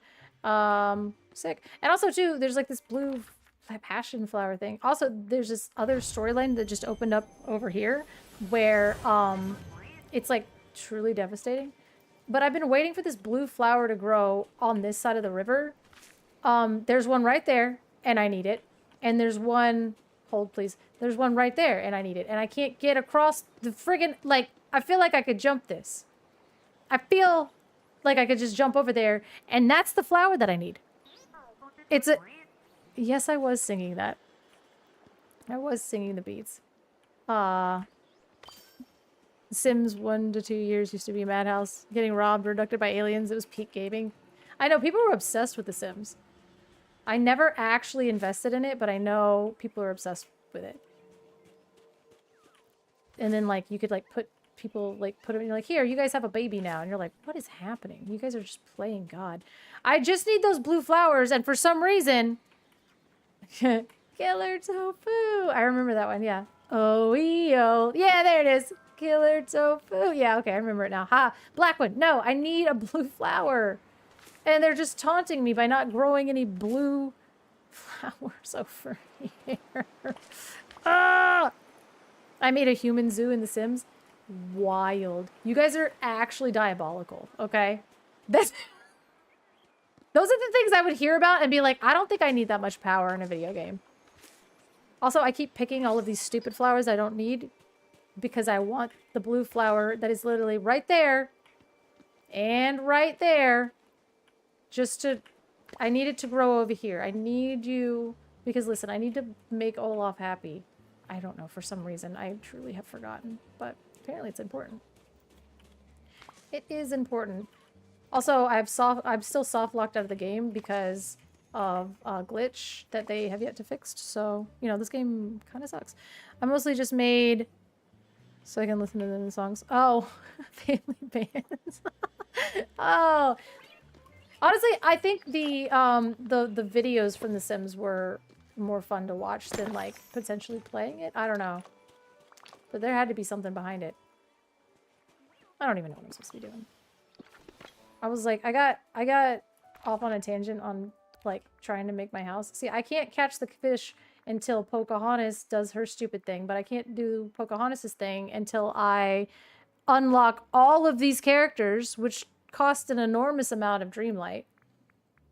And, like, Dreamlight, I've only got 3,000 of it. Okay, we're feeding crocodiles, though. So, this game is, like, soft-locked me out of it a little bit. Olaf just wants everything. He just wants a ton of stuff where it's like, dude, I need you to chill. I need you to calm down. It was a time sink for waiting to go to work and wow. Yeah, fair enough. Add critters from the, like he wants me to build a whole museum for him and it's really a lot. This is, we need seeds, sure. And then a fence. This lady. Oh, the Glade of Trust. Maybe I'll find it. Does this seem midday to you guys? Glade of Trust. Glade of Trust. Glade of Trust. This was the same crash out I was having this morning over the game. Really? Where you're like, I'm just literally locked out of 99% of the beast. What the hell do you want, man? What do you want? I need your help. Do you need my help? Sorry, it's fine. We're just starting a quest. I don't have oh. You need a hobby. A hobby. It seems so frivolous. If you don't want my help. Jesus Christ. What if you run an errand or something? Borrow a book from Merlin or Belle. I'd prefer not to. Oh, I get why you want to keep your distance a bit. But a book is a good idea. I've been wanting to get Belle some new ones. She had difficulty borrowing from Merlin. It seems others have lost them and no longer likes to lend. Why don't I help you out with that? Sure. Belle has said that Merlin's library has a number of fables that she would like to read. Say no more. This is just a chore game. And like helping Belle and Beast refix their relationship, I literally accidentally signed up to be their therapist, and I have never, like, in my life wanted to waste time doing that. But here I am. Here I am. Still in meetings. I did. And then, oh, yeah, that one. We're supposed to be finding... Is it midday? I can't even tell. Oh, and then sometimes you find these books that are like... Look at him! We're level 2 friends! Oh my god. Oh my god, they're my favorite. They're my favorite pets. Oh yeah, I find these they're like sick. They're just riddles. You just find these books that are just straight riddles and you're like, okay, cool. I guess. And then I'm supposed to find like a sun shard. Is this midday? This feels like midday.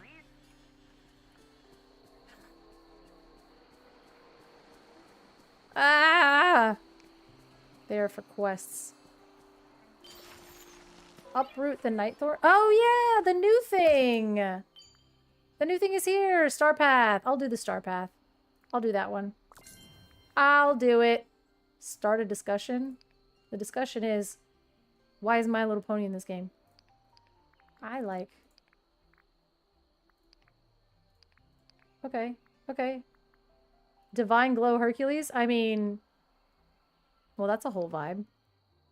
Ooh. This is a bit wild. Apollo is bright pink, but this is a whole vibe. Wait, hold up. I like this. Titan of Light. Okay, sick. Freaky, weird baby Pegasus. Okay, sick. This is a little messed up. Lightning bolt. Oh, yeah, sick. I just get like a lightning bolt. Hot pink Hera costume. I don't know. Hera didn't really have it that great in life. I don't think I need to... Honestly. No. Being Hera is crazy. Oh, it's a cloud mansion. Okay. All right. It's kind of cool. You get a chair. I like chairs. There's some things where I'm like, ew, this is dumb. And then other things where I'm like, a cozy companion Raja bundle. Oh my god, that thing is cute. Okay, not for that much. Jesus, take it down a notch. And what else do we got? No. Okay, how do I get out of here? Oh, did they redo the menu? Oh, look at the little Cerberus! Okay, well that's... Oh, Hercules bundle. You get a puppy. You get this. You get Meg's dress. It really just looked better on Meg, didn't it? Unfortunate. Okay. Wings! Don't need them. Mickey the Magician. This is... Whoa! That is... kind of cool. It's kind of cool. Why does it do that? That's kind of cool. That's kind of... That's a lot. What am I looking at? Are these just walls? Oh. Oh, you just get like a poster? And I don't want a TV in my house. That's kind of wild. Oh, I got the Mulan toys. A tart turtle. Sure. I need them to update this. Do something different. Do something different. Do something different. Okay. So, guess that was it. I didn't actually mean to click on that, but that's really funny. Okay. So, I love you, little alligator. I'm looking for a shard of sunstone. Please be it. And I missed. Please be it. Nope. Because Mother Gothel asked me to do something, and she was a real jerk about it. It was a really passive-aggressive thing that she did, and... Shut up, Beast, please.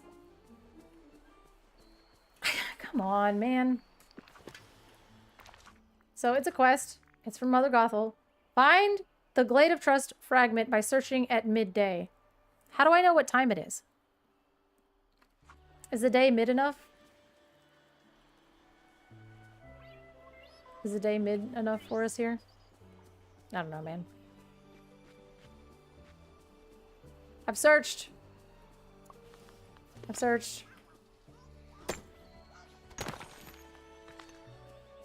The other ones have been just like, you are so small.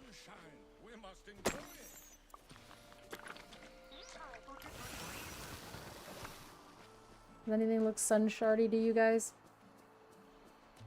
This has been the most frustrating. I was about to say this has been the most frustrating thing. A lot of things in this game are very frustrating, to be honest. But at this point, it's better than scrolling through Twitter and yelling at each other about dogs. I am like... Maybe it's just because of the amount that I focus on this game. Not this game. That's it. The amount that I focus on Lorcana is because... So I've just seen a critical mass of everybody being very, very upset. And so I've passed the point of like being upset about it, and I'm actually just more upset that I still have to hear about it. Look, there's another blue alligator. And then there's one right there, because that one's mine. Does that make sense? Like, I know that there's still people that have like their thoughts and feelings because they haven't been able to have a platform to like fully articulate how they feel about the dog's situation, and so maybe that's why people are still kind of like repeating the same things over and over again, and everybody feels the same, and they're all still angry, but nothing has happened because obviously the Lorecast is tomorrow. Glad I don't react. The interface is so confusing. Is this X? Is this A? I don't know. I'm just kind of like mildly talking about it. Every time I found it! Woo! Sorry about your ears. Yeah, but you know what that means. I have to go talk to Mother Gothel, and that's my least favorite thing to do in this game, is talk to this hag. And then, oops, I clicked on the wrong thing. I hate Mother Gothel so much. She's so mean. It's like actually a problem. It really is a problem every time I talk to her. And she's gone. How the... We found the sun shard. And now I have to find the dang house that she lives. God, she's gonna be so mean. She's gonna be so mean. It is pretty. I love this game. I hate this light game, but I love this game. Yes, you can have the fragments. And then whatever mean catty thing you're gonna say. Be cool, be cool, be cool, be cool, be cool. Pleasure. See? Why do I get blamed? Why did I get blamed? They're like that when I found them.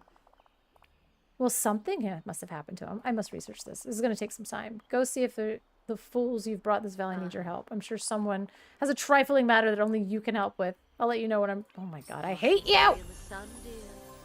Terrible for the complexion. Did you hear what she just said to me? You must stay out of the sun, dear. It's terrible for your complexion. You're truly the worst. You're literally the worst. Every time I walk away from you, I'm like... I have to remind myself. I am brave. I am smart. I am loved. Mother Gothel, you cannot get to me. It's like danger every time. Interacting with her is horrible. Yeah, oh hey, you look super tired. Listen! If I could put you somewhere... I would. Also, I walk in here all the time, and I'm always like, all this stuff is bad. Do I need this? Do you guys have bathrooms in your house? It feels like a weird thing to do. Is like put a bathroom. Okay, this feels even weirder. Do I need a $6,500 toilet? I don't think I do. I don't feel like I need a toilet. I just don't. This is a fantasy game. I don't need to walk in and have an actual literal toilet in my house. It's actually one of the only instances in the entire world where that doesn't need to be like, I don't have to. I literally just don't have to. I'm fine. I only have storage stuff in my house.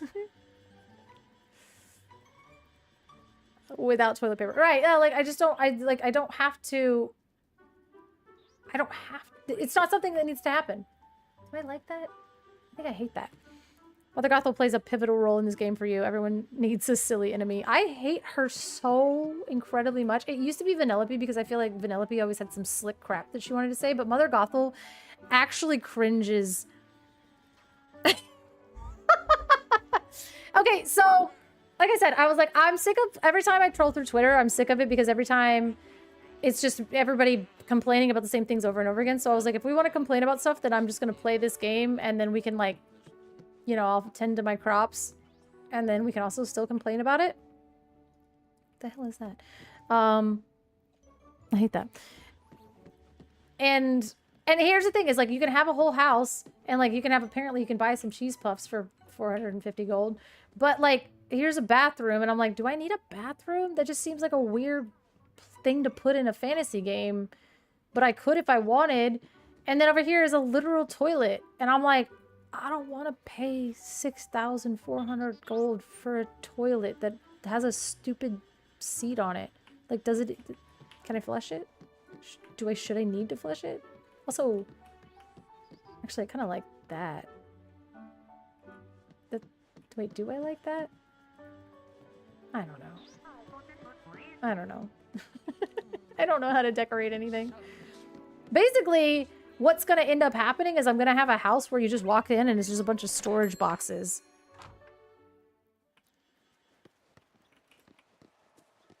Social media is formatted to be an echo chamber disguised as discourse. It's meant to be healthier to avoid social media. Well, like, I like to keep up with the community and their sentiments just because I think it's, like... Tiana, where are you? Because I think it's, important for me to kind of, like, know what's going on and if things are changing in the metagame and, like, you know, whatever. Also, don't mind this. They made me build, like, a whole outdoor thing. But I don't have any space left. And they were like, it needs to have like 20-something decorations and blah, blah, blah. Shut up, Penelope. And so I just crammed it all in this corner. And it's not going well. It's not going well for me at all. But... Ooh, let me go put my stuff up. My crops. I don't know. Here's all my boxes. Let's put stuff in the boxes. This is what the living room is for. We keep our storage in the living room. And then here's a stove when it makes me cook things. Because it does make me cook things, like, a lot more than I want to. Well, obviously an empty storage box. I would also really love to be able to label the storage boxes. Alright, sick. Boop.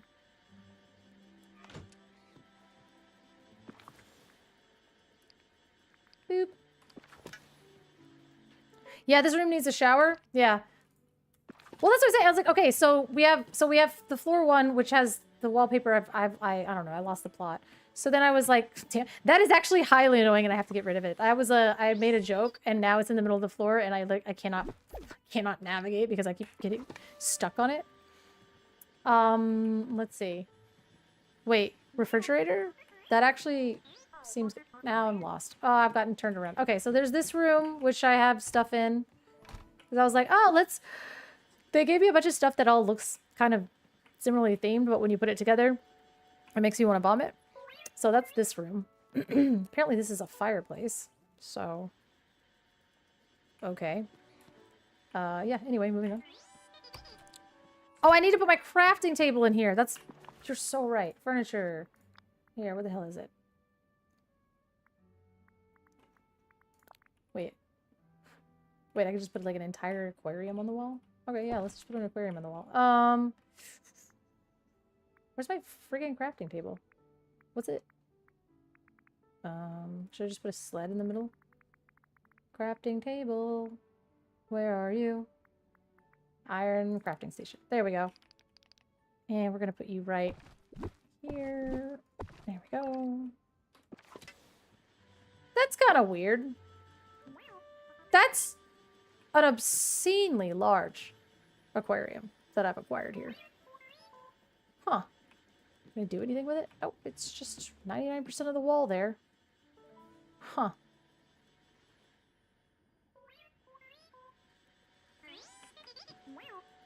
Huh. Alright, yeah. So there's like some weird stuff that you can do in this game. And I don't really know the point of it. Like I could put this right in the middle. Like, I had to make that for the Belle and the Beast because, like, they couldn't, you know, talk about their problems. Which, sure. All right, whatever.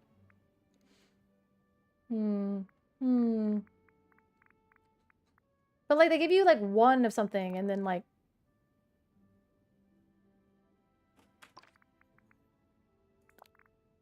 Oh, God. Oh, my God.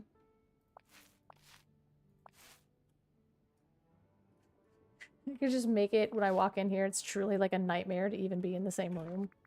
I'm gonna throw up. I'm good. Actually, this is funny.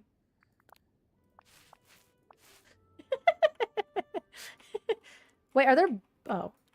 Why are there bubbles in here? Yep. I think I fixed it.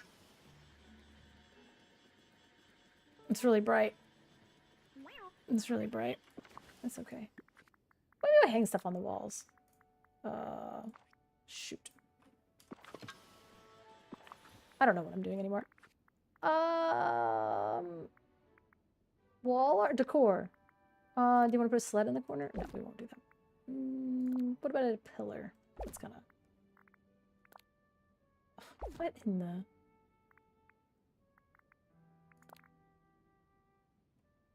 Hang this there. Half a barrel! Oh my god. Does anybody ever wanted half a barrel in their... like... Okay, well I have a sink, so I need to go get the toilet, I guess. That's pretty much where we're at with that. Alright! This room is a nightmare. Sick! Alright. I do have to go, though. So, we're gonna go... do this, do that, and then let's go raid somebody. Let's go for a raid. And then... Oh, it froze. Let's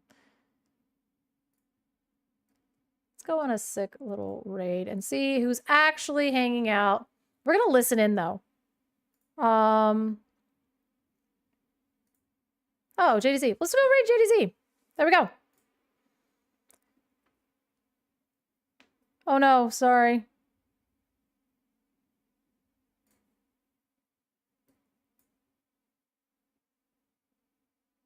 Alright, we're gonna raid.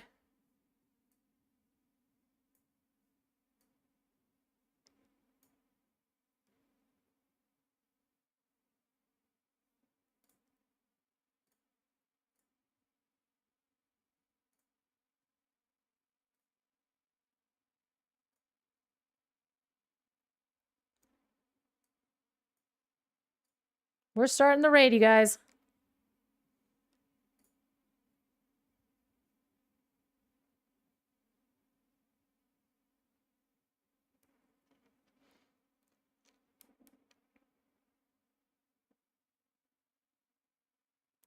I'm sorry, you guys can't even hear it. You can't even hear it, but all right.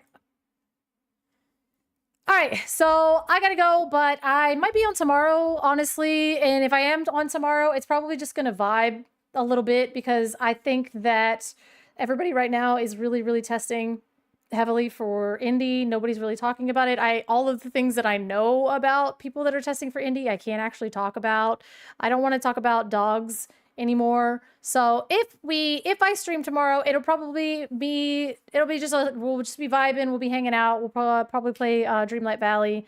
Maybe we'll learn how to decorate or something, but it'll be just like good vibes and positivity tomorrow. And if I don't see you tomorrow, then I will see you in Twitch chat on Friday for the DLC Dortmund. And then on Saturday, I'll see you on Twitch at the CCQ. So we're gonna raid JDZ, see what he's up to. Hopefully he's got a little bit better things to say than dogs, this and that. But I'll see you guys